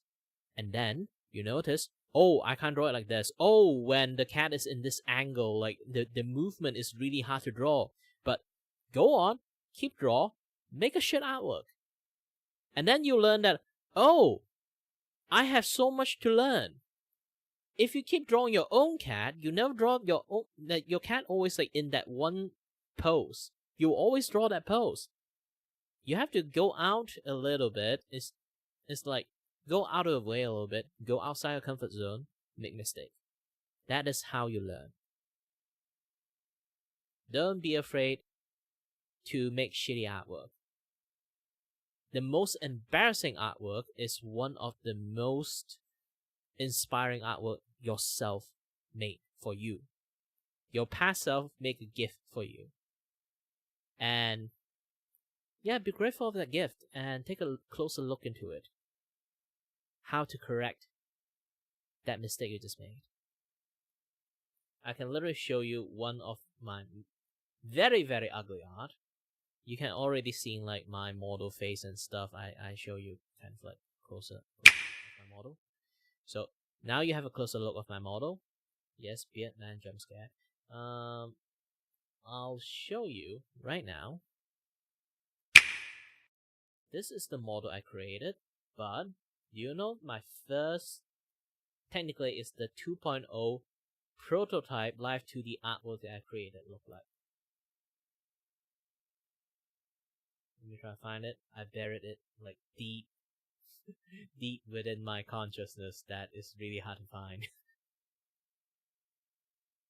Since I already overcome it, but I still kept it obviously. Here you go. This is how I used to draw looking like. Compared to what I did now, it's a really big difference thing.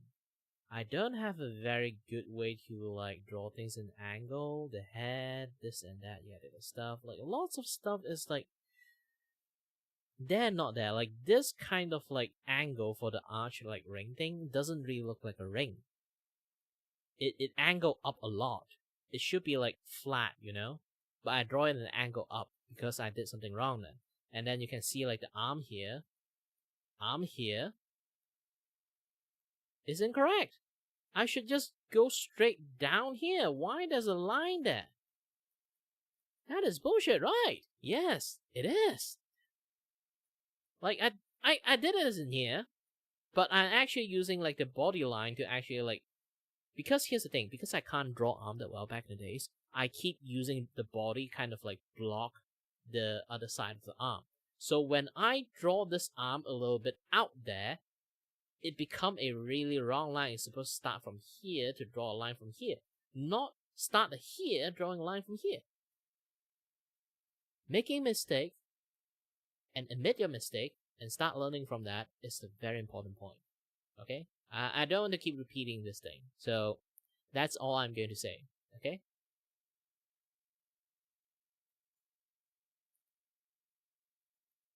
Go watch Sakura Yashin. That dude taught me all the drawing skill that I know. You don't know who Sakura Yashin is?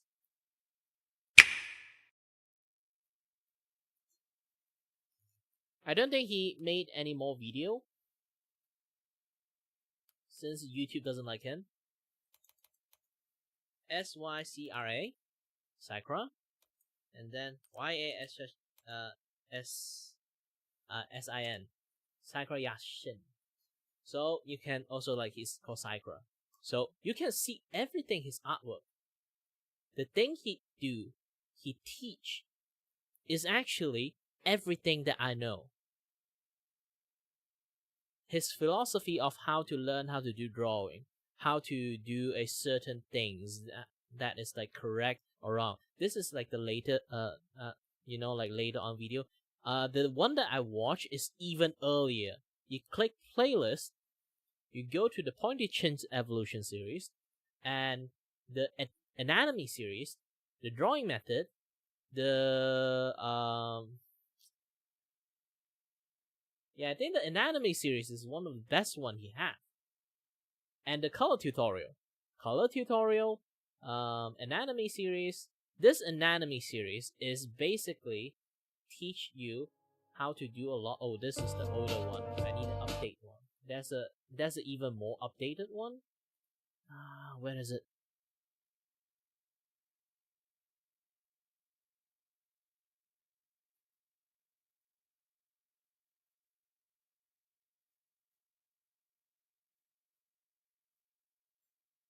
Yes, this one.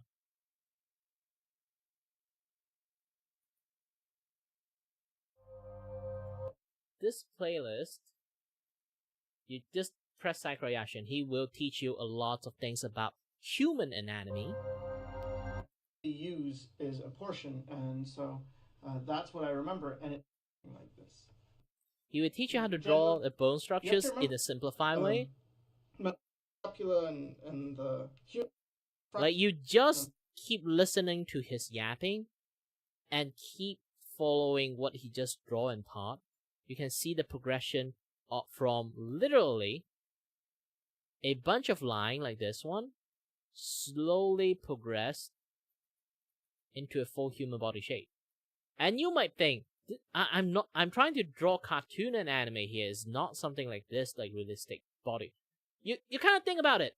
Is he drawing a very realistic body? He simplified it to the way that it kind of like is a semi-anime, semi-realistic, semi-cartoon at the same time. Because it is. He is trying to create a hybrid comic style there. Vupe. So, there's so many things he is like teaching about like thing. And this guy is like very famous like 9 years ago. Do you know why he stopped making video? There's one day he decided, you know what, I'm going to create a podcast that is doing a lot of like mental awareness. YouTube be like, no, you can't do that. And then YouTube literally buried his entire channel.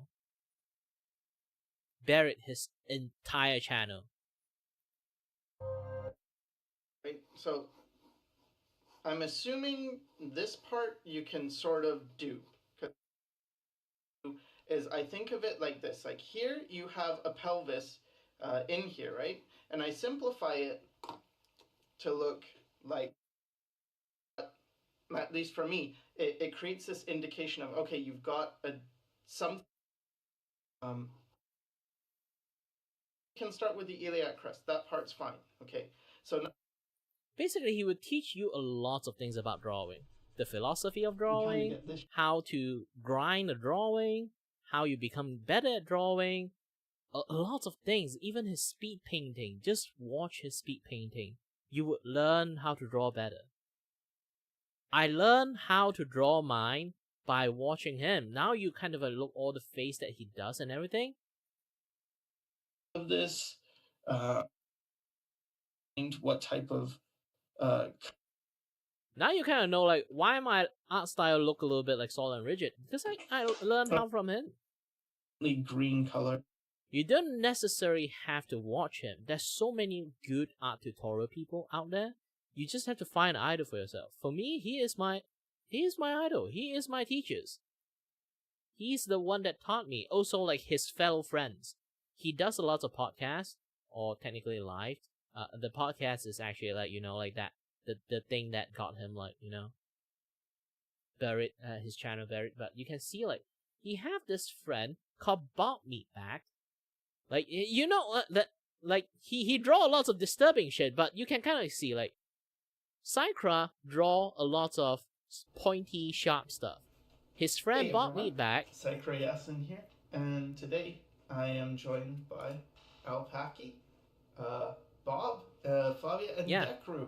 And he always joined by a lot of artists, and then like they talk a lot about art stuff. I literally watch it on live, and they would just like chat all days talking about art and stuff. You can see like literally this is what Bob Meatbag draw is like super creative.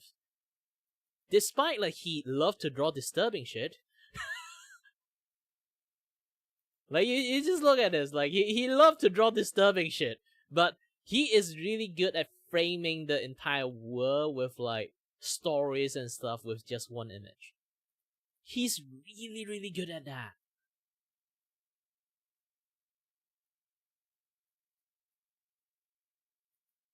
Sakura. Yeah, just go to find him. This dude, his life is good, teaching lots of stuff. Maybe cringe sometimes. I think he deleted a lot of video because YouTube tried to bury his channel. So he tried to fix it, but still ultimately I think he failed, since you can see ooh, he's still posting. Congratulate him. Everyone keep watching, support him, okay?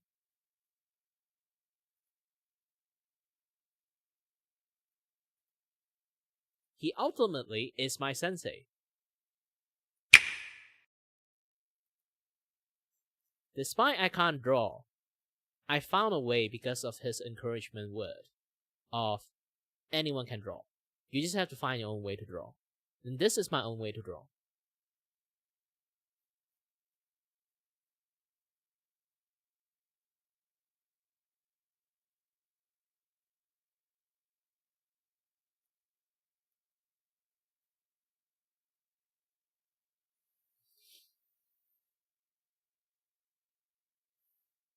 There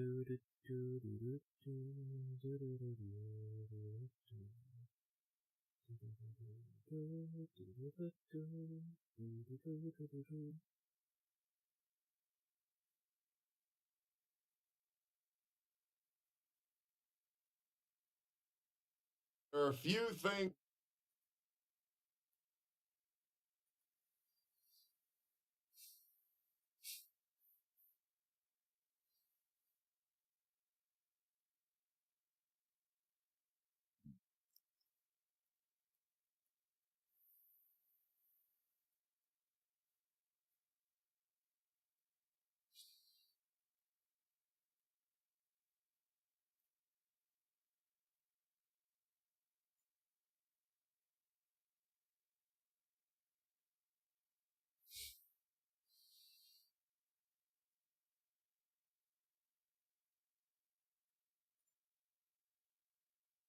You, the men are not okay. That's what. Lads, are you guys okay? Give me your honest opinion. Are you No. okay or are you okay? I want a wife. No. I want a girlfriend. No, we are not fine. No. I'm willing to be the house husband. I'm willing to be the female in the relationship. I just need a girlfriend. Why? Never was. No, I'm not okay. Hell no, nope. Oh, we are fucked. God, no, nope. Not really. Mostly okay. I'm alive. No, I'm fucked. No? Why do you think we are here? Oh, I was hoping it's my bright and shiny and bubbly personality, but, it could be anything, really. Right, folks, the men are not okay. The men are not okay. Let's see why. Next meme. The men have no friends, no girlfriend, no college education, no money, are breaking their leg. Maidenless and poor and friendless and short. Wait, did he alone? You know what? Elden Ring has proved that. Elden Ring called people maidenless, and then Nightingale they call people friendless. Get himself? Wait, what? Wait, you can get height? What? And inserting metal rods into their bones to be a few inches taller, and listening to AI Batman help them overcome their pornography addictions. Thank you, AI Batman, for everything you have done for us. But what the fuck? Love. It doesn't matter how tall you are, please don't insert a metal rod up your pee-pee. Your leg. Nowhere. No metal rod. I know, rod is good, rod is nice, but do not. You deserve real love. Turns out Is it like Batman ASMR? You deserve real love. Gotham is proud to call you their son. Made a voice actor rest in peace. By and allegedly 4 men has indeed let them down. Now you might be thinking, oh look, another boo-hoo poor men video by Shoe on Head. Yes. Oh my god, I just realized she was right. The eyebrow. She was right. The eyebrow is growing browier. than it ever brought. It's thick. She do be thick. This is the video where she's thick. Yeah, she said, don't look at, I'm not looking. I'm admiring. That's different. Oh, I learned some new word. If you have a problem with that, tune into literally anything else. Hooray! Ooh. Men are in a crisis, and it seems nobody really cares. And Lads, are you guys in a crisis? Yes. Can you put your hands up if you're in a crisis? Let me know. Put your hands up to go down the rabbit hole as cool as ASMR Kratos and ASMR Master Chief for men's support. Yeah, put your hands up if you're in a crisis. That's a lot of hands in the crisis. Damn. We're long past the crisis. What comes after the crisis? Oh no. Master Chief ASMR is the real one? I will have to look it up. I will learn from the master. the people who do care just seem like the people who want to sell them shit. Not me. I'm different. So before we get into So anyways, today's sponsor. Let's quickly get into today's sponsor. I knew it! Today's sponsor is Holtzgren. Oh, it's the wooden thing again. So anyways, today's sponsors is Gamersubs. Use the code SCOOCHAN at your checkout for 10% off of your purchase. Very good, very nice. Thank you, Gamersubs. It's true. Very nice. Was her eyebrow... No, the eyebrow is still thick on this one. Damn. Thick eyebrows. Skipping the ad. I definitely did not skip the ad. Thank you. Men and boys struggling. And what should we do about it? A few new studies have come out that have shown that young men are more lonely and single than ever before. But it's not just men. The women and children, too. Wait, am I part of the male loneliness? Even my little humble female self? I am part of also the male loneliness? Are you lonely? Well, not right now because you guys are here, but it happens, not gonna lie. You have your dogs, I only have one. The other one will leave me soon. Sad. It's predicted 45... Ooh, single and childless. To be fair, there is one thing that's worse. Being single and childless is being single and having a child. I think that's worse. Percent of women will be single and childless by 2030. But according to the media, this is a good thing. The she-economy is booming. The what? The chic? Oh god, no, dude. Can we leave this girl bossing bullshit behind? It's so tiresome. A she-economy. As they say. And meanwhile, men being single is treated like this. Please, no, we can't. What about the he-economy? Bro, it's just so cringe. New study explains why some... What's wrong with her face? Why is she winking at me? What is she doing?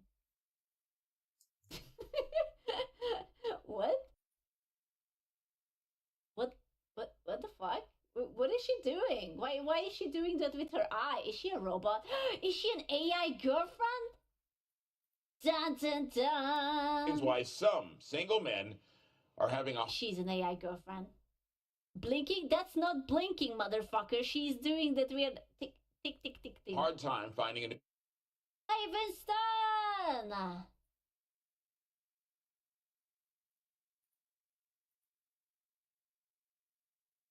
Yeah.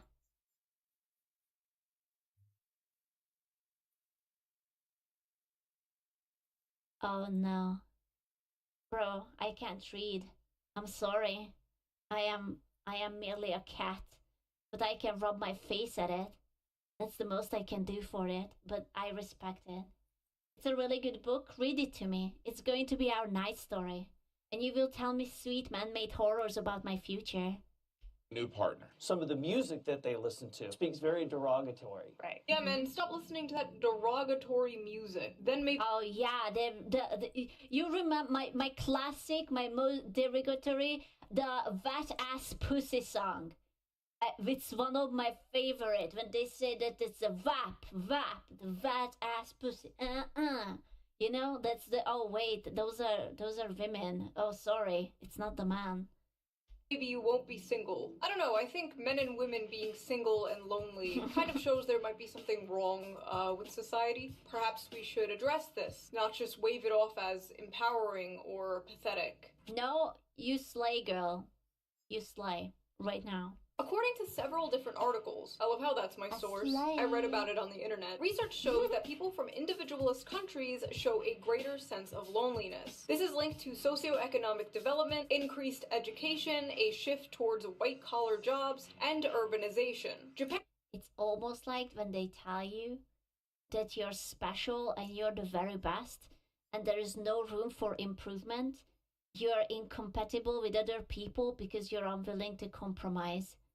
And you think you're the best. That's crazy. My goodness. Japan also has an issue with loneliness. In fact, they have a whole movement of people they call the hikikomori. That's you guys! Oh my god! Look, Mom, I'm on TV.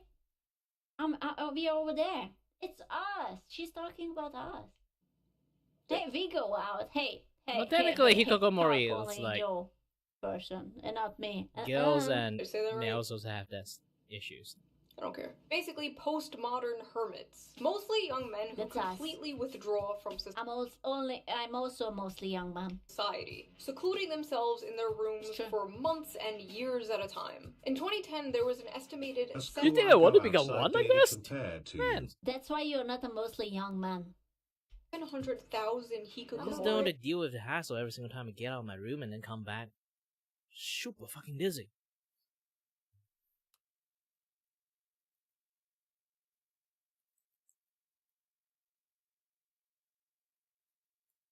Like, I'm dealing with it while in my room already. I don't want to deal with that outside area. Like, no thank you. If I need to be dizzy, I will be dizzy in my own comfort.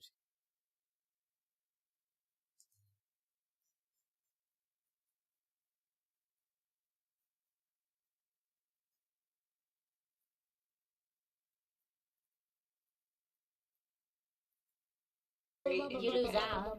Thank you, Proppy! Oh man, I'm so hungry at the moment.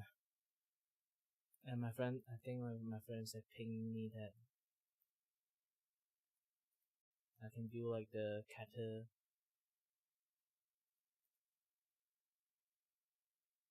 Is it? Let me take a look. Okay, let me take a look.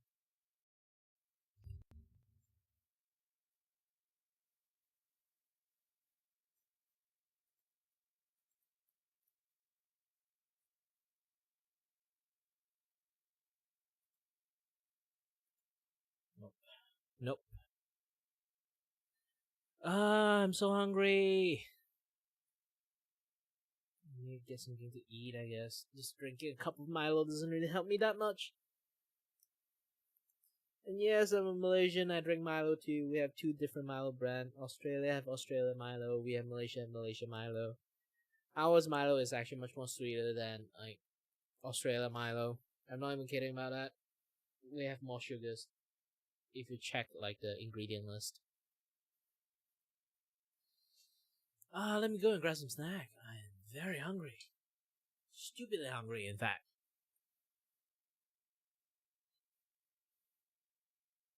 Man, my vertigo hit me so hard.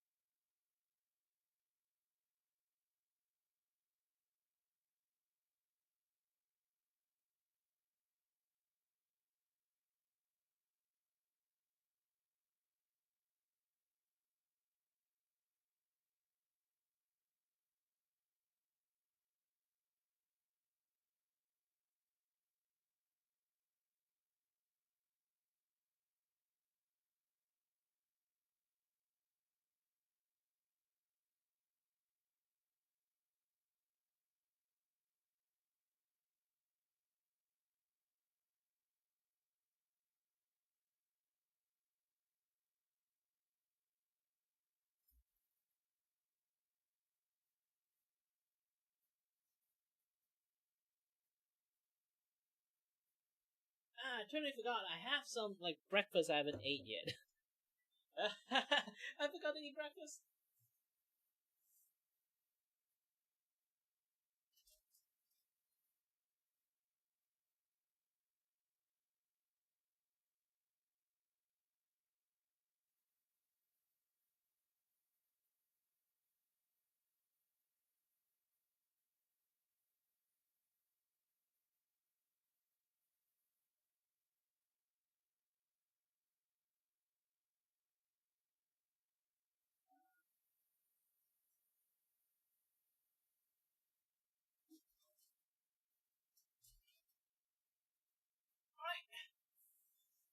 I'm back. Whew. I'm back. Take my break. Do some eating first. Oh, you guys admiring this artwork, I guess. Oh. We can watch this together. I don't like the headphone while doing this, so I'm just going to change it back to all of it. Speakers while doing this. Okay? Hey! Thank you, Proby, for having such a gigantic, enormous pee-pee.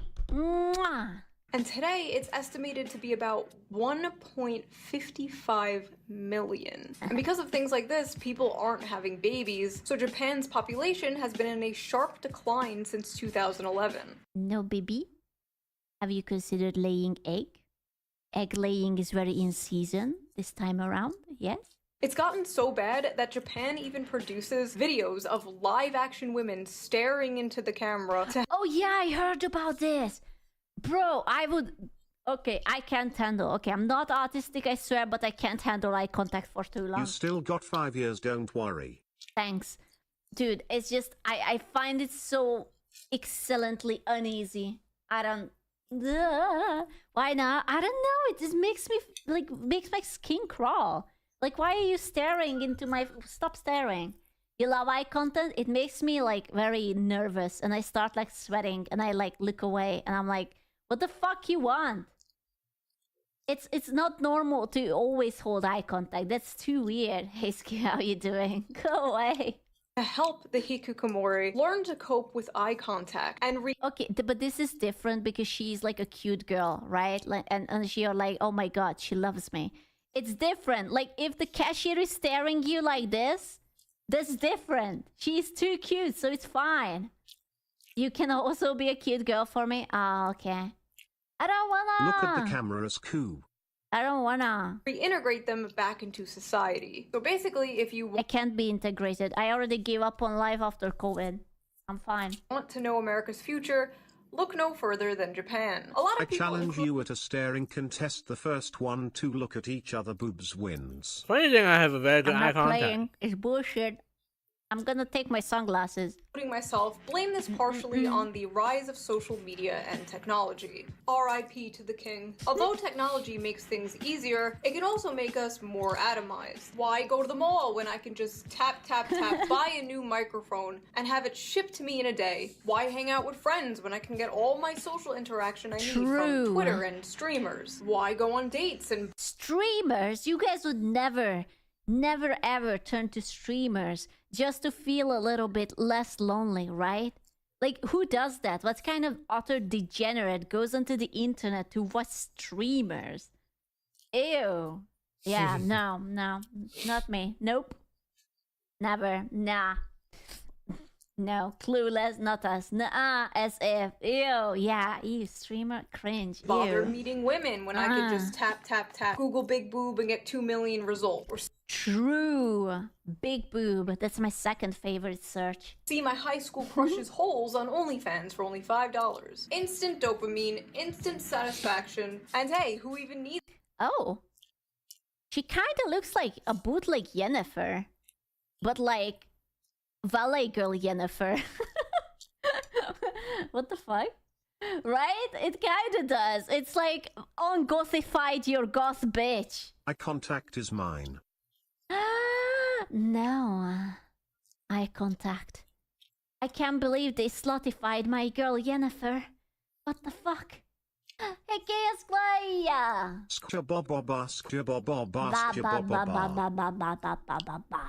Yennefer at home, she's the Tesco budget, Yennefer. I can't believe they done this. Needs a real woman when you could just have an AI girlfriend. We're No, I'm fine. I'm fine. Like, listen, I I'm get not it. that The Ochi desperate. would be better, but I'm still fine with her too. So dating apps really are the great Satan, and I'm convinced they've completely broken men's brains. Bro, ever since I heard that half of the dating apps, whenever girls are on it, it's just like advertisement for their OnlyFans, I was like, first of all, that sucks ass. Second of all, that's fucking genius. But yeah, it also sucks ass. Women on dating apps are picky. Women in general are picky, and I mean, naturally we Hey, Tadeu! The other half is advertising for the escort service. Damn, you have to go out for that. Ew. are pickier. You know, we're the ones who carry the babies, at least for now. But on dating apps, you have to admit, It's not true. There was that one time when Arnold Schwarzenegger had a baby with Danny DeVito. I remember that. It was a very 10 out of 10 movie. Hi, So Lana it's Boo. just not true. Sorry, I'm having my it's safe to say breakfast that the commodification at of 2 love p.m. and the window I draw so much shopping I forgot of to dating eat. apps probably has to was do a real. lot with the rise of A true Austrian man would never lie to me. Or is he German? I don't know. He's one of this or that. lonely single men. Also, Danny DeVito would never. Like, seriously, I totally forgot to eat. I was like, why I was so hungry? Why am I so hungry? So I went downstairs to grab some snack, and then I look at the food on the table, and I was like, I forgot to eat my breakfast! Now I know why I'm hungry. Gosh dang it, I'm an idiot. To be honest, at this point, I really need a girlfriend just to keep my life, like, together.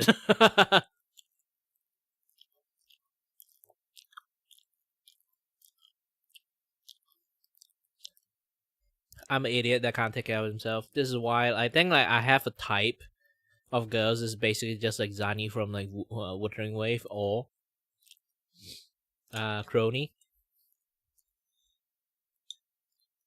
I definitely know one thing. Crony is if she ever like married, she would be like 80% the husband in the the husband in the marriage. I don't mind be the wife in the marriage.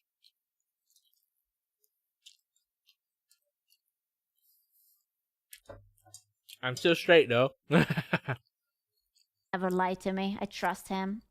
Men are not just lonely when it comes to dating, they're lonely when it comes to friendship too. According to Vox, Americans are currently in a friendship recession.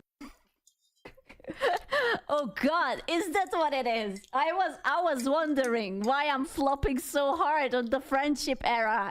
We are in a recession, lads. Oh, thank God. Whew.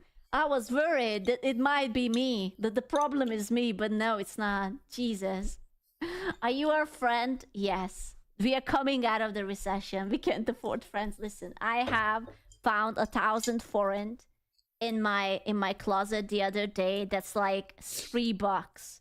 I am basically set for life. And men are being hit the hardest. The percentage of men who reported I having at know. least 6 close friendships fell in half. But you are half the problem, Skr PPFF. I was aiming for a. Like, to be honest, here's the thing. I am the guy who is actually really extrovert. Despite my condition now, I become an introvert, not by choice. I have a lot of friends, but as time passed... Sorry, I'm still eating. As time passed, you know, I'm already 30 years old. Everyone eventually grow up.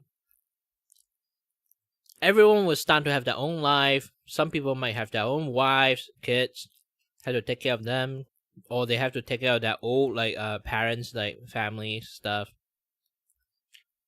Or some have to focus on their career. It's not that we don't have friends. It's just that it's really hard to make up time together. You know. I'm the kind of friends that is, if I say I want to hang out, there will be definitely someone will try their best to make up time for me. I don't know why. I think it's because I'm the panda of my group. So they're always trying their best to take care of me for some reason.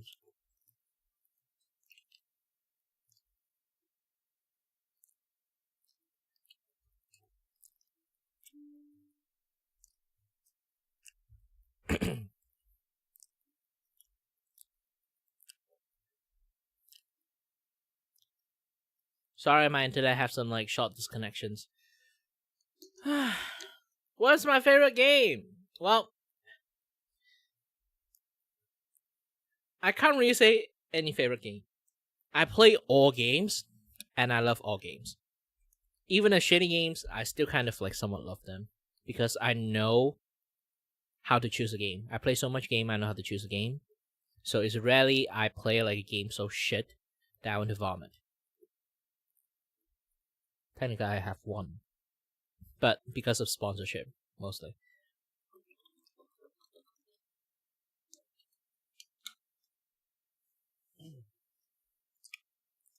So, if I pick the game myself, I would definitely not pick a shitty game. So, all game I have is the game that I want.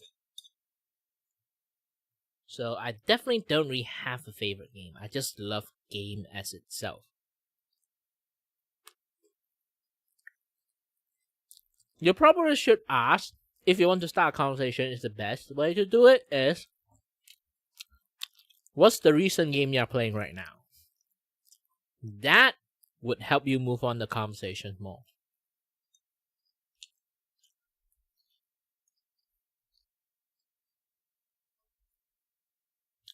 So note that shit down, okay?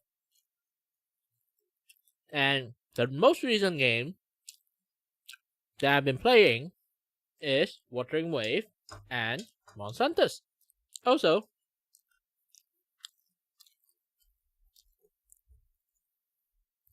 Blast Brew Entropy Effect.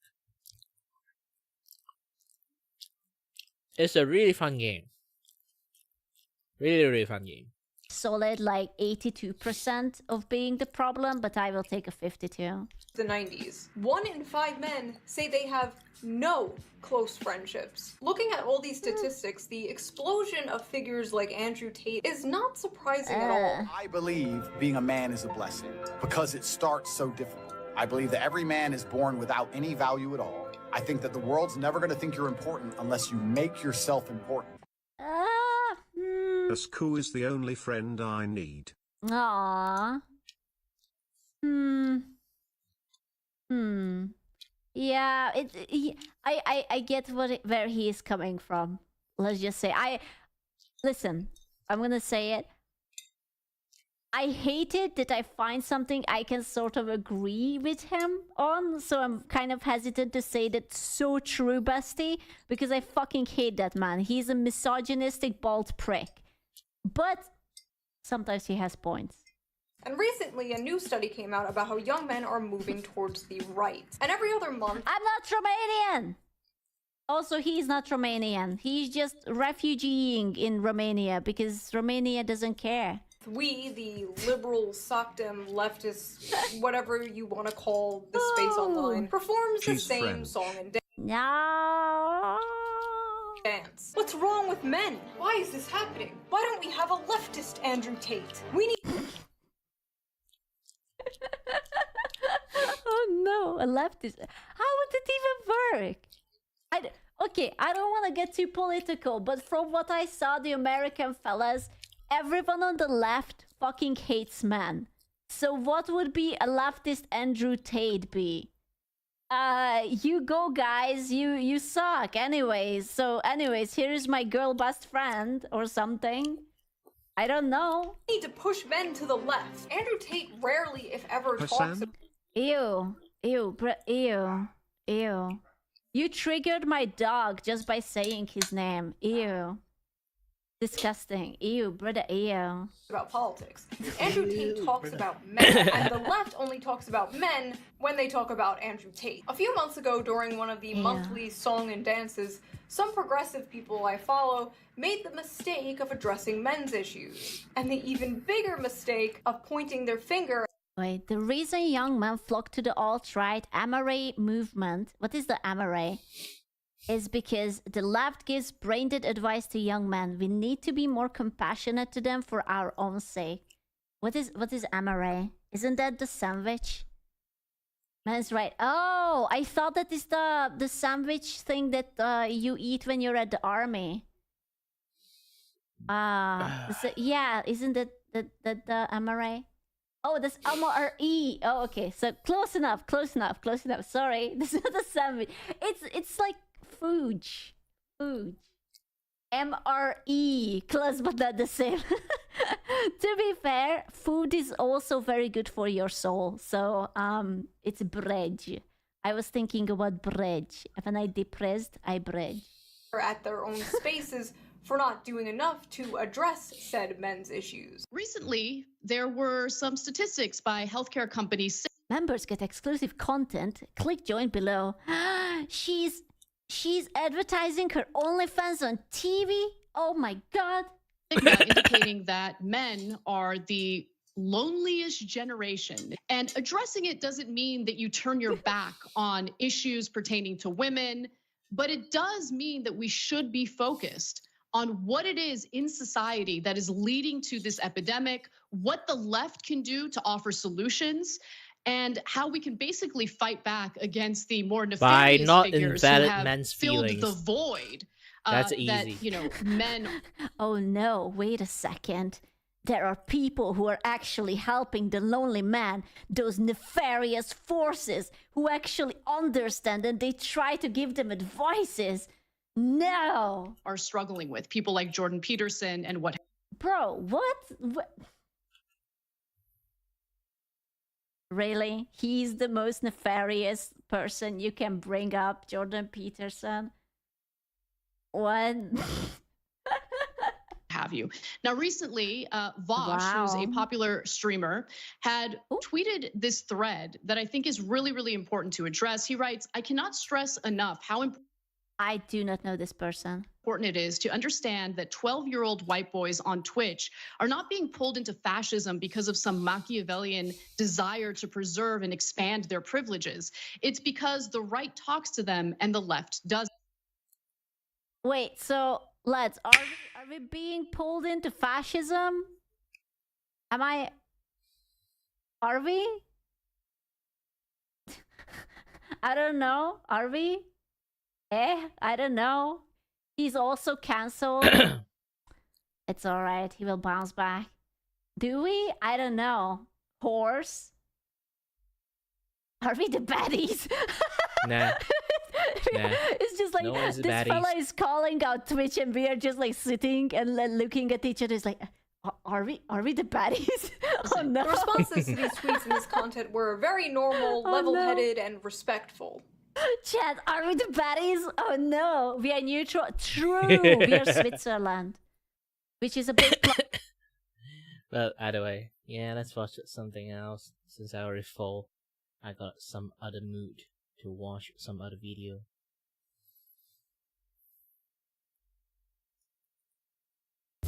ペヤングの極撃からもう1パックがあったんだけどさ、うまい。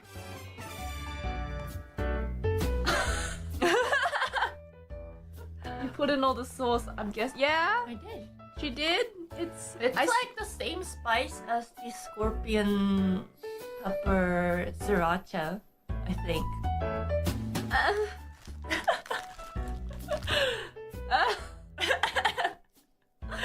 Oh my god, that like killed me for 2 days, not even kidding. Anyway, I woke up today with another sty in my eye. It's not good. Hey, Emu is here! Hello! We took a nap on the couch. I mean, I took a nap on the couch before this. We have bag salad. We have bag salad. We're salad in a bag. The last conscious decision we do. Sorry, PT. Do they know about the story of salad in a bag? I don't know. Maybe I talked about it before. Do you guys know the law behind salad in a bag? Bag salad? Bag salad. No? They do not know the story of the salad in the bag. So, since I'm kind of in like a temporary location, they didn't really have that many dishes. So, I got lazy, and you know, like the company here, they sell the salad in a bag for one time eat amount. And so I just opened the bag, I put in the dressing, and then I eat out of the bag. I was so sad. I'm just like, there's no need to do dishes. It's in the bag, and I just so throw out the sad. bag. So sad. It's so sad. It's peak efficiency. Yes, it is. Anyway, I'm now.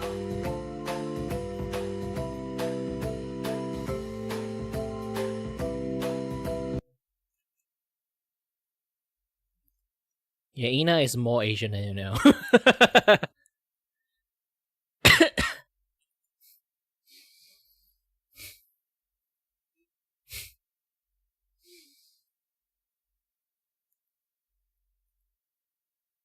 She's better. She's noticeably better, and she can do some of the ones she couldn't do before, but she still like messes up on some stuff she shouldn't. And still sometimes it just feels like she's on purpose trying to kill me. But maybe it'll be fun. Oh lord. Okay, this will be fine. Let's do the wires first. There's 4 wires: yellow, white, blue, yellow. Can you do them in order? Please.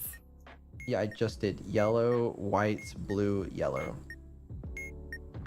Okay, what's the last digit of the serial number? 3. Okay, second wire. Okay, that was wrong. Wait, no, it's the first wire. Sorry. It's okay, I forgive you. Right, oh for fuck's sake. Let's do wire sequences, I think it's called. There's a blue one going to B. Oh god, let me find the table. Yeah, go for it. Okay, what's the first wire? It's blue, it's going to B. Where does it go? To B! Don't cut it. What's the next? Let me guess. You don't actually want to do wire sequences. No, I want to do wire sequences, okay? Actually, I had to cut that one. Alright, now there's a black wire going to be. Still don't cut, if first occurrence. Okay, what about the second black wire going to C? Someone tell Beetle there is a problem with my AI.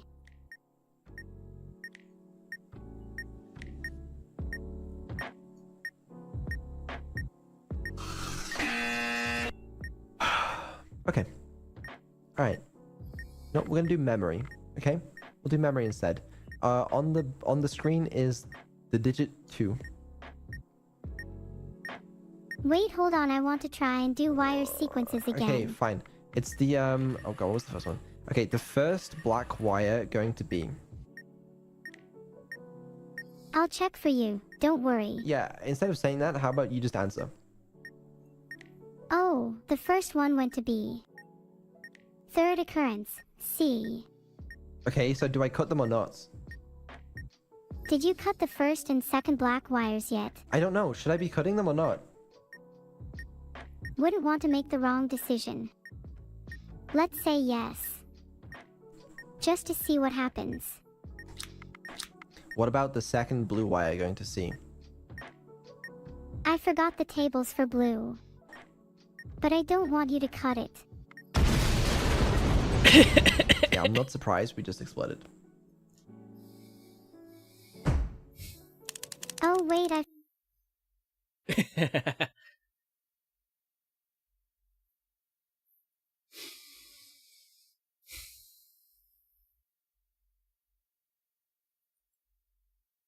Banknotes are objects that pass through our hands every day, but they're so much more than just pieces of paper or plastic. In many ways, they're a country's business card, telling you all about the nation's culture and history, neatly summarised in a colourful and accessible format. Take the Malaysian ringgit as an example, self-described as distinctively Malaysian. Now, I'll be honest, Malaysia is a country I know embarrassingly little about. I've passed through its airport a couple of times, and even glimpsed the iconic Petronas Towers longingly from the plane window, but that's the extent of my relationship with the country. Well, what better guidebook than their banknotes? And the Petronas Towers... Sound AI. Nope. Not going to watch it.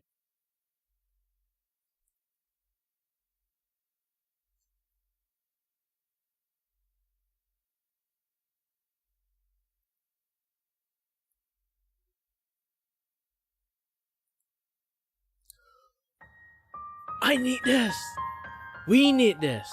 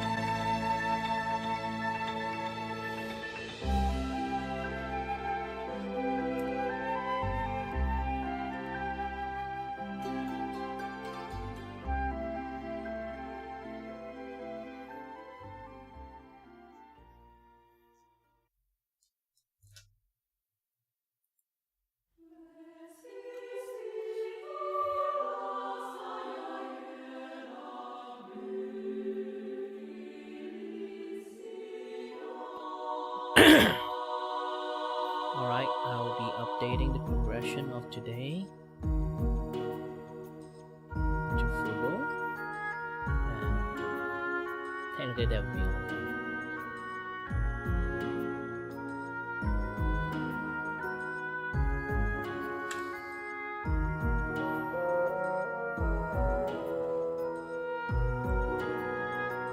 I will add a ponytail last.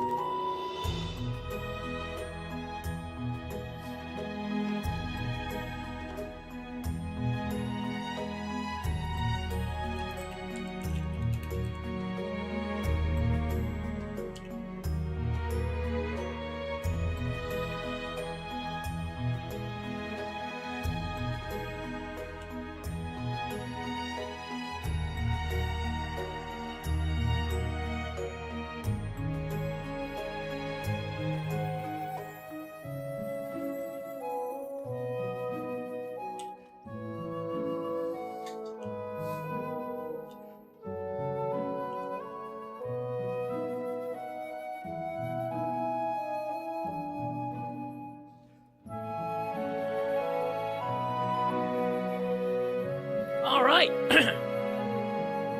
I will be closing down the stream. Don't worry, I was still streaming. I just need to stream other games, like Wuthering Wave is... I'm not sure like the update patch is already released or not, but I hope it does, so I can play the game. Anyway, see you guys later on. I'll be back soon on another stream. So anyway, thank you very much for watching, and as always guys, stay healthy, stay safe. Until next time, stay tuned on the next stream. Bye bye!